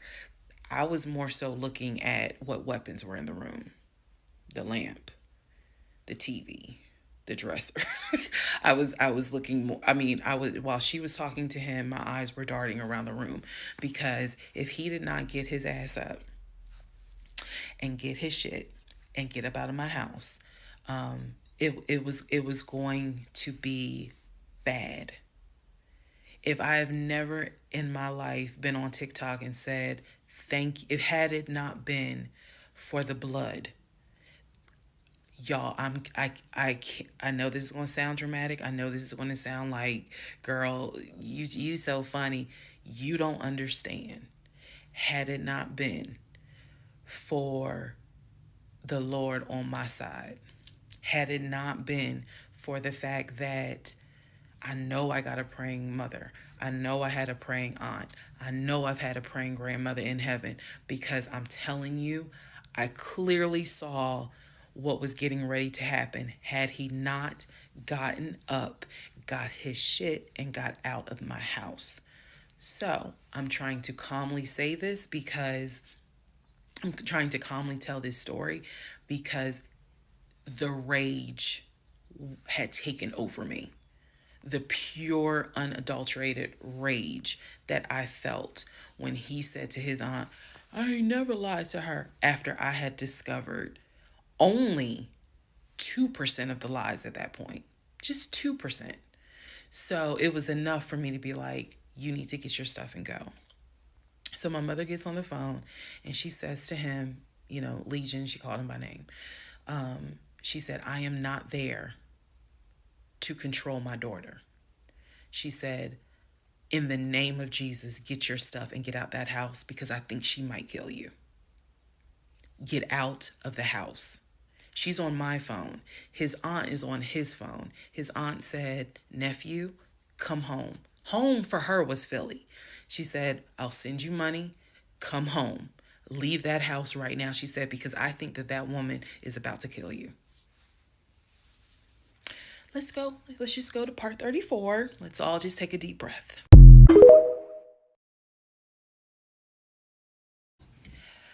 Part 34. Who the fuck did I marry? So the aunt told him, I'll send you money. Come home. I'm yelling in the background, by the way. I'm not standing there calmly. I'm yelling. I said, oh, he got money. Yeah, you got money. You got money in that offshore account, right? You got money in that Chase account. You got money to drive.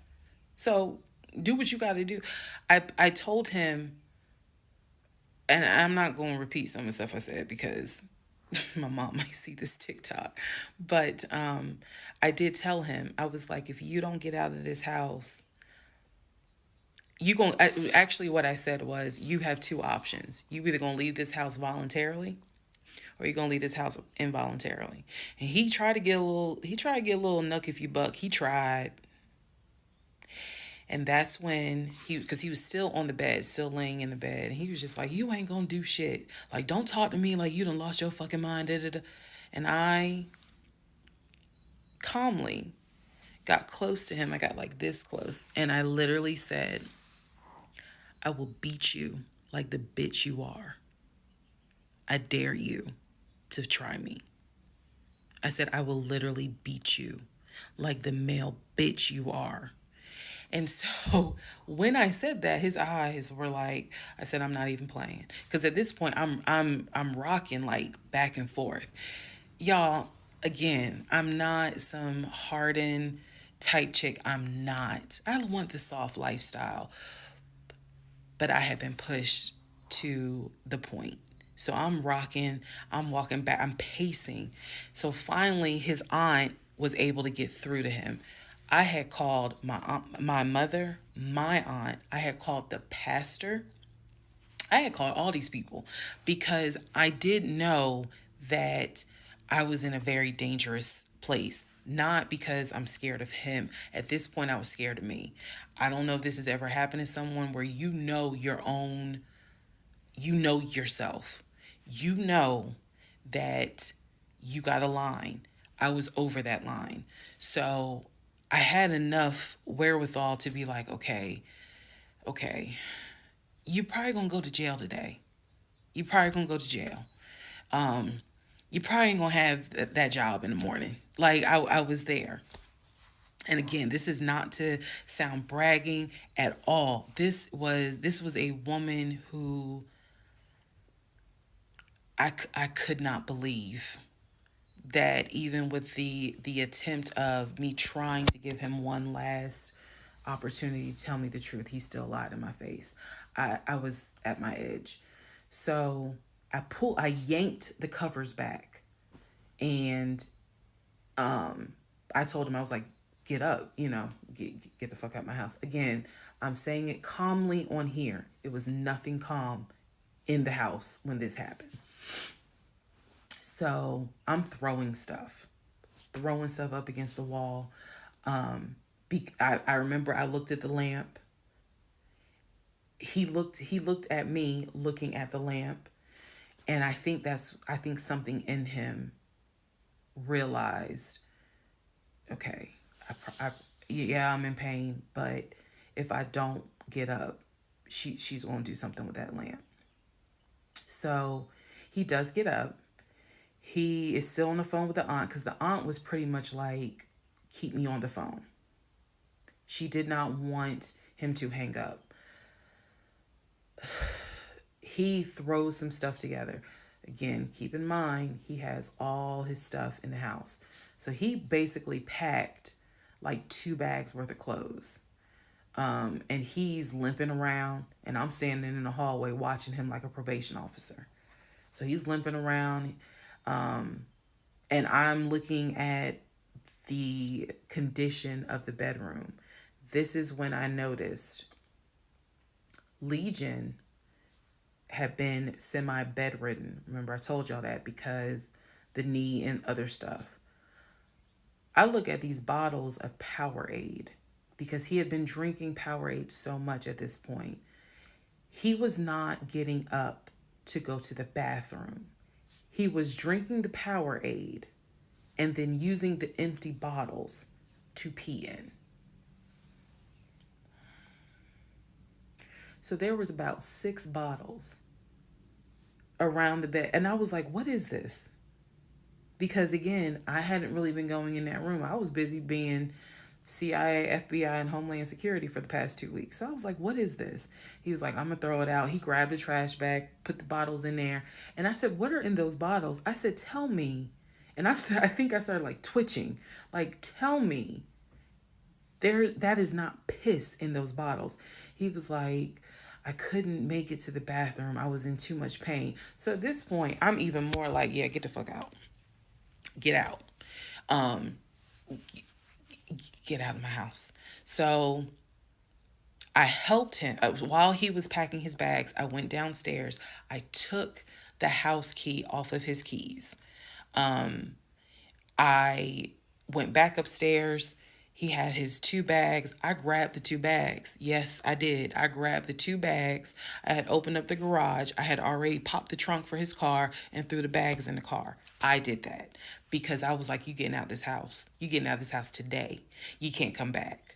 You can't come back ever. So it took him about 2 hours from the time of I will beat you like the bitch you are for him to actually leave the house. Again, I'm calm telling y'all this story. It was not calm in the house. So he eventually puts on some sweatpants. Now I can really see how much weight he has lost. But he puts on some sweatpants. He puts on a shirt. He's limping down. He's like, you really gonna kick me out on my birthday? I just looked at him.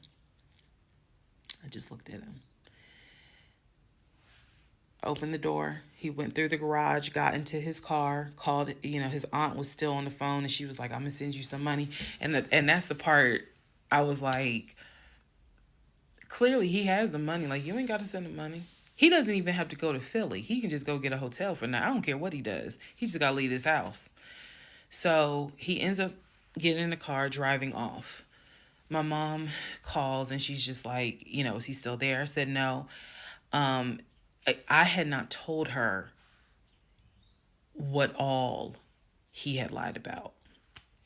Even in the midst of me being angry and me going off, I never told him that I spoke to the ex-wife. I never told him I knew he was lying about the stepdaughter, because then he would have asked how, what makes you say that. So I did keep my word. I never told him I spoke to her. So he eventually left. I text a friend of mine. I text my landlord. I said, I have an emergency. I need to know if it is okay to get the locks changed. Landlord was like, that's fine. My landlord was super cool. Shout out to Mr. Patel. I went to Home Depot, bought brand new locks, text a friend of mine, asked him, when you get off work, can you please come by my house? I need the locks changed today. So he was like, oh, okay, what's going on? I said, I'll explain it later. So to give you a timeline of June 17th, when I asked him about San Diego State and I told him that I know you've never even been to California, that was about 8:30, 9 o'clock in the morning. By the time he left the house, it was maybe going on noon, 1 o'clock. So this happened pretty quickly. If you're wondering, why did you even ask him? I already knew that I wanted out. I knew that. But for some reason, a part of me was like, let's just see if he'll be honest just one last time. And he wasn't. And it sent me into a rage. And then he lied to his aunt, saying, I ain't never lied to her. And that sent me over the edge. So by 1 o'clock, by 1:30, he was gone. By 2:30, I had done a pretty good job of cleaning up the bedroom. He had thrown away the Powerade bottles. So I didn't have to touch those. I stripped the sheets. Anything that he touched in that bedroom, I stripped the sheets, threw them in a trash bag, threw them out in the trash can. And so most of this was adrenaline. Adrenaline was pushed because I hate packing. I hate doing all that stuff. I went on Amazon. I ordered oversized, large tote bags because I was packing up all his shit.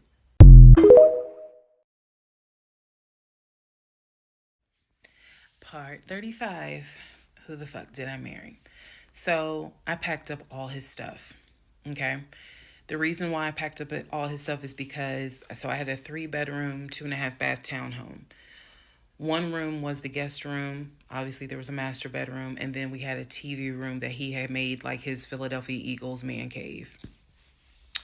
I was going to put everything that belonged to him, pack it up, and put it in the TV room, because the plan should have been that he's going to come back and get all his stuff. Okay. So that's why I did it. And honestly, it just felt good to pack up his stuff and go through it freely, because when he packed in a hurry, he left obviously really important things. He left all his Invicta watches. He left all his WWE championship belts. And if you know anything about WWE championship belts, you know those things are expensive. He left all his Jordans. He left suits. He left Cole Haan shoes. He left all that because it was such a hurry for him to leave. So all that was still in my house. So around 2:30, I think I wasn't even at a place where I could start crying. I was just too angry, still shaking, packing everything up. One of the things that he left is a photo album with all the pictures of his mom and dad and his siblings growing up. Now, I had the thought of I was going to have a burn party. And I was going to put it on Facebook Live. I was going to burn it with my friends and drink and dance and play music. but it's his deceased parents. I do have a heart. So I put that somewhere special, meaning I put it up in the closet. He had told me that he was going to come back and get his stuff. And so I just did not, I didn't throw anything out unless it was like something I knew was trash. Other than that, I put everything up and kept it, in the TV room. So that's June 17th. Also on June 17th, I had already ordered his birthday cake. I had ordered the birthday cake like the end of May because it was like a special birthday cake. So I also had to go get the birthday cake from the bakery in East Point. And I took it to my family's house and we ate it. Yes, I had left the house, went to my family's house, filled them in, my aunt, my little cousin, and my grandfather, because my mom was in Arkansas. So went over to their house, filled them in on what was going on. They could not believe it. Although my grandfather then told me, he said, he ain't look like he was a football player. He was like, I ain't want to say nothing, but he ain't look like he was a football player. Gotta love grandparents. So we ate his birthday cake. Went back home. The friend that I had called came, changed all the locks, I changed the security codes. Effectively, he would not have been able to get in that house. So that is what happened on June 17th. So now we can fast forward. He would text me and he would call me that he got to Philly. Apparently he left Georgia and immediately went to Philly. So he immediately went to Philly, and he did text me and said that he made it to Philly and he was staying at his aunt's house. I know that this is a short part. That's okay, because what we're doing now is I went through how we met. I went through how we dated. I went through how we got married. Now I'm taking you all to June 17th. The week after June 17th, he's in Philly. He still would call me. He still would text me. The conversations we were having the week after June 17th, so this would be June 18th up to the 24th. The conversations we are having had to do with divorce. So who's going to file? And he was like, well, I don't want a divorce, so I'm going to fight you on it. Are you? Really? Are you going to fight me on the divorce? I didn't know anything about filing for divorce. So, but I refused to stay in a place of ignorance. So I went online. There's a website that you can go to where you pay like a $200, $239 fee, and you fill out basic information and you choose your state. You choose your state and they will not process, but they will make all your documents. All you got to do is print it out and take it to the court. And it is step-by-step directions. We didn't have any property with each other. We didn't have any kids with each other. So by the state of Georgia's standards, this should be an uncontested divorce. So the conversation that last week, the week of June 18th to the 24th, was about divorce. What stuff do you want to keep? Well, I'm going to come and get all my stuff. I just don't understand why you couldn't talk to me about it. I said, there's no room for talking because you've been lying to me since day one. But even still, keep in mind, as of June 17th, June 18th, June 19th, I did not know what I know now. So the lies were really only like 5% of the whole story. So June 24th or 25th is when I had printed my documents. And I'm laughing because at this point in time, I've read y'all's comments about how that man will print out stuff. I know.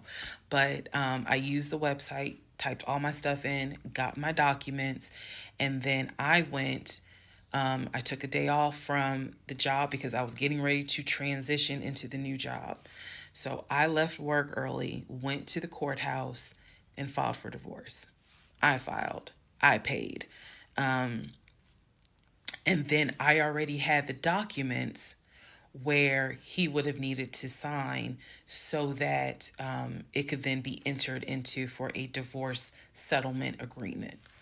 So going into part 36 or 35, I know there's so many parts. Going into the next part is where I can tell you guys what happened with him, because he drove to Philly and he was in Philly for about a week, maybe 3 to 4 days. Then I get a message on Facebook Messenger from a woman claiming to be his cousin. Lord Jesus. So the cousin tells me, actually, I can tell y'all. So the cousin tells me that he's there. He's telling the family that I kicked him out. He's telling the family that I kicked him out after he walked in on me having an affair, that I stole his money, and I then kicked him out. And the man I was having an affair with, he said, was a law enforcement officer who used his duty weapon to threaten him to get out the house. This is what he told his family. And the cousin was reaching out to me. She found me through a search on Facebook and was reaching out to me because she's like, we know he lies. So I'm just trying to figure out is this true? Because he's up here asking us for money, asking to stay on our couches. Like, what's going on? Then she explained to me, we didn't even know he got married. So this is the first time we're hearing about you. What do you mean you didn't know he got married? He talks to his brother every day. She said, who told you that? I said, I've heard him talk to his brother every day. All his brothers. She said, all his brothers? How many brothers do you think he has? I said, he has 4 brothers. I named them. She said, he has 2 brothers. She said, he has the twin and he has the older brother. I said, twin? Who is the twin? Welcome to the next part where we discover the real family tree.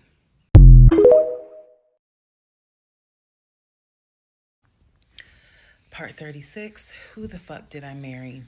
The family tree. Please fasten your seatbelts and put the tray tables in the upright position. Let's go. All right. The cousin, I'm not going to name her. The cousin had reached out to me on Facebook, asked me to please give her a call. So this conversation was on the phone. Yes, I was actually speaking to her. She informs me again about the whole he's up there. He's telling everyone that he walked in on me cheating on him. It was with a law enforcement officer, and that the law enforcement officer used his duty weapon to threaten him to get him out of the house. The reason why I'm particularly mentioning the fact that he said it was law enforcement is because he was trying to get a family member, like one of his cousins, to call the agency of the law enforcement officer and file a complaint, which in hopes would then start an internal affairs investigation. Yeah. So, female cousin's on the phone with me. She's telling me everything that he is telling them. She's like, look, we know he a liar. We don't fuck with him. He's been a liar since a kid, but he's also family. She said, we didn't know at all who you are. So I thought that was interesting because I was like, you didn't know who I was, but his brother knew who I was. And so, again, that's when I said to her that I was like, he's talked to his brother every day. So why wouldn't the brother tell y'all that he had gotten married? And so she said, what brother? And so I told her the brother's name. And she said, he told you that? I said, he was having the phone calls in front of me. So at this point, what the cousin said was, she was like, okay, I'm going to confirm that with him. She was like, he lives up the street, so I'm going to just confirm that with him. She was like, because I'm pretty sure that they have been beefing for a while.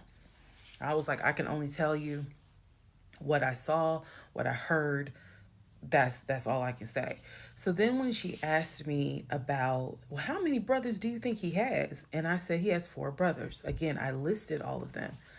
This woman was like, he has 2 brothers. She said he has the twin, and he has the older brother, the one that he was on the phone with every morning, blah blah blah blah blah.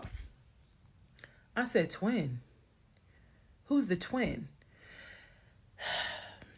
So this is where she explained to me. She said the parents, mom and dad, had the older brother. The older brother is about 5 or 6 years older than Legion. Legion and the younger brother, who lives in Nashville, they are twins. So when he kept saying the younger brother, my younger brother by 2 years, it's his older brother by 20 minutes. They are twins. I have seen a picture of this brother. Yes, they do very much look alike, but I didn't know they were twins. It doesn't even matter. I didn't know they were twins. But definitely they had the same mom and dad. So she was like, no, that he's older. He's older than Legion by 20 minutes. They're twins. She said, so the parents had 3 boys. Brother in Philly, the older brother, and the twins. She was like, who the hell are these sisters that you talking about? So I tell her, I was like, Shantae and Kim. She said, I don't know who Shantae is. She said, Kim is my daughter. Kim is not his sister. Kim is my daughter. And she said, that's his cousin. She was like, and they haven't spoken in about 20 years. So, no, that's not his sister. He does not have any sisters. And I said, well, then what about the other 2 brothers? She was like, what other 2 brothers? I said, the brothers from his dad. She was like, you mean to tell me this man is going around telling people, I know somebody's going to quote Nicki Minaj, lying on your dead mama, but try not to. She says, you mean to tell me this man is walking around lying on his dad, saying that his dad had kids outside of his mom? And I kind of stuttered like, yeah. She was like, he does not. She said, I have no idea who those 2 men are. She said, those are not his brothers.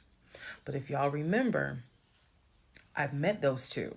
And he introduced them as, man, this is my brother John. This is my brother Matt, type thing.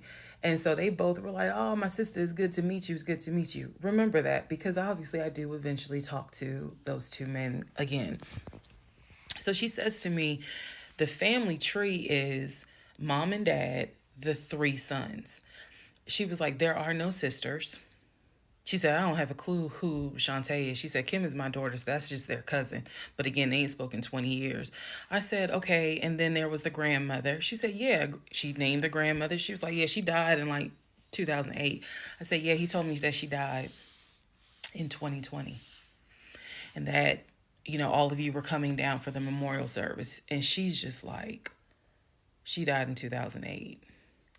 I said, then there was the uncle who also died from COVID. She was like, which uncle is that? I told her the name. She said, he's been dead since 2010.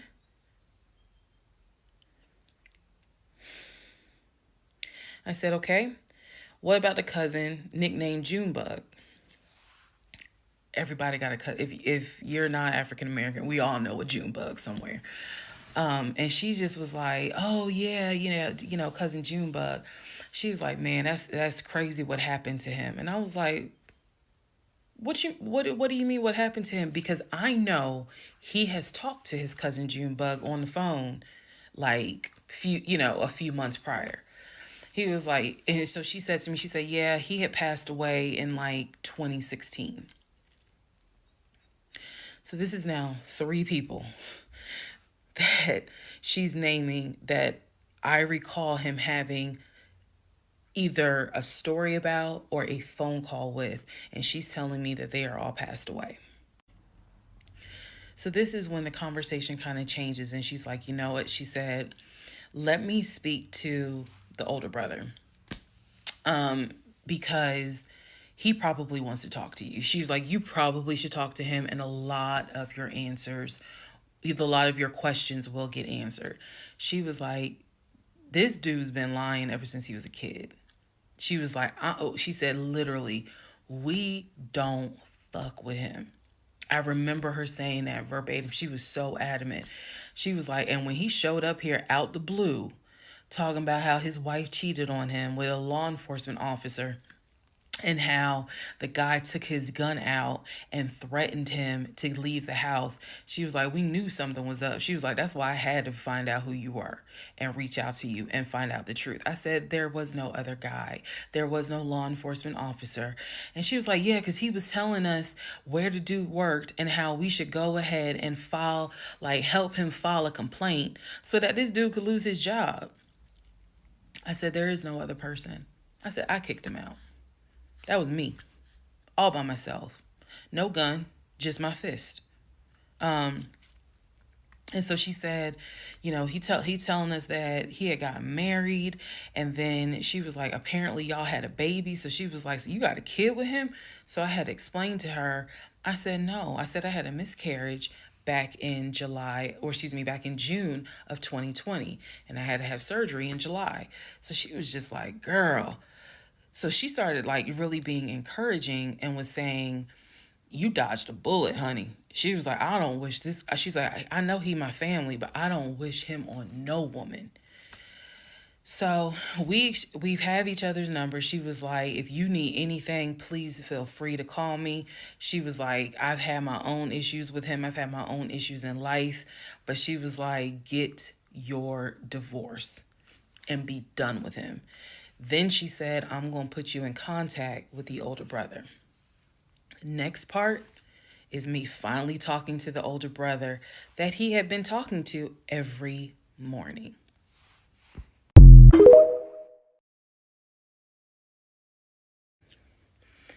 Part 37, who the fuck did I marry? So at this point in time, I have filed for divorce. I paid for the filing fee. I'm representing myself pro se, and it should be an uncontested divorce. During this time, Legion had driven to Philly, lied to his family, and said I had cheated on him, that he caught me, and that the guy I cheated on him with was a law enforcement officer who used his gun to threaten him to get out the house. None of that was true. At some point while he was in Philly, he ran out of options in terms of where he could stay. Family members did not want him to stay with them. Apparently, a lot of bridges were burned, according to the female cousin I had talked to on the phone. So he left Philly and went to Augusta. Yes, what you were hearing is correct. He drove from Georgia to Philly, stayed in Philly for about 3-4 days, left Philly, drove back to Georgia, went to Augusta. Keep in mind, if you have lost your notes at this point, he was raised in Philly and did high school in Augusta before he went to California. So he has family in Augusta. So at this point, he's on his way to Augusta to stay with a new set of people. The reason why this is important is because what I have is a divorce settlement agreement. That divorce settlement agreement has to be signed by the two of us, where we are basically telling the court, look, this is what he's keeping, this is what I'm keeping. I need his signature. Let me repeat that. I need his signature because I wanted a very quick and painless divorce, as much as it could be. So by this time, this is now around June 25th. So around June 25th, he's now in Augusta. He had left the house June 17th. So between June 17th and June 24th is the trip to Philly, then leaving Philly, coming to Augusta. My aunt and my little cousin get in the car with me and I drive to Augusta with a rag on my head, some sweatpants, and a tank top because it's July, so it's hot. But we ride to Augusta. I had spoken to him. I had said, I just need you to sign this piece of paper. And he was like, I'll get to it when I get to it. No. We're going to get to it as quickly as possible. So if that means I got to drive to Augusta tomorrow morning at 7 o'clock, I'm going to do that because I need that signature. I ain't telling this. This was my attitude. Sure enough, went ahead, drove down there. I met him at the UPS store in Augusta. It's in the same Kroger shopping center. They had a notary there because I needed the papers to be notarized. So he pulls up. It's only been a week since I last saw him. It has been months since my aunt saw him. Okay? She had no idea of the condition that he was in. Again, I'm telling y'all, when I met him, when he met my family, he was like a size 3X. In just a short span of time for a week, he easily could have been in an extra large, maybe even a large, but was wearing 3X clothes. So he has told me this whole time, he didn't know I had spoken to his family. Okay, probably need to put that in there. He did not know I had spoken to his cousin. So he was telling me that he had a place to stay. He was staying with some family members, and everything was cool. He told me he was going back to Augusta because he had a job. That's what he told me. The family member, the cousin, told me, oh no, it's not that he had a job. We kicked his ass out because he's still lying. And we don't want anything to do with him. So when I saw him get out the car, I immediately knew, you probably have not washed in 3 days. I'm not overreacting. His nails had not been cut, so his nails were a bit long. He smelled like the Chattahoochee dump on a hot summer Georgia day. He stunk so bad. And for a moment, I did not recognize the man that I was legally married to. I did not recognize him. He almost looked, what's the word? Emaciated. If I may be mispronouncing it, but the way someone looks when they have lost so much weight and it's almost like your skin and bones. He looked homeless. He smelled homeless. And my heart just kind of broke. It kind of did. I'll be honest, it kind of broke. It did not break enough for me to not get that signature though. So when he walked into the UPS store, you clearly could see that some of the people were like, let me get away from him. Me, I just was like, okay, so I just need you to sign right here, and I just need you to sign right there. Okay, and then a woman named Lauren came over and notarized the papers, and then we were done because he signed the divorce agreement. He didn't even read it. Reason why I'm pointing that out is because he didn't read the part where what's left in the house now belongs to me. Where he took technically what he was going to take. Everything else in that home belongs to me. Remember, I told y'all he had left all his Invicta watches. He had left all his WWE championship belts, his Jordans, a lot of his clothes, his Cole Haans. He had left all that stuff. He never even read the divorce agreement. So he signed it. I signed it. Lauren notarized it. We leave the store and I said, have you eaten? And he was like, yeah, I ate. It's just, my knee.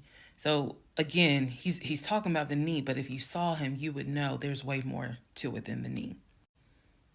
So I said to him, look, since you met me here, let me give you some money so you can get you some chicken nuggets. Yeah, that's what I said. You can get you some chicken nuggets. So I believe I gave him like $5 or $6. Go get you some chicken. I think I Zelled it to him, actually. Just go get you some food. Then because where he parked was not far. It was like, okay, I'm parked here. He's parked in front of me in the other row. So there's that aisle that you can drive down. So I walked him to the car. And I saw the condition of the inside of the car. And that's when I knew he's been living in his car. He's been living in his car. So clearly, I no longer had a question of, so where's this offshore account? Where's the U.S. bank savings account? Where's the checking account?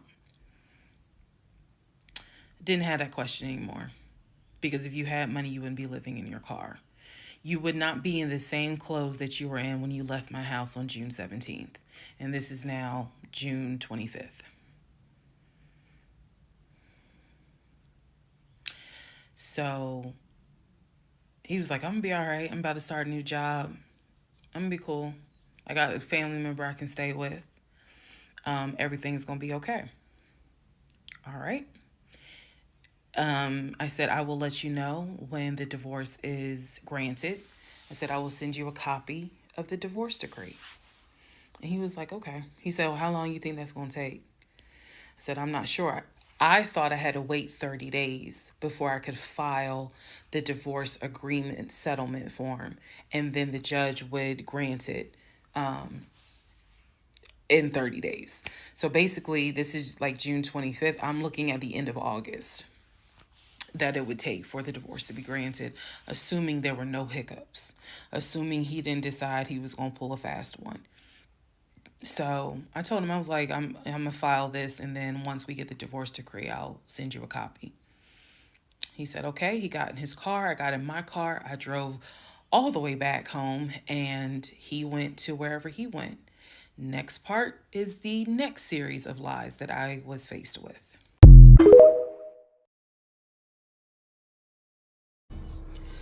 All right, part 38 of Who the Fuck Did I Marry? I'm going to call this housekeeping and missing pieces. So, housekeeping.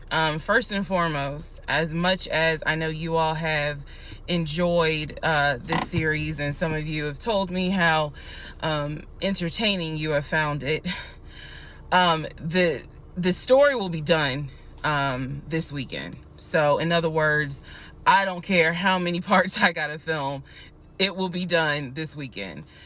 We're not going to drag it into the new week. So I just want to let everyone know that. So please be sure to tell your sisters, your mamas, your aunties, your cousins, your best friends, hey y'all, go ahead and watch all the parts, because she's saying she's wrapping it up this weekend. But I'll leave the playlist up, so don't worry. Also, let's see. I'm sorry for the people who were like, I keep talking really slow. I didn't know that I was, and they're like, you're just long-winded. I'm very detailed. So that's probably what you're feeling, is that I'm detailed and I'm trying to get everything out, again, in a responsible manner. So, you all have asked me if I will do a live. Yes, I will. I don't have any issue doing a live. I feel like if you're going to put the story out there, you know you're going to get questions. So if you stand on business and you stand on what you said, do the live. So yes, I will do a live, and I will let you all know when I'm gonna do a live. So it won't just be some random shit. I will actually do a live and let everyone know. So that way, if you have questions, bring them. The issue with doing a live is that I need moderators. So because I just anticipate a lot of people have questions and I'm just one person, and I don't want to be accused of she's ignoring my question, which means there's holes in her story. Y'all, we all know how TikTok is. So, but I will absolutely do a live. That's the housekeeping. Missing pieces. So when I said before that it's important to me that I am responsible in how I tell this story, meaning I'm clear and I go in detail, I realized that I left out some missing parts. And it was brought to my attention by a number of you. Thank you, because I'm all for accountability. I did not go into how my ex-husband, Legion, left the condiment company and then went to Apple. I also did not go into detail on when my mom came to visit. Both of those were in the month of April.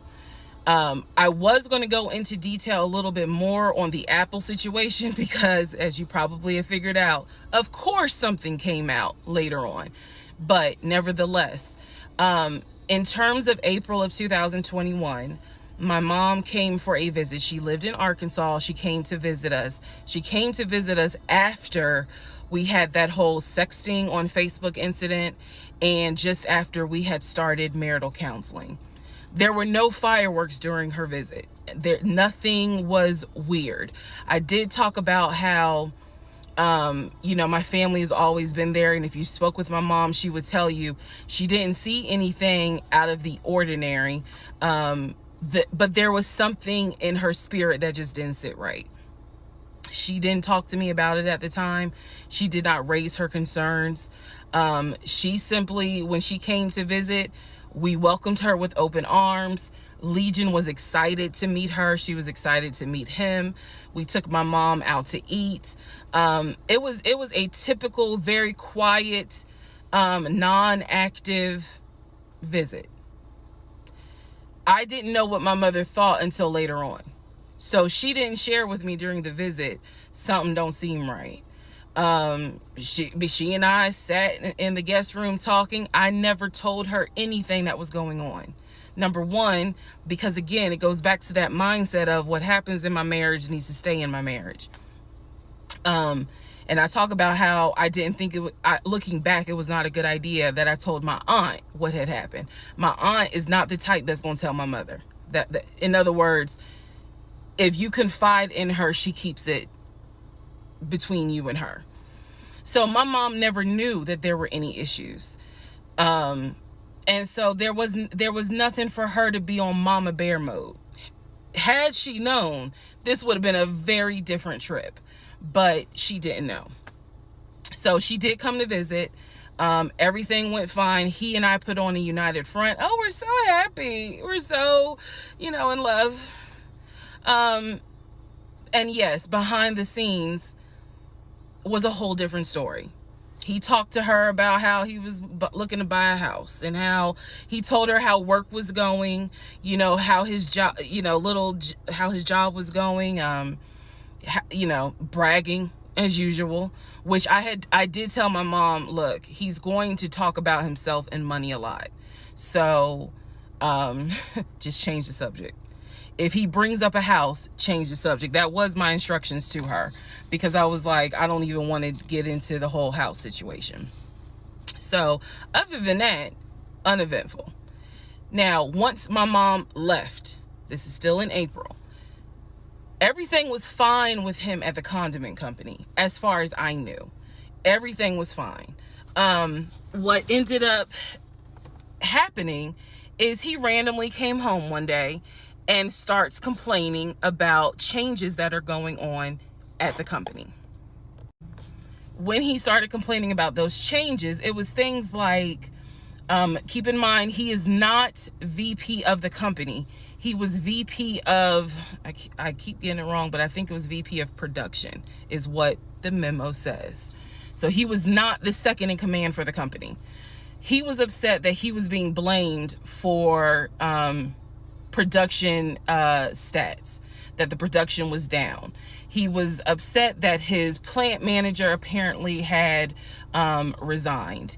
He was upset that some of the policy changes that were coming into play that would affect his plant. These are the things that he was coming home and complaining about. Literally, he would complain. He started complaining Monday. By Friday, he said, you know what, if they continue doing this, then I just need to find another job. He was like, I think I'm going to call my homeboy that I work with at Apple, and I'm going to see, what they have available. Yes, there were red flags going up. Of course there were. At this point, we're not even dealing with United Nations of red flags. We are dealing with the Olympics. We are dealing with the parade of all nations. Everybody got a red flag. So when he said that, I was kind of like, okay, because I had become numb to all the antics that he did. I was numb to it. So he literally said, I think I'm going to call my homeboy and I'm going to see what's at Apple. My response to him was, well, what about your salary? Would you take a pay cut? And he was like, no, I'm not going to take a pay cut. Like, I wouldn't leave unless it's going to be the same amount or more money. Y'all, the next week, last week of April, I'm at work, minding my own business. He calls me and tells me, I've decided to resign. You what? I've decided to resign. Don't worry. Don't get all crazy. I had talked to my homeboy. There is a position at Apple, and I'm on my way there now to go and meet him so that I can get some information on the position. We're married, y'all. We're married. So what I said to him was, well, will you get all this in writing? His words to me were, of course I'm going to get it in writing. I'm not stupid. You know what? I don't even want to talk to you no more. Click. That's the end of April. So that is how I was introduced to this Apple job. Again, if you stick with this series, you will find out exactly what happened. But that's how I was introduced to the Apple job. It literally was in a span of within 2 weeks. And he resigned from the condiment company and immediately said, I'm going to move over to Apple. Just wanted to clarify that. So we will continue on.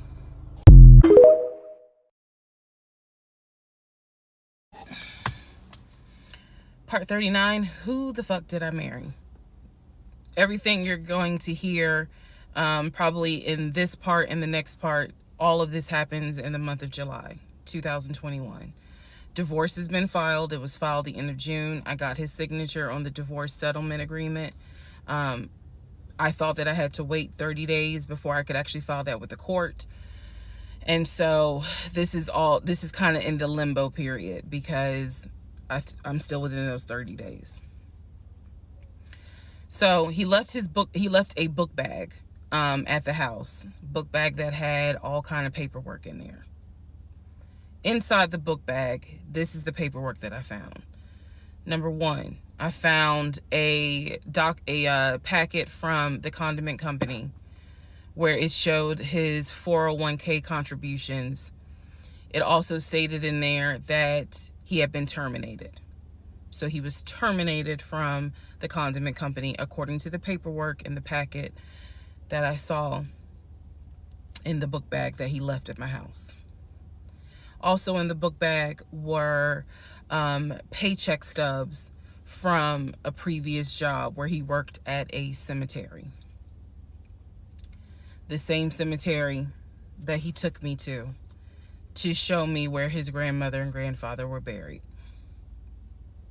So let's go ahead. I'll do this video and say this is what he told me. This is what I confirmed. He told me his grandmother and grandfather were buried there. He showed me a headstone with a family name on it. If you go back in previous parts, I talk about it.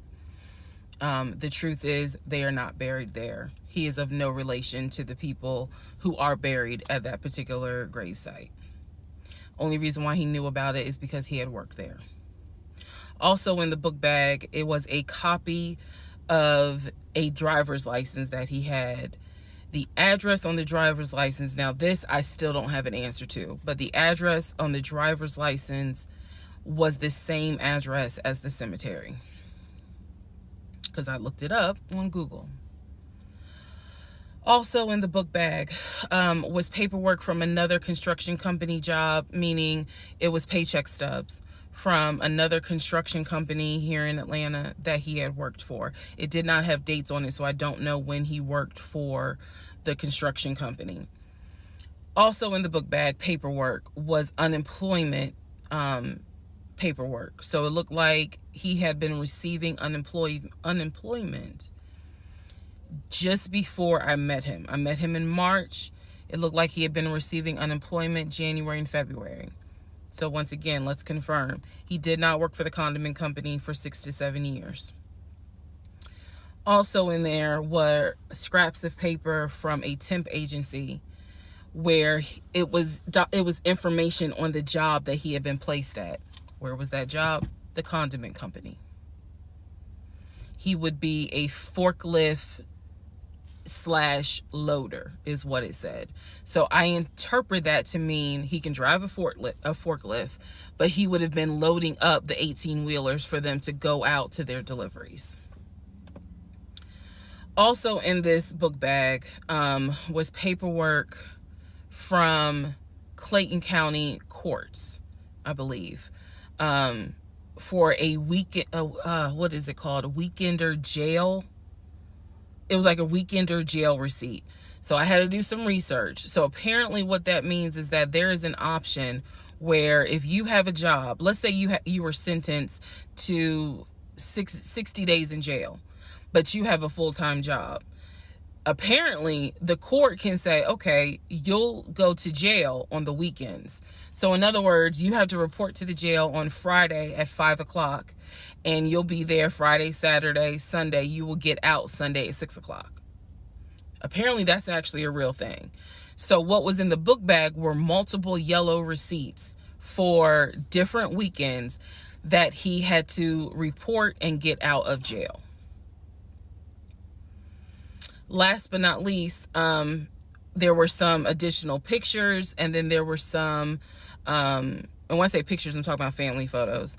And then there was another additional copy of his driver's license with the Douglasville address. I looked up that address.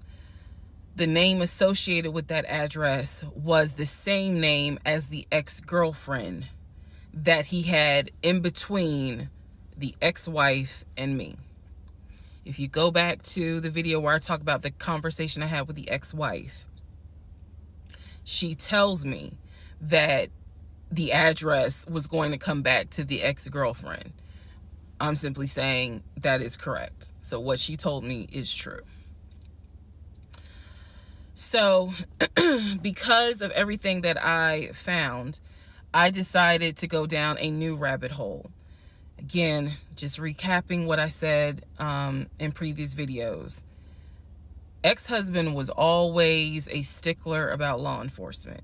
His dad was a retired police officer. I'm just telling y'all the story. His dad was a retired police officer. Mom was a retired teacher. After his dad retired, they moved to Augusta, started a church. He took me to that church in Augusta. The same day that he took me to meet his aunt who lived in Augusta.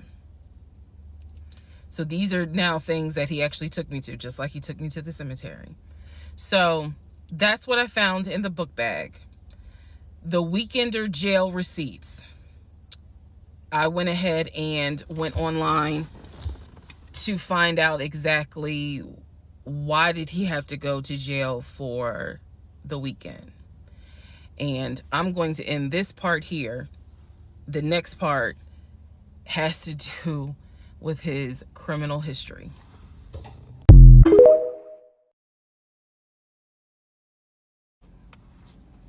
Part 40, who the fuck did I marry?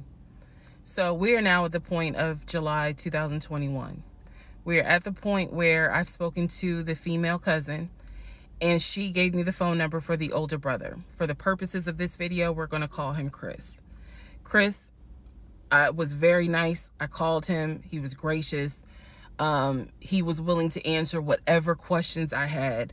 And what he said to me was, he said, my brother has always been a liar.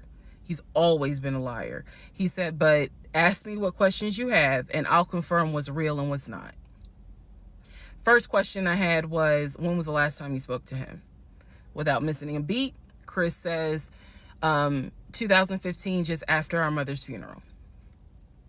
I explained to him about the phone calls, the fact that Legion would be on the phone for 35 minutes, laughing, talking to Chris, relaying messages from Chris to me, and relaying messages from me to Chris.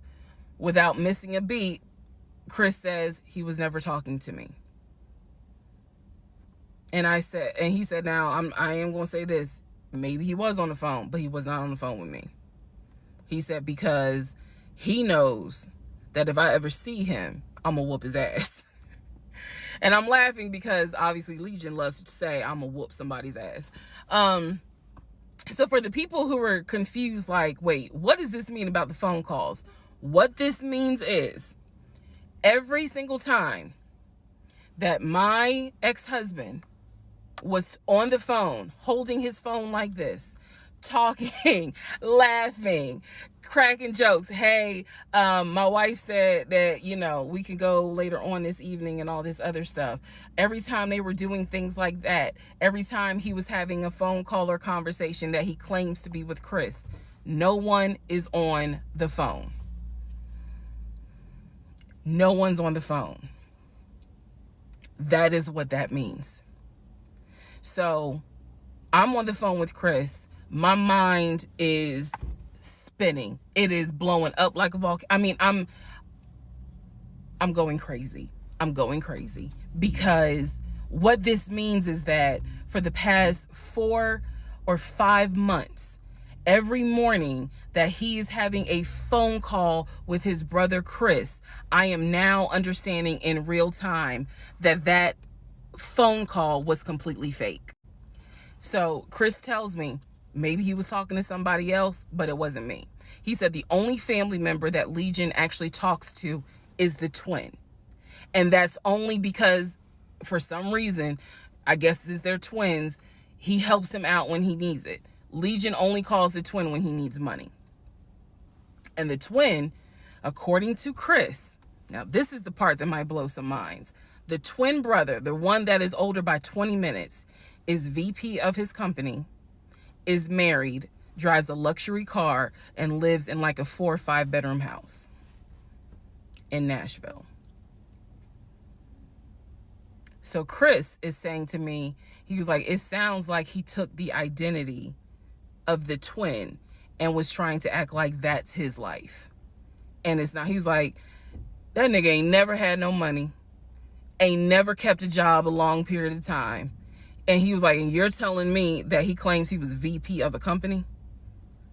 And so he was like, did you ever see anything? Did you ever meet people like Chris? I respect the fact that he was asking me the same questions y'all are asking me. Did you ever meet any family members? And I told him, I said, I met your aunt. Well, what aunt is that? I told him her name. He said, that ain't our damn aunt.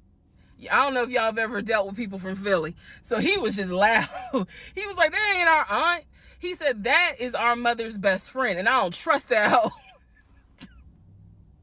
I'm sorry. It's the way he said it that it makes me laugh. Anyway, he's like, I don't trust her. I don't trust her at all. She is not our aunt.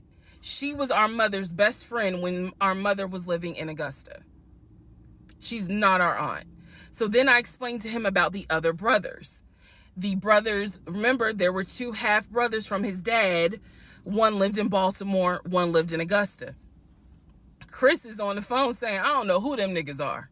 They ain't related to us. He said, our dad never had other kids. He was like, so you mean to tell me this nigga going around telling people that our dad had kids on our mom? And I said to him, well, the way he actually put it is that the 2 brothers came before y'all. He was like, hell no. No. So then I explained to him about the sisters. He was like, who the hell is Shantae? And I was like, Shantae, again, I'm just telling you what I was told. Shantae is a sister that lives in Douglasville, married with 2 kids. He was like, no, we don't have a sister. Told him about Kim. He was like, Kim's not our sister. She's a cousin. And he said to me, and I know she ain't talked to him in forever in 2 days. He said, so everyone, the only people who are his family members is Chris and the twin. He's like, we got some cousins up here. I told him about Junebug. I told him about the uncle. I told him about the grandmother. And he's just sitting back like, oh my God. He said, he was like, I realized that every relationship my brother gets in, he gets worse. And it sounds like he is actually worse than what he was in the last relationship. And I thought he was talking about the ex-wife that I had spoken to. No, he had no idea there was another wife. Because again, he hasn't spoken to him since 2015. So he was like, the best thing I can say to you is this. He said, thank God you ain't have kids with him. He said, get your divorce and forget you ever met this man. And he was like, and I know how that sounds because he's my brother. He said, but if I didn't have to claim him, I wouldn't. And I said to him something that I shit is probably said in this whole TikTok series. This is not someone that you forget. This is not a situation that, man, I don't even remember him. No. What I don't remember is the version of myself before I met him, because nothing so far has turned out to be true. The only thing that Chris was able to tell me is true is that, number one, yes, there is a brother in Philly, him. Yes, there is a brother in Nashville, the twin. Yes, both parents are deceased. That is what I was told from the beginning. Those pieces of information are true. The grandmother did die in 2008. He was like, no, she definitely didn't die in 2020. I told him how I found the obituary. And so he was like, and the uncle, he said, which uncle is he talking about? Because if you guys remember, back in one of the parts, I talk about where he said his uncle was giving him advice on why he should not open up his savings account to let me see it. He would not let me see it. And so I'm telling Chris about the uncle, and he was like, that uncle been dead for years. I told him about Junebug. He said, Junebug been dead for years. And I said, Chris, he was having conversations with Junebug on the phone in front of me. He was like, it wasn't Junebug. He said, it sounds like my brother was making up the conversations. He said he definitely was making up the conversations with me. He said, hell no, I ain't gonna be on the phone at no 6 o'clock in the morning. So the conversation with Chris solidified that this is the actual family tree. And no, there were never any conversations with his brother every morning when I was getting ready to go to work. They had never talked. On to the next part.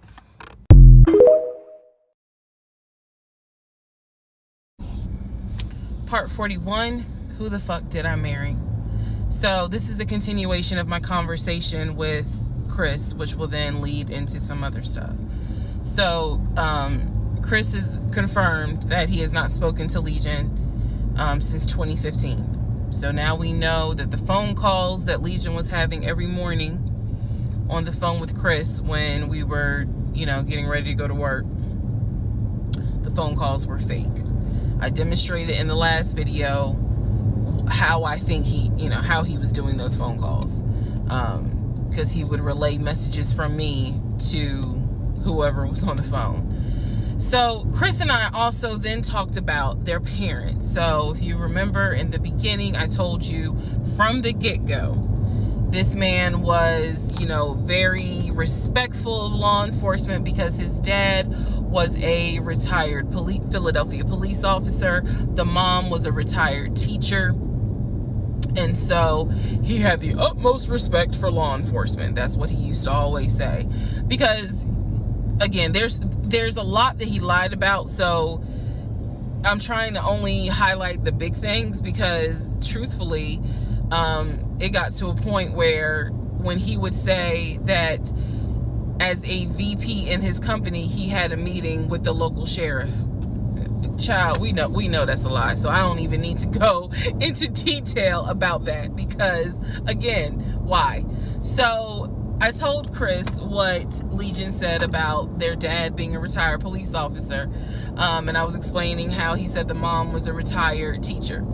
So Chris listened. Again, very gracious, very nice guy. He listened and he was like, so are you ready for me to tell you what's true and what's not? And at this point, I was already convinced I was going to be drinking heavily that night after this phone call. So I was like, go ahead. All right. So here's what Legion said. Legion said, my dad was a retired police officer with Philadelphia PD. When he retired, he and my mom moved to Augusta. I was there for high school. And they started a church. He took me to that church in Augusta and showed me where the church that they started. The truth. Dad, according to Chris, their dad was nowhere near the church. That man ain't go to church on Easter. He ain't go to church on Christmas. He was like, my dad he ain't stepped foot in the church since the day he got married. That was the last time he went to church. He didn't have nothing to do with church. He said that their father was the furthest thing from a pastor. And he was like, I love my dad, but that man drank, smoked, and he was not a pastor. The mom was not a retired teacher.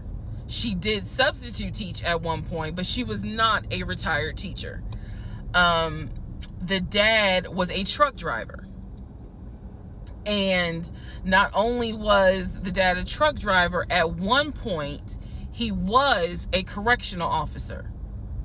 And so I said to Chris, I was like, I said I had no idea, of course. I had no idea. So now we know the truth. The dad was never in law enforcement. And I'm not knocking correction officers. I want to make very clear, because I know that sometimes people that work in law enforcement feel like, look, when I'm out there patrolling, that is not the same as being a correction officer, and correction officers may feel the same. So I just want to give the distinction between the two. So the dad at one point was a correction officer. However, his primary career was a truck driver. And so the dad would do long hauls. So Chris is explaining, no, he was like, now that's funny. He said, if you knew our dad, you would understand how funny that is to even insinuate that he was a pastor. And so I told him about the church that we went to. He was like, oh, okay. So he took you to a church in Augusta and told you that was our parents' church. He was like, now, our mom used to go to church, every now and then. But he said, our dad ain't been to church since the day he married mom. So the church that Legion took me to and said that his parents started that church, that was not true. So he just took me on a field trip for nothing, basically. So I told him about the weekend, because I did tell Chris where I worked.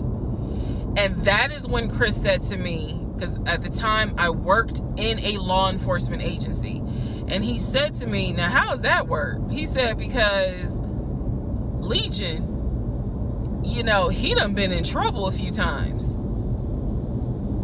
And I was like, what do you mean? Because I had not yet gone online into the court system to see what type of trouble he's been in. And so he explained to me, he was like, just run his criminal history and you'll see it for yourself. He said, because I don't know all the charges, but run his criminal history. I said, okay. He gave me some homework. I'll run his criminal history. So again, he cleared up a lot of stuff in regards to the family dynamics. He did explain to me that, yes, he does have a daughter. He and his ex-wife are divorced. And I said, well, Legion would talk about the niece, meaning Chris's daughter, and would send her stuff for her birthday. And he was like, he said, I'm almost positive my brother never sent anything for my daughter's birthday. And I explained to him, I said, isn't your daughter's name Egypt? He said, no. Who the hell is Egypt? And I said, I was told that was your daughter's name. That's the reason why I'm saying the name on here, because obviously we're about to confirm that's not the daughter. So I said, I was told that's your daughter's name. I said, I went with him to Rack Room Shoes and bought shoes for what I was told was your daughter. And she lived in St. Louis with your ex-wife. He said, no. He said, my daughter and my ex-wife do not live in St. Louis. He said, I don't know who Egypt is. He was like, are you sure it wasn't for a woman? And I said, well, it was kids' shoes. And he was like, no. He said, and I told him, I said, I went to the UPS store, I mailed it, and it, they printed the label with the girl's name on it, and I'm thinking this whole time it's Legion's niece. Chris is like, I don't know who that is. That's not even the name of one of our cousins. So I have no idea, ladies and gentlemen, who my ex-husband was buying girl shoes for and had me sending them telling me it's for his niece. I have no idea. So Chris is like, yeah, he finally said to me the same thing the ex-wife said, which is pretty much whatever he told you is a lie. And I'm being honest with you guys. It is very hard to comprehend that everything is a lie. Like, there has to be something that's true. I'm like, how was he paying? If he wasn't working at the condiment company, or he got fired from the condiment company, how was he still paying the bills? Keep in mind, we never joined our accounts. He wanted to, but we never did, because he wouldn't show me the offshore, the savings account, which of course never existed. So I'm just trying to figure out, like, I know that I saw his checking account. I know that I saw his savings account, and he had money in there. Something had to be true. Something had to be true. And Chris was like, no. He said, it sounds like everything my brother said, everything that he told you was made up. He said, those phone calls were definitely made up. He said, I don't know who Egypt is. That's not any family member of ours. I don't know who Shantae is. We don't have a sister. He said, we don't have half brothers. He was like, I'm telling you who the family members are. He said, I am so sorry that my brother put you through this. So now let's go into the next part.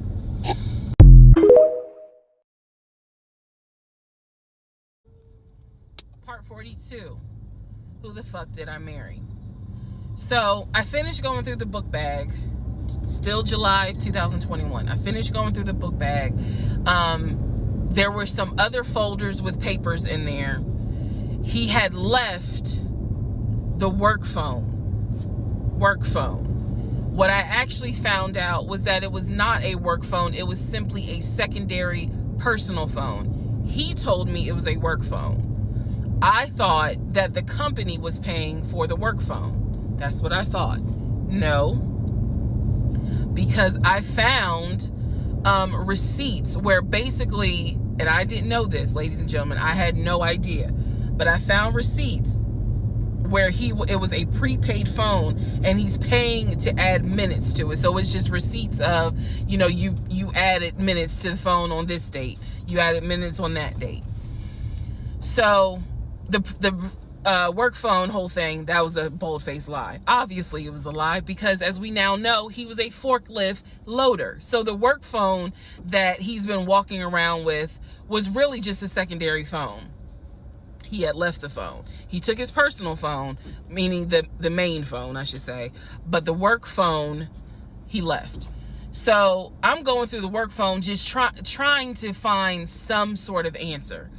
Now what is really burning in my mind is how is it that he had all this money in the accounts, but again, the last time I saw him, he's living in his car. Like, the math is not mathing. I go into not just the photos of the work phone. I go into the deleted folder. So, ladies and gentlemen, if you're going to go through somebody's phone, which I will never do again, but if you're going to go through the phone, don't just go through the text messages and the pictures. Go into the deleted folder, because sometimes you find a gold mine.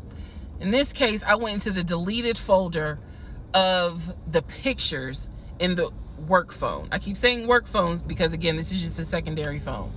It is deactivated. There's no minutes on it. So I go into the deleted pictures, and what I see is what looks like a screenshot of his checking account, the one that I saw with the available balance. Then there's another photo of the screenshot of the savings that he showed me. Now, one of two things it could be. Either one, it's not real and it was pulled offline, or two, he took a screenshot of his own account and saved the photos. So this is when I got introduced to reverse Google image search. I did a reverse Google image search. Sure enough, as you probably have figured out, some of you, because I read it in the comments, what he showed me when he turned his phone around, showing me his available checking account balance, was nothing more than a screenshot that he had found on Google. When he showed me his savings, turned the phone around, because remember, I demonstrated for y'all how he was, and then, showed it, turned it around and showed it to me as if he was signing in. When he did that, he was simply showing me a screenshot that he had taken from Google Images. Because when I did a reverse Google image search with those two photos, the checking and the savings, it came right up. It was nothing more than just Google Images. In my phone, I didn't even need this because, again, I already knew that he was not a VP regional manager, but still, for shits and giggles, I did a reverse image search of the charcoal BMW. Remember, I told y'all he had sent me pictures of the company car. Nothing more than a screenshot he had taken off of Google Images. The house that he showed me that he had in San Diego, Google Images. So, what we can now confirm is anything he showed me when he's turning his phone around is nothing more than an image from Google Images at this point. The checking account, the savings account, Google Images. The house, Google Images. The company car, that charcoal gray BMW 5 Series, Google Images. So at this point, I realized, okay, nothing is real.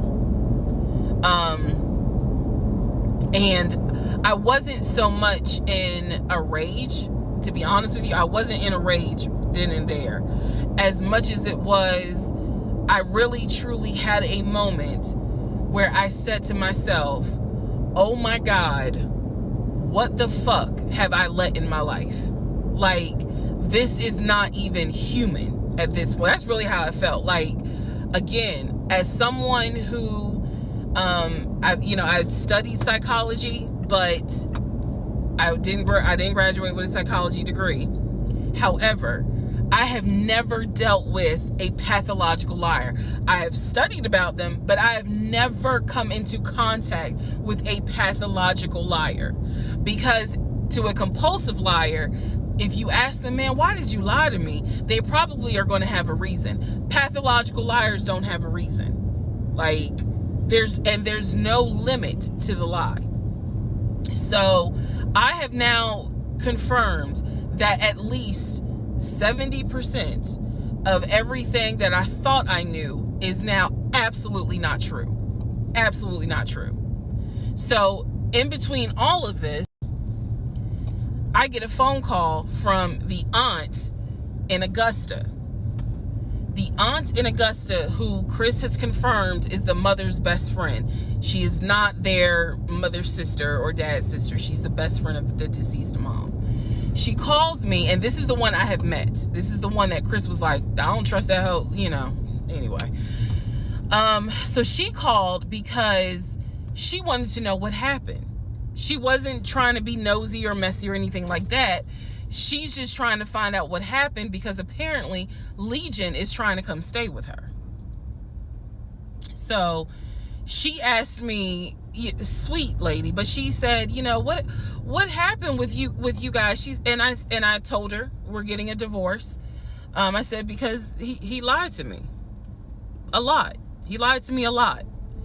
And so what breaks my heart about the conversation with her is that she said, so whatever happened to the baby? Mind you, we went to Augusta, told her I was pregnant. I thought he told her that I had a miscarriage. He didn't. He never told this woman I had a miscarriage. So she informs me, this is what she tells me. So now we're confirming something else. She tells me that on at least 5 times while I'm at work, Legion was driving to Augusta and telling her that he was going to visit the church of where the parents allegedly the church that the parents started. And I was like, what do you mean he went to Augusta? She said, I've seen him like 4 or 5 times. He's come down here, and each time I've asked him to bring the baby. And I said, what baby? And she said, the baby that y'all had. He told me that y'all had a baby boy. And I said, no, ma'am. I said, I had a miscarriage in June of 2020. And she said, oh my God. Oh, she was doing that whole thing. She said, this whole time he told me that y'all had a son in January. And I have been asking him for pictures. I have been asking him to bring both of you down here so I could meet him. And he always had an excuse as to why he wouldn't bring the baby. And the last time he was in Augusta, he said that he was leaving you and he was taking the baby with him and that you were at work. I am not making this up. That is what that woman told me. And I just was like, no, ma'am. None of that is true. There is no baby. I said I had no idea he was going to Augusta. Next part.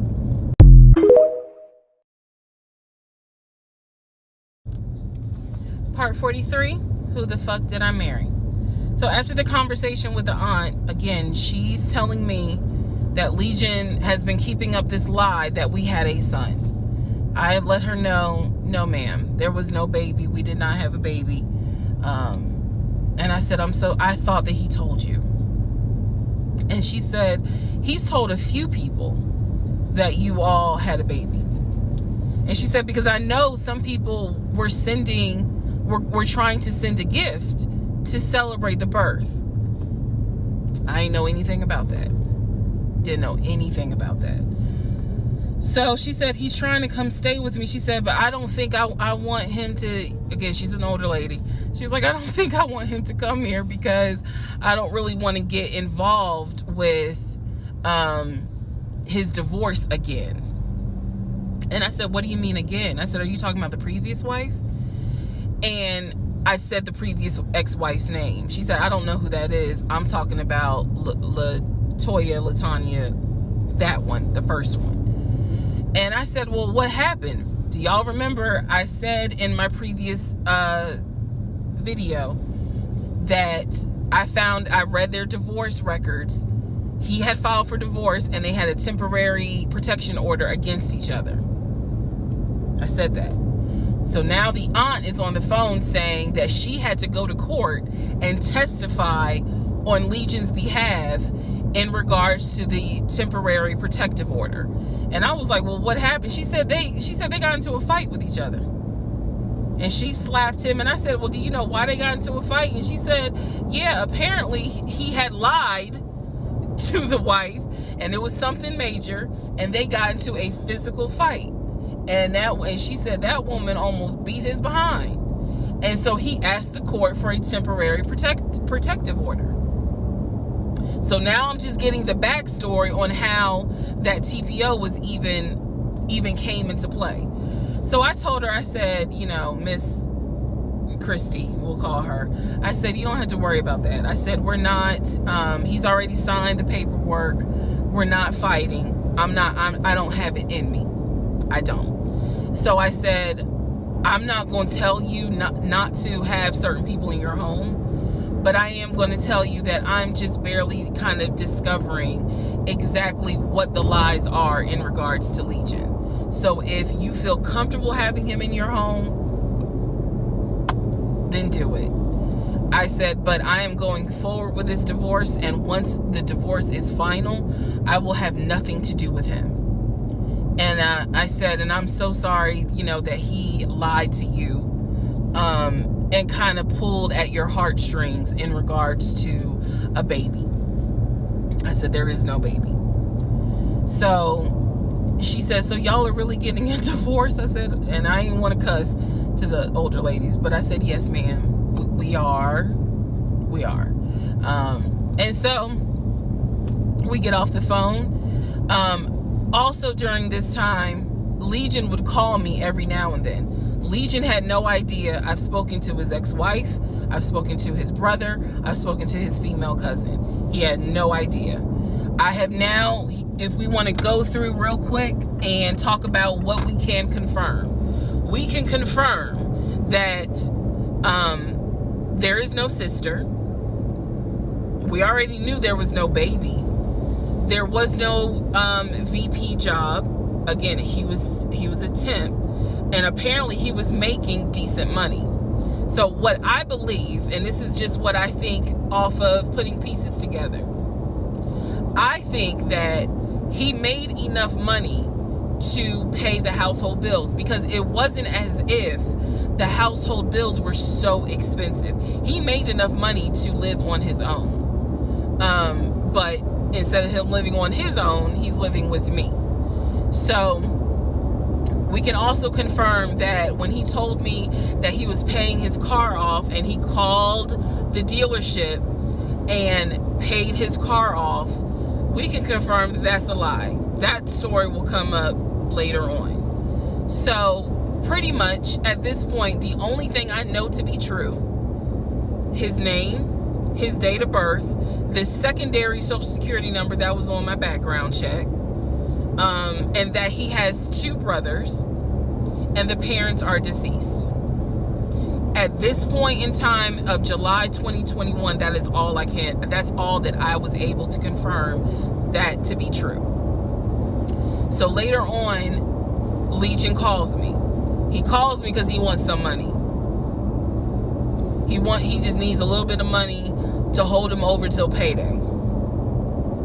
And so we're on the phone. The call, again, I was recording all my calls at the time. We're on the phone, and I finally kind of confronted him, number one, about having a twin. That's when he tells me, you know, I don't know why I lied, but I don't really talk about him. Number two, I asked him why did he get fired from the condiment company. His story is that he got fired because he had helped a truck driver and he was not supposed to. I know it's a lie. Y'all don't even have to tell me. I know it's a lie. Number three, I asked him, why did you tell your aunt that we had a baby? He claims he never told her that, and that she's old and she didn't know what she was talking about. So then I asked him if he was ever in trouble where he's been arrested. And he said, yeah, I've been arrested as a juvenile, but my father had my record expunged. I said, were you ever arrested as an adult? He said, nah, I ain't never been arrested as an adult. I said, so you never went to weekend jail? He said, no, I don't even know what that is.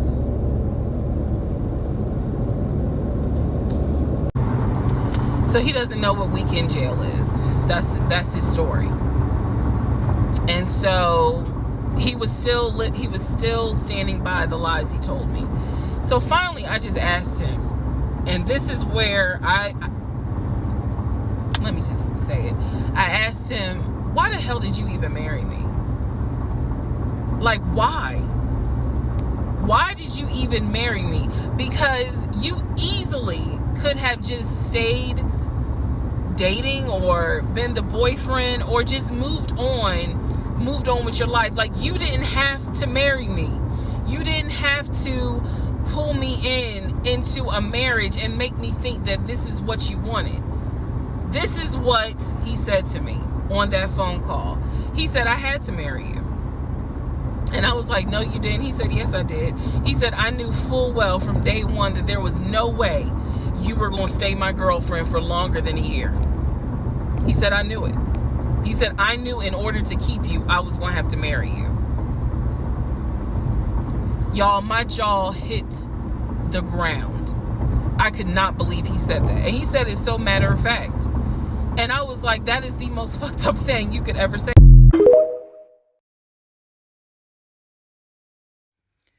Part 44, who the fuck did I marry?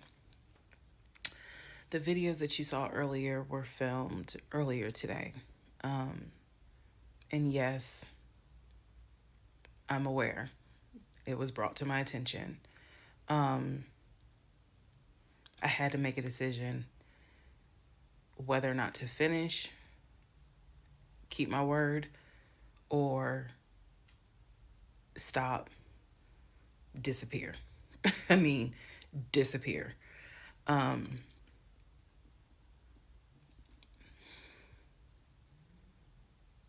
okay,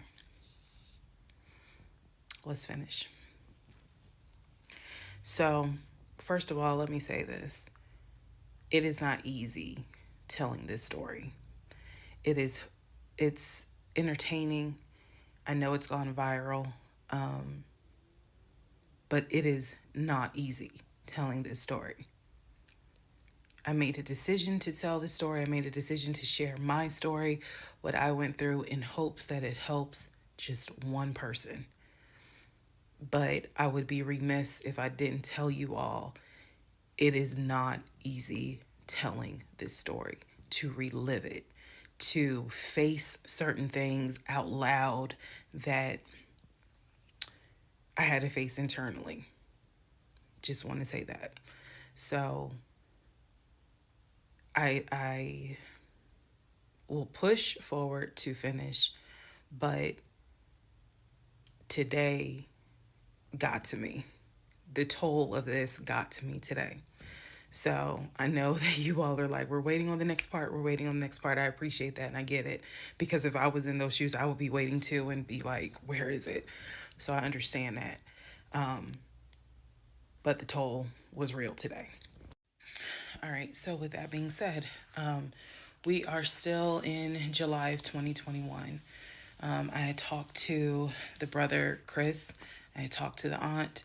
I talked to all these people. And now was the time where I had saw the receipts for the weekend jail type thing. So I went ahead and did a search for his criminal history. I ran his criminal history. I did that on my own at home with my money. So this was not, I think someone had asked if I did anything with my job. No, I did not. I know better. So I ran a criminal history, or I paid for a criminal background report. For him to say that he appreciates law enforcement so much, it was obviously a lie, because the criminal history showed that he had been arrested for criminal trespassing. He had been arrested for like suspended license, suspended registration.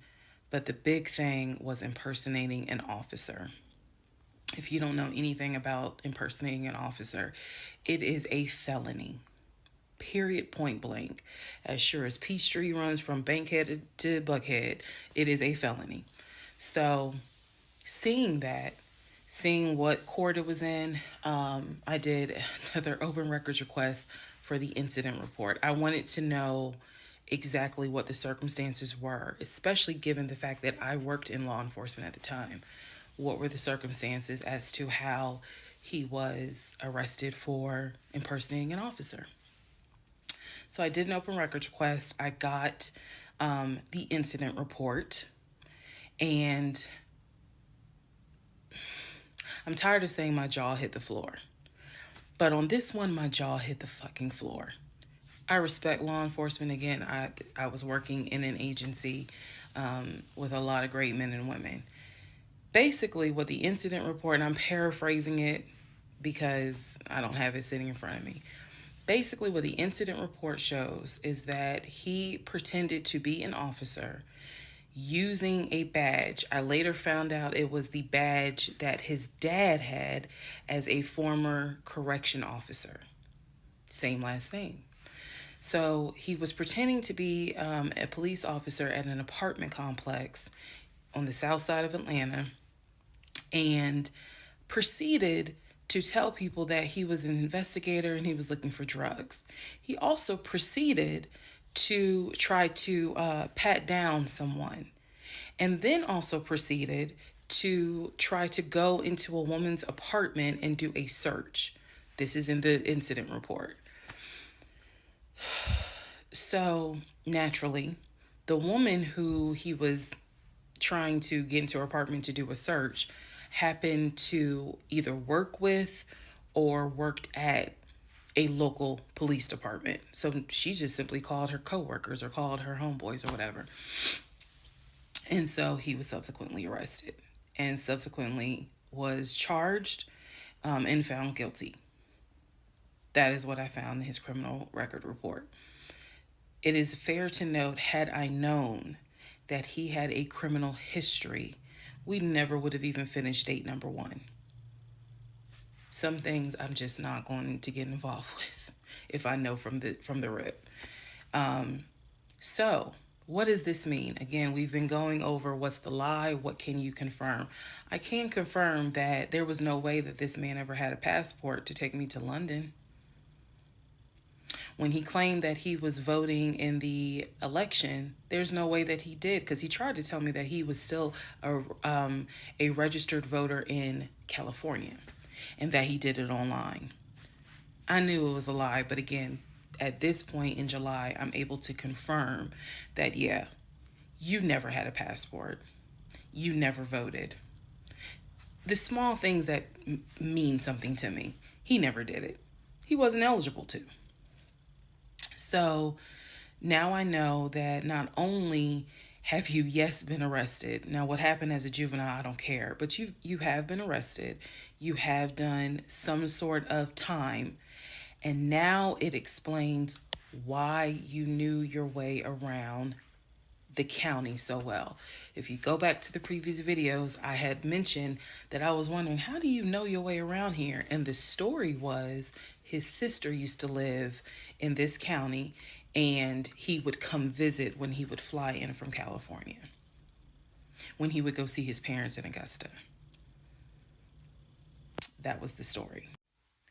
So that explains the criminal history. And I'm also going to take you guys back and remind you when I had to go in for my polygraph and how the polygrapher had asked me, do you know anyone that is a convicted felon that you have relationships with, blah, blah, blah. And remember, I said to him, my husband and I are estranged. I honestly don't know. Fast forward to July, where I find out that yes, in fact, on top of everything, I was married to a convicted felon. Had no idea. No idea whatsoever. And it's nothing but the grace of God that I was honest with the polygrapher and telling him, look, I don't know what's in this man's background. To say that I have no idea who I married is an understatement. It is a complete understatement. It's fair to say, well, you only knew him for like 2.5 weeks before you quarantined with him. That's fair. And I can understand that, and I take responsibility for that. But in the big scheme of things, I had no idea the creature that I was sleeping next to every night. No idea.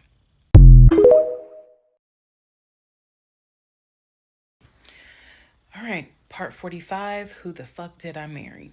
So we are now end of July, August time frame. During this time, Legion basically disappeared.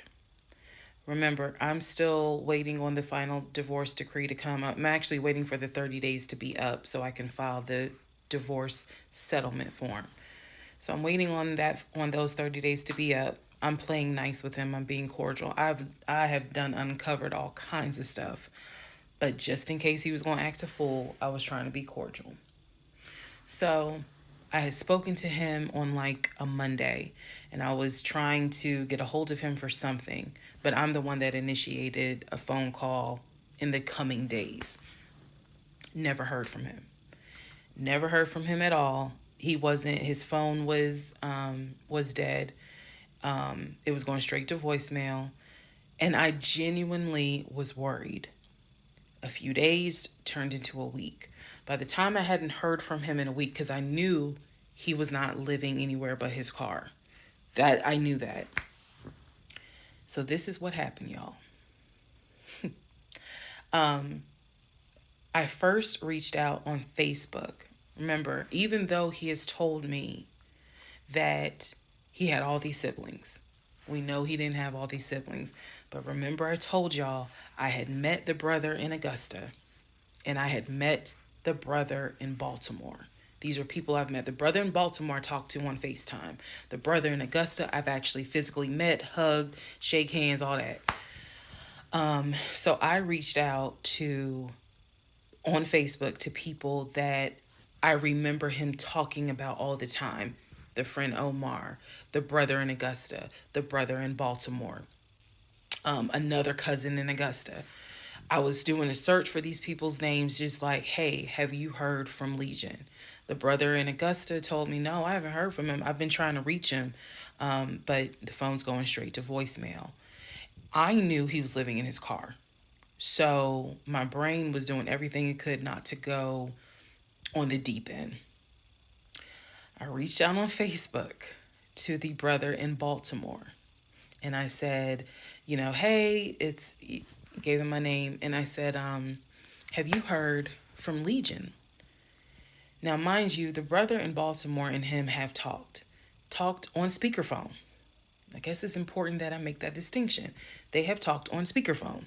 So I know that they have talked at least in 2020. So I said to him, again, according to Legion, they talk all the time. But I have heard them on the phone in 2020. So I said, have you talked to him? The brother from Baltimore informs me, no, I ain't talked to him. He owes me money. So I ain't got nothing to say to him. And I said, wait a second, like, he was telling me that y'all are brothers. He was like, man, he's like a brother. But I don't fuck with it. I don't fuck with him because he owes me money. So they had not spoken. This is now July 2021. They had not spoken in well over 6 months. So all the phone calls, this is what it means, guys. All the phone calls that he had with the brother in Baltimore in 2021 were not real.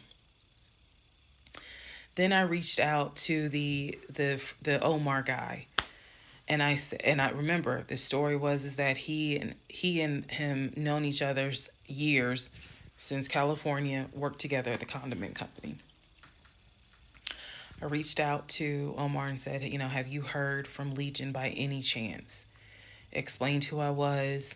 He responds with, and I'll never forget it, he responds with, no, I have not heard from him. I have absolutely no contact with him whatsoever. We are not friends, and I would appreciate if you do not reach out to me again about him. The stories I was told was that this dude is supposedly his best friend. Shocking moment. So they had not spoken in years. They're not cool. He does not fool with him. Okay. Went on to the next person, a female cousin I had met. She said, no, I have not heard from him. Why would I hear from him? We don't really talk. Like, I think she was genuinely weirded out by the fact that I'm reaching out to her out of the blue asking, hey, by any chance, have you talked to my soon-to-be ex-husband? So what I discovered because he ended up being gone for 2 weeks. What I discovered in those 2 weeks, let me be very clear with the statement I'm getting ready to make. I reached out to every person I know who apparently has had some form of relationship with him. Either he said that they were friends, they talked on the phone, he said they hung out. The brother in Baltimore, I was told, had been to the house while I was at work. Brother in Baltimore said, no, that never happened. I've never been to your house. All these people knew that Legion was a liar. And I think that they all felt bad, with the exception of the Omar guy, felt bad that I was kind of just discovering what they've known for years. In those 2 weeks, I found out every single person I reached out to, not a single one of them gave a shit if that man was dead or alive. All of them had the attitude, some even said it, no, I haven't heard from him. I don't care to hear from him. It was as if it was for me, it was such a sad moment because I discovered this man has no friends. Fuck whatever he has said. I am now able to prove it. He has no friends. There is nobody who is concerned that they have not heard or seen him in over 2 weeks. Some people, months. One guy, years. None of them were concerned. So basically, what I'm saying is that I discovered he had burned bridges with everyone. Burned bridges with family, burned bridges with so called friends, burned bridges with fake brothers, fake sisters, fake aunties, uncles, everything.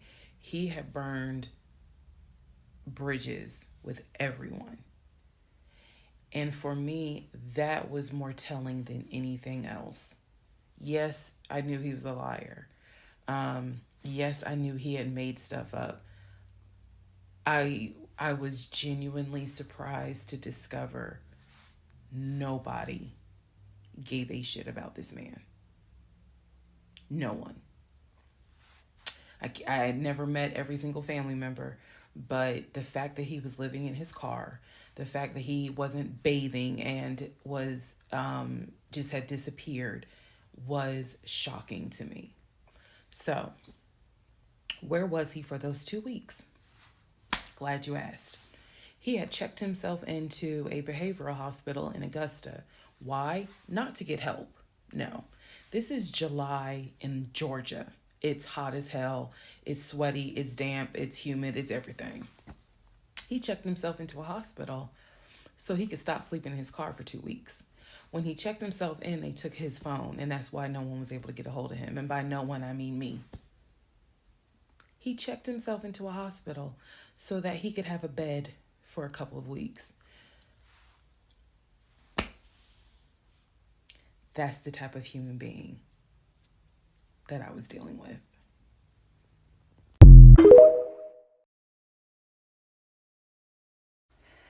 Part 46, who the fuck did I marry? So after the whole missing in action debacle where he disappeared for a couple of weeks, Legion started calling and texting me, telling me that he was ready to come home.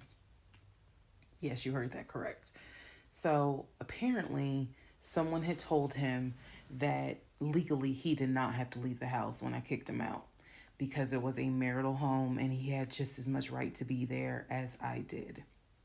So he started harassing and calling the shit out of me. He was calling, 30 times in 1 hour. He was Facebook Messenger calling me. Let me be clear. Facebook Messenger calling me. He was calling me so much. He was messaging me saying, I'm coming home. I'm going to get some money and drive up from Augusta. You have to let me in the house. It's not fair what you're doing. All this other bullshit. It was non-stop. He would start calling at 7 o'clock in the morning. He would not stop calling until 10 o'clock at night. He was calling so much, leaving messages, like I said, just straight up harassing me. So I reached out to attorney friends. I reached out to local law enforcement. Local law enforcement informed me, well, technically he's right because he is still legally your husband. Our divorce had not been finalized at this point. The paperwork had been sent in. I was just waiting on the judge to give me her signature, but it hadn't happened yet. So the local law enforcement did tell me if he comes back, our officers would have to let him in the house. You don't have to stay there. They gave me different options. I was trying everything in the book because he is saying I'm coming back to the house. I told him, do not come. You were not welcome. I'm not letting you in the house. Again, the locks had been changed. The code had been changed. So I told him, if you come to this house, step foot on this property, I'm calling the police and getting you arrested for trespassing. You should know about that. He was adamant. that he was allowed back in the home. He didn't know the conversations I had with local law enforcement, but somebody was in his ear telling him, nah, you can go home because she's not allowed to kick you out. Okay. So I didn't know when he was scheduled to come because he was trying to get the money for the gas to get back to Clayton County. I tried everything I could. Basically, what my options were simple. Let him in the home, and I can stay in the home, put him in a room, just have no dealings with him. But again, I don't want to be under the same roof with him. This is what the local police told me. I could have an officer go room to room and let his body cam film the room to see the condition of the house. And if Legion showed up, I would leave the house. I can go to a family member's home and stay there. This is literally in August, right before my lease is up. So I was already moving. I had already secured another home, did exactly what I said I was going to do, moving to Cobb County. So I just needed a couple of weeks before I vacate the home. So the other option was, again, have the officer film the home with the body camera. That way it shows what the condition of the home is at the time that he moved in. So if anything gets messed up, I can sue him. What am I going to sue him for? But nevertheless, or the third option is I can stay there with him, make life miserable. So my plan was the option of have them film the home. I was not staying in the same house with him. I didn't care. Also, there was no guarantee, and I told the officer this, look, if y'all allow him to stay in this house, I am telling you by tomorrow morning, every utility in this house will be off. He will have no running water. He will have no air condition. This place will feel like a sauna. Officer kind of chuckled and was like, again, ma'am, I mean, this is one of those domestic situations. He is allowed in the home. Okay.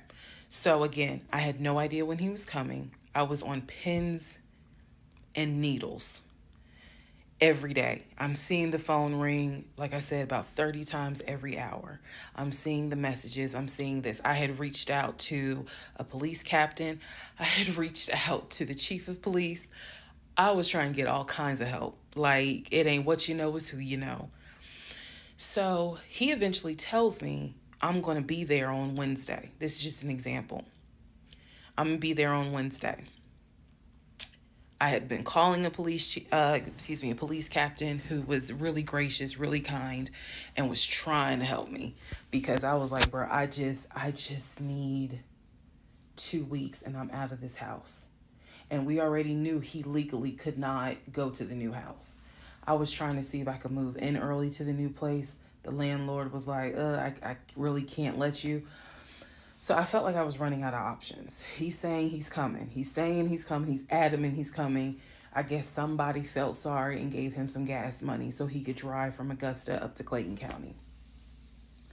So the day before all this goes down, the police captain called me and he informs me that they ran his name through GCIC, which is a database that law enforcement agencies use. Turns out, he has a warrant for his arrest. So the police captain says this changes everything. If he shows up to the house, don't do anything, call us. I will have officers to your home and they will simply arrest him. So I know that this is a short part, but I'm going to dedicate the next part to what happened when he showed up to my house.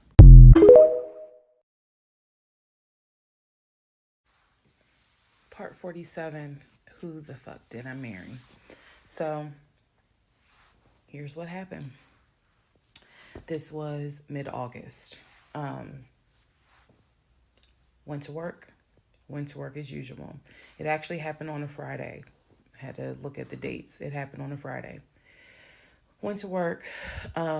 Still, he was calling me, texting me, messaging me that he was on his way. And so I was a bit on pins and needles all day. I was dreading going home, and that is a horrible feeling to dread to go home. So, he had called me and said that he was at the house in the driveway. I guess he had to use the restroom, so he decided to go to the Walmart up the street to go use the bathroom. I wasn't answering phone calls. I wasn't answering text messages. I simply called the police captain. I said, hey, he's saying that he's at the house. The police captain himself drove by the house, but I believe he drove by the house when Legion went to Walmart to use the bathroom.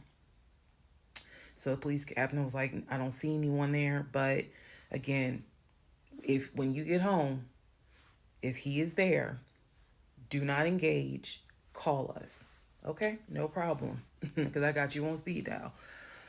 So I go home. I'm on the phone with both my mother and my aunt on a three-way call. They're both like, oh my God, what do we need to do? I drive into my subdivision.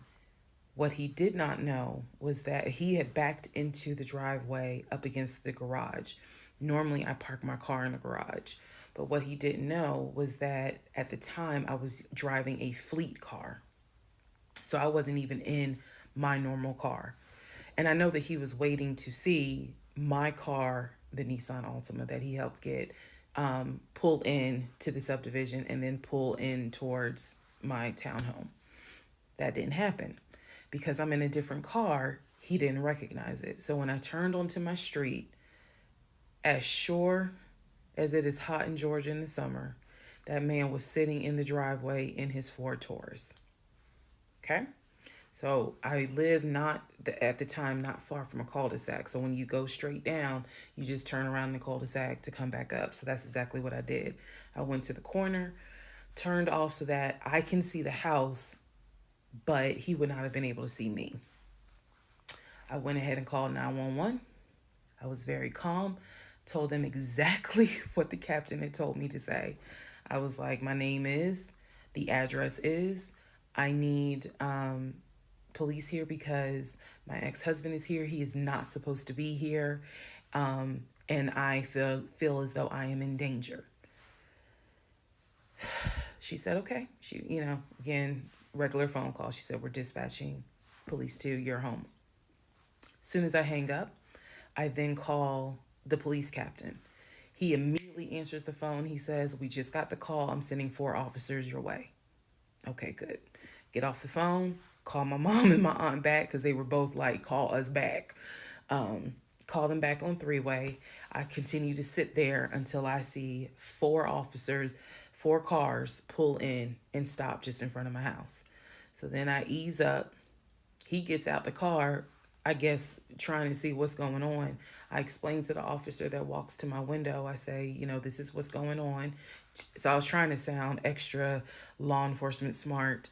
I was like, check him through GCIC. You're going to find that he has a warrant out for his arrest for violation of probation. And the officer kind of smirked because she was like, we know. We already checked GCIC. The captain called us. So I was like, okay. So anyway, they tell me to sit in the car. They go up to the window of the car and ask him to step out of the car. He does. When he stepped out the car, I was like, oh my God. I hadn't seen him since the end of June when I met him at the UPS store. And he looked bad then. He was still in the same clothes. When I told you guys when I met him, he was like a size 3X. What got out of the car was easily a medium or large. Easily. That is how, and it makes sense because, he probably wasn't eating. Let's set for somebody gave him $6 for chicken nuggets. But what got out of the car was something I didn't even recognize. So he gets out of the car, they arrest him. There was no incident or anything like that. He was arrested peacefully. They put him in the back seat. My neighbors are all looking like, what is going on? And so the officer comes up to me and she said, he's asking to speak to you. Do you want to speak to him? I said, yeah. So she walks with me. Keep in mind, she's wearing a body cam. So she walks with me to the window. They put the window down. And I remember looking at him. I was like, I told you not to come. And he said, I just wanted to get my stuff. I just wanted to get the TV. I said, what TV? The TV that you gave me in the divorce? And he was like, yeah, that TV. And I said, it's mine. You gave it to me. I have the fucking text messages proving that you gave me the TV. And I'm trying not to scream because the neighbors are all watching. And he was like, I know. I just needed my stuff. I'm sorry. I'll never bother you again. I'm sorry. And so I look at the officer and I was like, you have me out here with 4 fucking police cars. You have embarrassed me to no end. You have made a fool of me. And you got the audacity to now be like, I'm sorry. I'm like, fuck, you're sorry. So the officer was kind of like, okay. I said, I never want to see you again. He was like, you won't. I'm sorry. I'm so sorry. So I walk off. The officer is like going through the stuff that was in his wallet. They took it out and put it on the roof of the car. So the stuff that was in his pants, like his wallet, his keys, they put it on the roof of the car when they had him get out the car. And so she's just like, I said, did you catch all that on body cam? And she said, yeah. I said, he gave me the TV. And she said, yeah. She's like, we're going to take him in and we'll have somebody look at him, because in her words, she said he's definitely having a mental episode right now in the back seat. And I just shrugged and I was just like, my God, I just said, I just want to be done with him. I just want to be done. And so she was like, I understand. I totally get it. So his car is in my driveway. The keys and everything are, they took it with them because I guess since it was on him, they took it with them for processing at the jail. I think that's how that works, because I didn't see the wallet or the keys afterwards. So at this point, 4 officers leave. I go into the house. Everything's peaceful and calm. A few minutes later, I go outside to check the mail. What's in the mail but a letter from the court? I open it up. I go into the house because, again, it's hot. I had my wig on. My head is all sweaty and stuff. I'm just angry and just angry. That raised my blood pressure. So I go in the house. I sit on the steps inside the house and I open up the mail from the judge. And it's my final divorce decree. And I'm smiling right now. But y'all, when I got that divorce decree sitting on the stairs, I broke down into ugly Oprah tears. I broke down. It was as if a year worth of weight came off of me. I broke down, and I mean, I wailed. I broke down. I broke down so bad. Next part.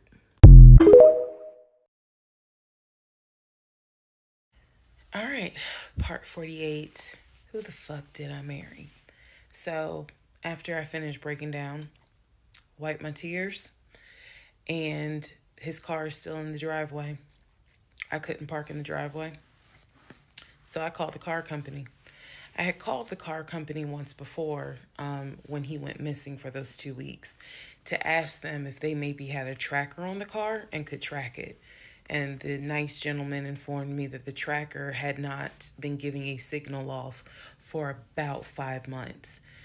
So he wouldn't really give me details on the car, but obviously the car had not, the car payment was not being made on that car. It had not been made on that car for quite some time. So he and I split in June, but apparently the car payment wasn't made long before June. Can't speak to that, but he still had the car. So, called the car company. I told them, I understand that y'all are looking for this Ford Taurus. And the lady said, yes, or you can make a payment. I said, no, y'all can come get it. Here's the address. When do y'all want to get it? And she said, well, I can have a driver come get it tomorrow morning. I said, no problem. That car will be ready for you to get it tomorrow morning. And so the car was repossessed out of my driveway the next morning, Saturday. The driver was there about 7 o'clock in the morning. He had the master key for the car, cranked it up, drove it, put it on the tow truck, and left. Here's what that now means. When Legion left my house in June, he left with 2 bags of clothes. Everything else was in my house. At the end of July, or towards the end of July, everything that he had left in my house had been donated to the domestic violence shelter, which means that the only thing that Legion had were the clothes that he had taken with him in the car. When he got arrested in my driveway, all of his clothes were still in the car. And when the car got repossessed Saturday morning, all of the clothes were in there. Which means that when he went to jail, whenever he got out, he only got out with keys to a car he no longer had, a wallet with probably no money in it, and the clothes that were on his back. Everything else was gone. Now we can fast forward to what happened around August 29th. So I was scheduled to move August 31st. Remember, I'm moving up to Cobb County. We had been checking the court documents. He had a court date scheduled for around August 29th or August 30th. I don't remember the exact date. The court time was supposed to be around 9 o'clock in the morning. My mom was watching the court filings online, and according to her, because I missed it, they showed him on the screen because this was still during Zoom. They showed him on the screen, and then he was ushered out of the court into like a back area, and an attorney spoke on his behalf. Between the time that he had been arrested and the time of the court date, I had never in my life slept so good. Truthfully, never slept so good.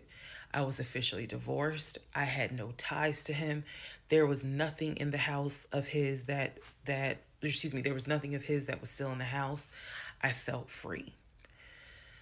So, when the court date happened and my mom told me what she saw on the Zoom, I was confused. Is he getting out? Is he having to serve time? What's going on? I called the courts. I tried to speak to his attorney, and his attorney had a horrible attitude and was like, why are you calling me? And I informed him, I said, look, I'm a bit afraid of this man. So can you please just tell me if he is being released, or is he going to be kept, or if he is going to be sentenced to a longer jail term? He said no, he's not being kept in a longer jail term because the warrant had expired. So when the police arrested him, yes, it was a valid arrest, but the warrant had expired. So I believe the warrant had expired like 6 months earlier, but of course it wasn't put in the system.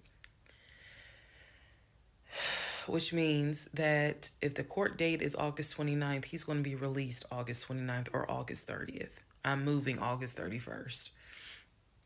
So my mom was just like, please just spend the night at your aunt's house. Like, just spend the night at your aunt's house, then go back to the house during the day. The movers will be there, and then just move. So that's exactly what I did, because there was concern that he would get out of jail angry and catch an Uber with no money and come back to the house, either for retaliation or because he's just in a fucking manic mode. And so that's where he went. I really didn't want to take any chances. It's just that simple. I did not want to take any chances. I knew that at that point, legally, the law's on my side. Y'all are divorced. You have no reason to be at this home.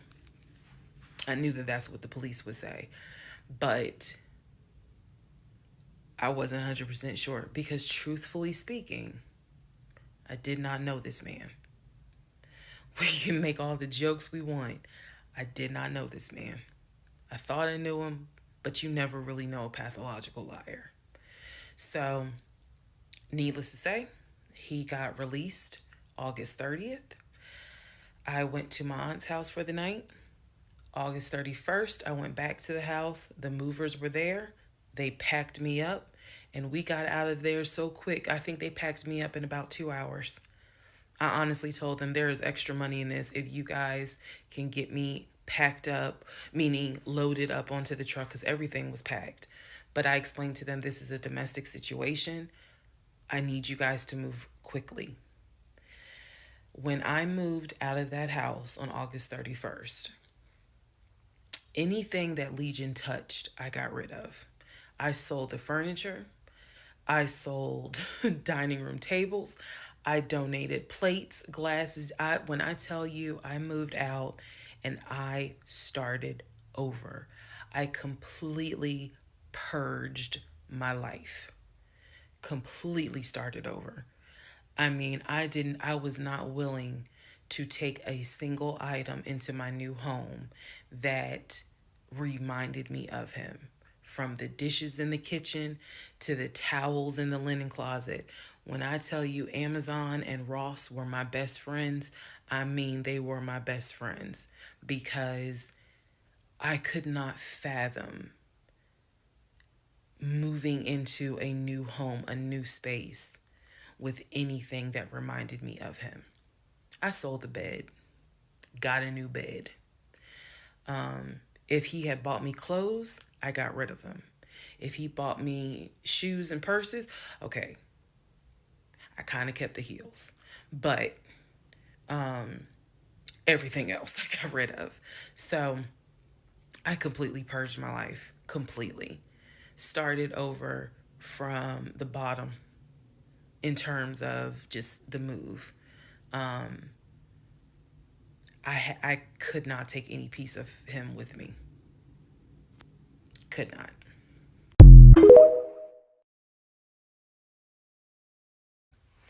Part 49, who the fuck did I marry?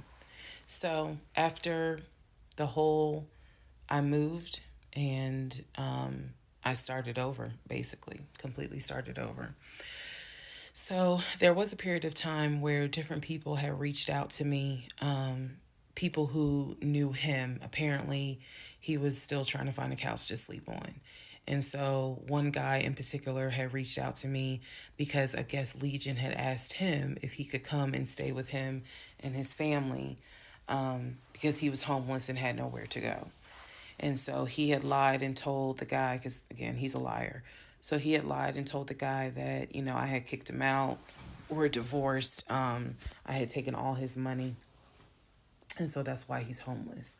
So the gentleman simply was reaching out to me on Facebook to confirm what is actually true. And he and I talked, because he ended up calling me. He and I talked for a while. Very respectful, really nice guy, very compassionate. And so I told him, I was like, I said, we are divorced. So I have nothing to do with him.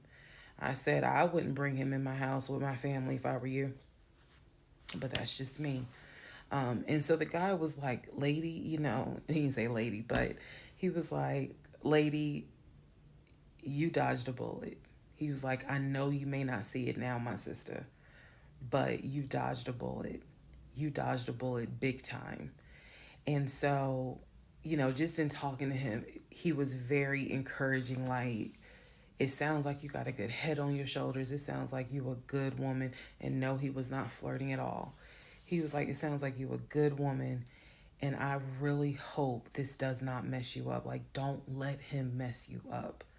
Don't let him, like, diminish your shine kind of thing. And I appreciate that. I did. Because at that time, again, had moved into my new place. 2021 was the worst year I ever had. I'm not saying that so that 2024 can be like, hold my beer.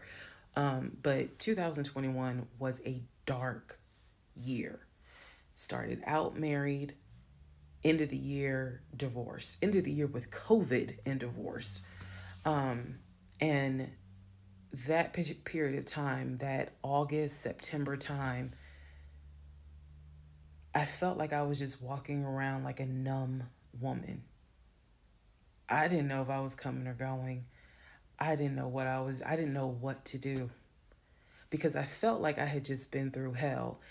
And it was a period of time where I had to sit down and I had to really, really deal with some stuff that I just simply was not ready to deal with. Things that I had to come to grips with that I really wasn't ready to come to grips with. So, fast forward all this time, get to December of 2021. Yes, this is where the story does end. Get to December of 2021. I am out sick with COVID. I'm not at work. I get a phone call from my coworker telling me that Legion has called our job looking for me and was trying to get information to on how to reach me. Yes, I had already changed my number. Again, I had already moved, but he knew where I worked. So apparently he had called trying to find me, and the person that answered the phone was like, we're not going to give you that information. So he said, well, can you ask her to give me a call? I'm just trying to get a hold of her so I can get my stuff. The stuff he's talking about are those tote bags from July. So he was calling. And it was a problem. He was trying to reach out to me on Facebook. He was trying to reach out to family members on Facebook, trying to get me to call him so that he could make arrangements to come get his stuff. The devil is a lie. So my friend Tracy, who came to my rescue again, my friend Tracy was like, okay, here's what you're going to do. She said, you're going to send him a message and you are going to say these exact words. I sent him a text message, she said, and she told me, you're going to send a text message because it's going to be time stamped. And basically the text message says, I do not have your stuff. I did not have your stuff. I have nothing that belongs to you. If you continue you are disrupting the work of my job by calling and asking for me. We have no contact with each other. I will send you a copy of the divorce decree that shows whatever is in your possession you own and whatever is in my possession I own. If you contact me directly or indirectly ever again, I will get a restraining order on you. Now, for those of you who are watching this in 2024, and you're probably like, wow, she's dramatic. Please understand that what I just said, I meant. I mean that. If you ever try to contact me directly or indirectly, I will get a restraining order. I have it in writing. I've always had it in writing. And if I need to rewrite it again in 2024, I will, because the boundaries still stand. And that, ladies and gentlemen, is the last time I had any contact whatsoever with my pathologically lying ex-husband.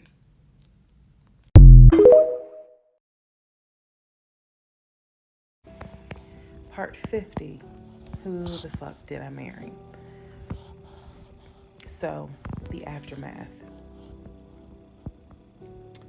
There are some realizations I had to come to after the divorce and everything had passed. One, Legion never loved me. He never loved me. He doesn't love himself. So I know he didn't love me. Number two, he didn't even like me. He watched me get excited about things that he knew I was not going to get. And not even just the possession stuff. Like, of course, we know I was excited to be the woman whose husband is like, I'm taking my wife to London. I was excited to be the woman whose husband was like, yeah, I bought my wife a brand new BMW X5. You have to understand, as all the jokes that we make about the BMW, it was the time and effort that he spent in taking me to dealerships and being sure to put me in the car and test drive the car and, oh, I can see you in this. I like this for you. It seems safe. It was the effort to really make me believe that he was going to get this, just for him to fuck with me. The effort in taking me to all these homes, to see my face light up as a woman who grew up on welfare, to be able to walk into these 4 and 5 bedroom homes knowing that he didn't have any money to buy it. Imagine if he had just been honest and said, hey, I like in my free time to go to open houses and just see how the other people live. Imagine if he had just said that versus wasting not only my time, but the wasting the time of the realtors who did nothing wrong. There's a level of cruelty to my ex-husband that I had never experienced before. And God knows, I pray I never experience it again. That's the word that comes to mind when I think of him. He is cruel. And it wasn't just me, he did it to the ex-wife. So, do I trust? No. No. I trust the people who were in my life before him. If we were friends or if we were in a relationship or whatever and I knew you before him, I trust you explicitly. But if you're somebody I just met, I don't trust you. I don't. There's no point in me getting on here and saying and making it seem like, oh, I'm so strong, I'm so brave. I struggle big time. Because on one hand, I want to like someone. On the other hand, I'm immediately thinking, what if it's a repeat? And I'm going to be honest with y'all, I can't go through that again. I can't. Every single thing in our relationship was a lie. It took me a while to realize every single day this man lied to me. Every single day he lied to me. Every conversation he had was a lie. I will never know how much he lied to me. I'll never know. I've made my peace with it. I will never know how deep it really truly goes. I only know what I experienced, and I only know what God allowed me to see. But I'm willing to bet that there's a lot I still don't know. When people say, oh, you dodged a bullet, like you just, and I've read a lot of the comments on this, and people have sent me a lot of the comments. And so I need to make one thing very clear. I am fully aware I dodged a bullet. I am so grateful to my God that I did not have that man's child. I'm sorry if that offends some of you, but it's the truth. I'm grateful that we didn't buy a house and that I'm not financially tied to him in any way, shape, or form. But I am also grateful for the fact that there are things about my ex-husband that I discovered in terms of how he is when it comes to other women. And I'm grateful that God has kept me and protected me. That's all I'm going to say. So when I started out making this series, and I made the decision to tell my story, my motive was I just want to help one person. If there is a woman out there who's like, God, I want to be married, and I met this guy and something don't seem right, but maybe it's not that bad. My advice is, honey, just go ahead and do your research, because I can honestly tell you, being single sucks. Okay, in my opinion, sometimes it sucks, but being married to the wrong person is a type of hell no one should have to go through. You should not have to be married to someone that does not like you. You should not have to be married to someone that doesn't even love you. And I know what that is like. I know what it's like to be told, hey, babe, I love you. And yet, I swear, I think that man sat back in the recliner with his WWE Championship Roman Reigns belt and laughed his ass off at me every day. Like, damn, she really believed it. Ha ha ha ha ha. I do. I really do think that. My radar was broken because I am an intelligent woman, and I know that I know better.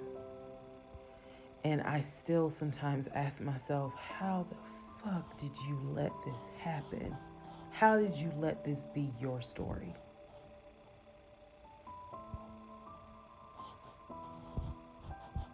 All because at the time I wanted it to be my turn. And I hoped it was my turn. And when people say, well, what do you mean by that? I just meant, we all see it, whether it's social media or real life, we all see where the woman she done been through some stuff, but she finally met someone who appreciates, loves, and respects her. And it is a beautiful thing. I had hoped that when I met him, it was my turn for that.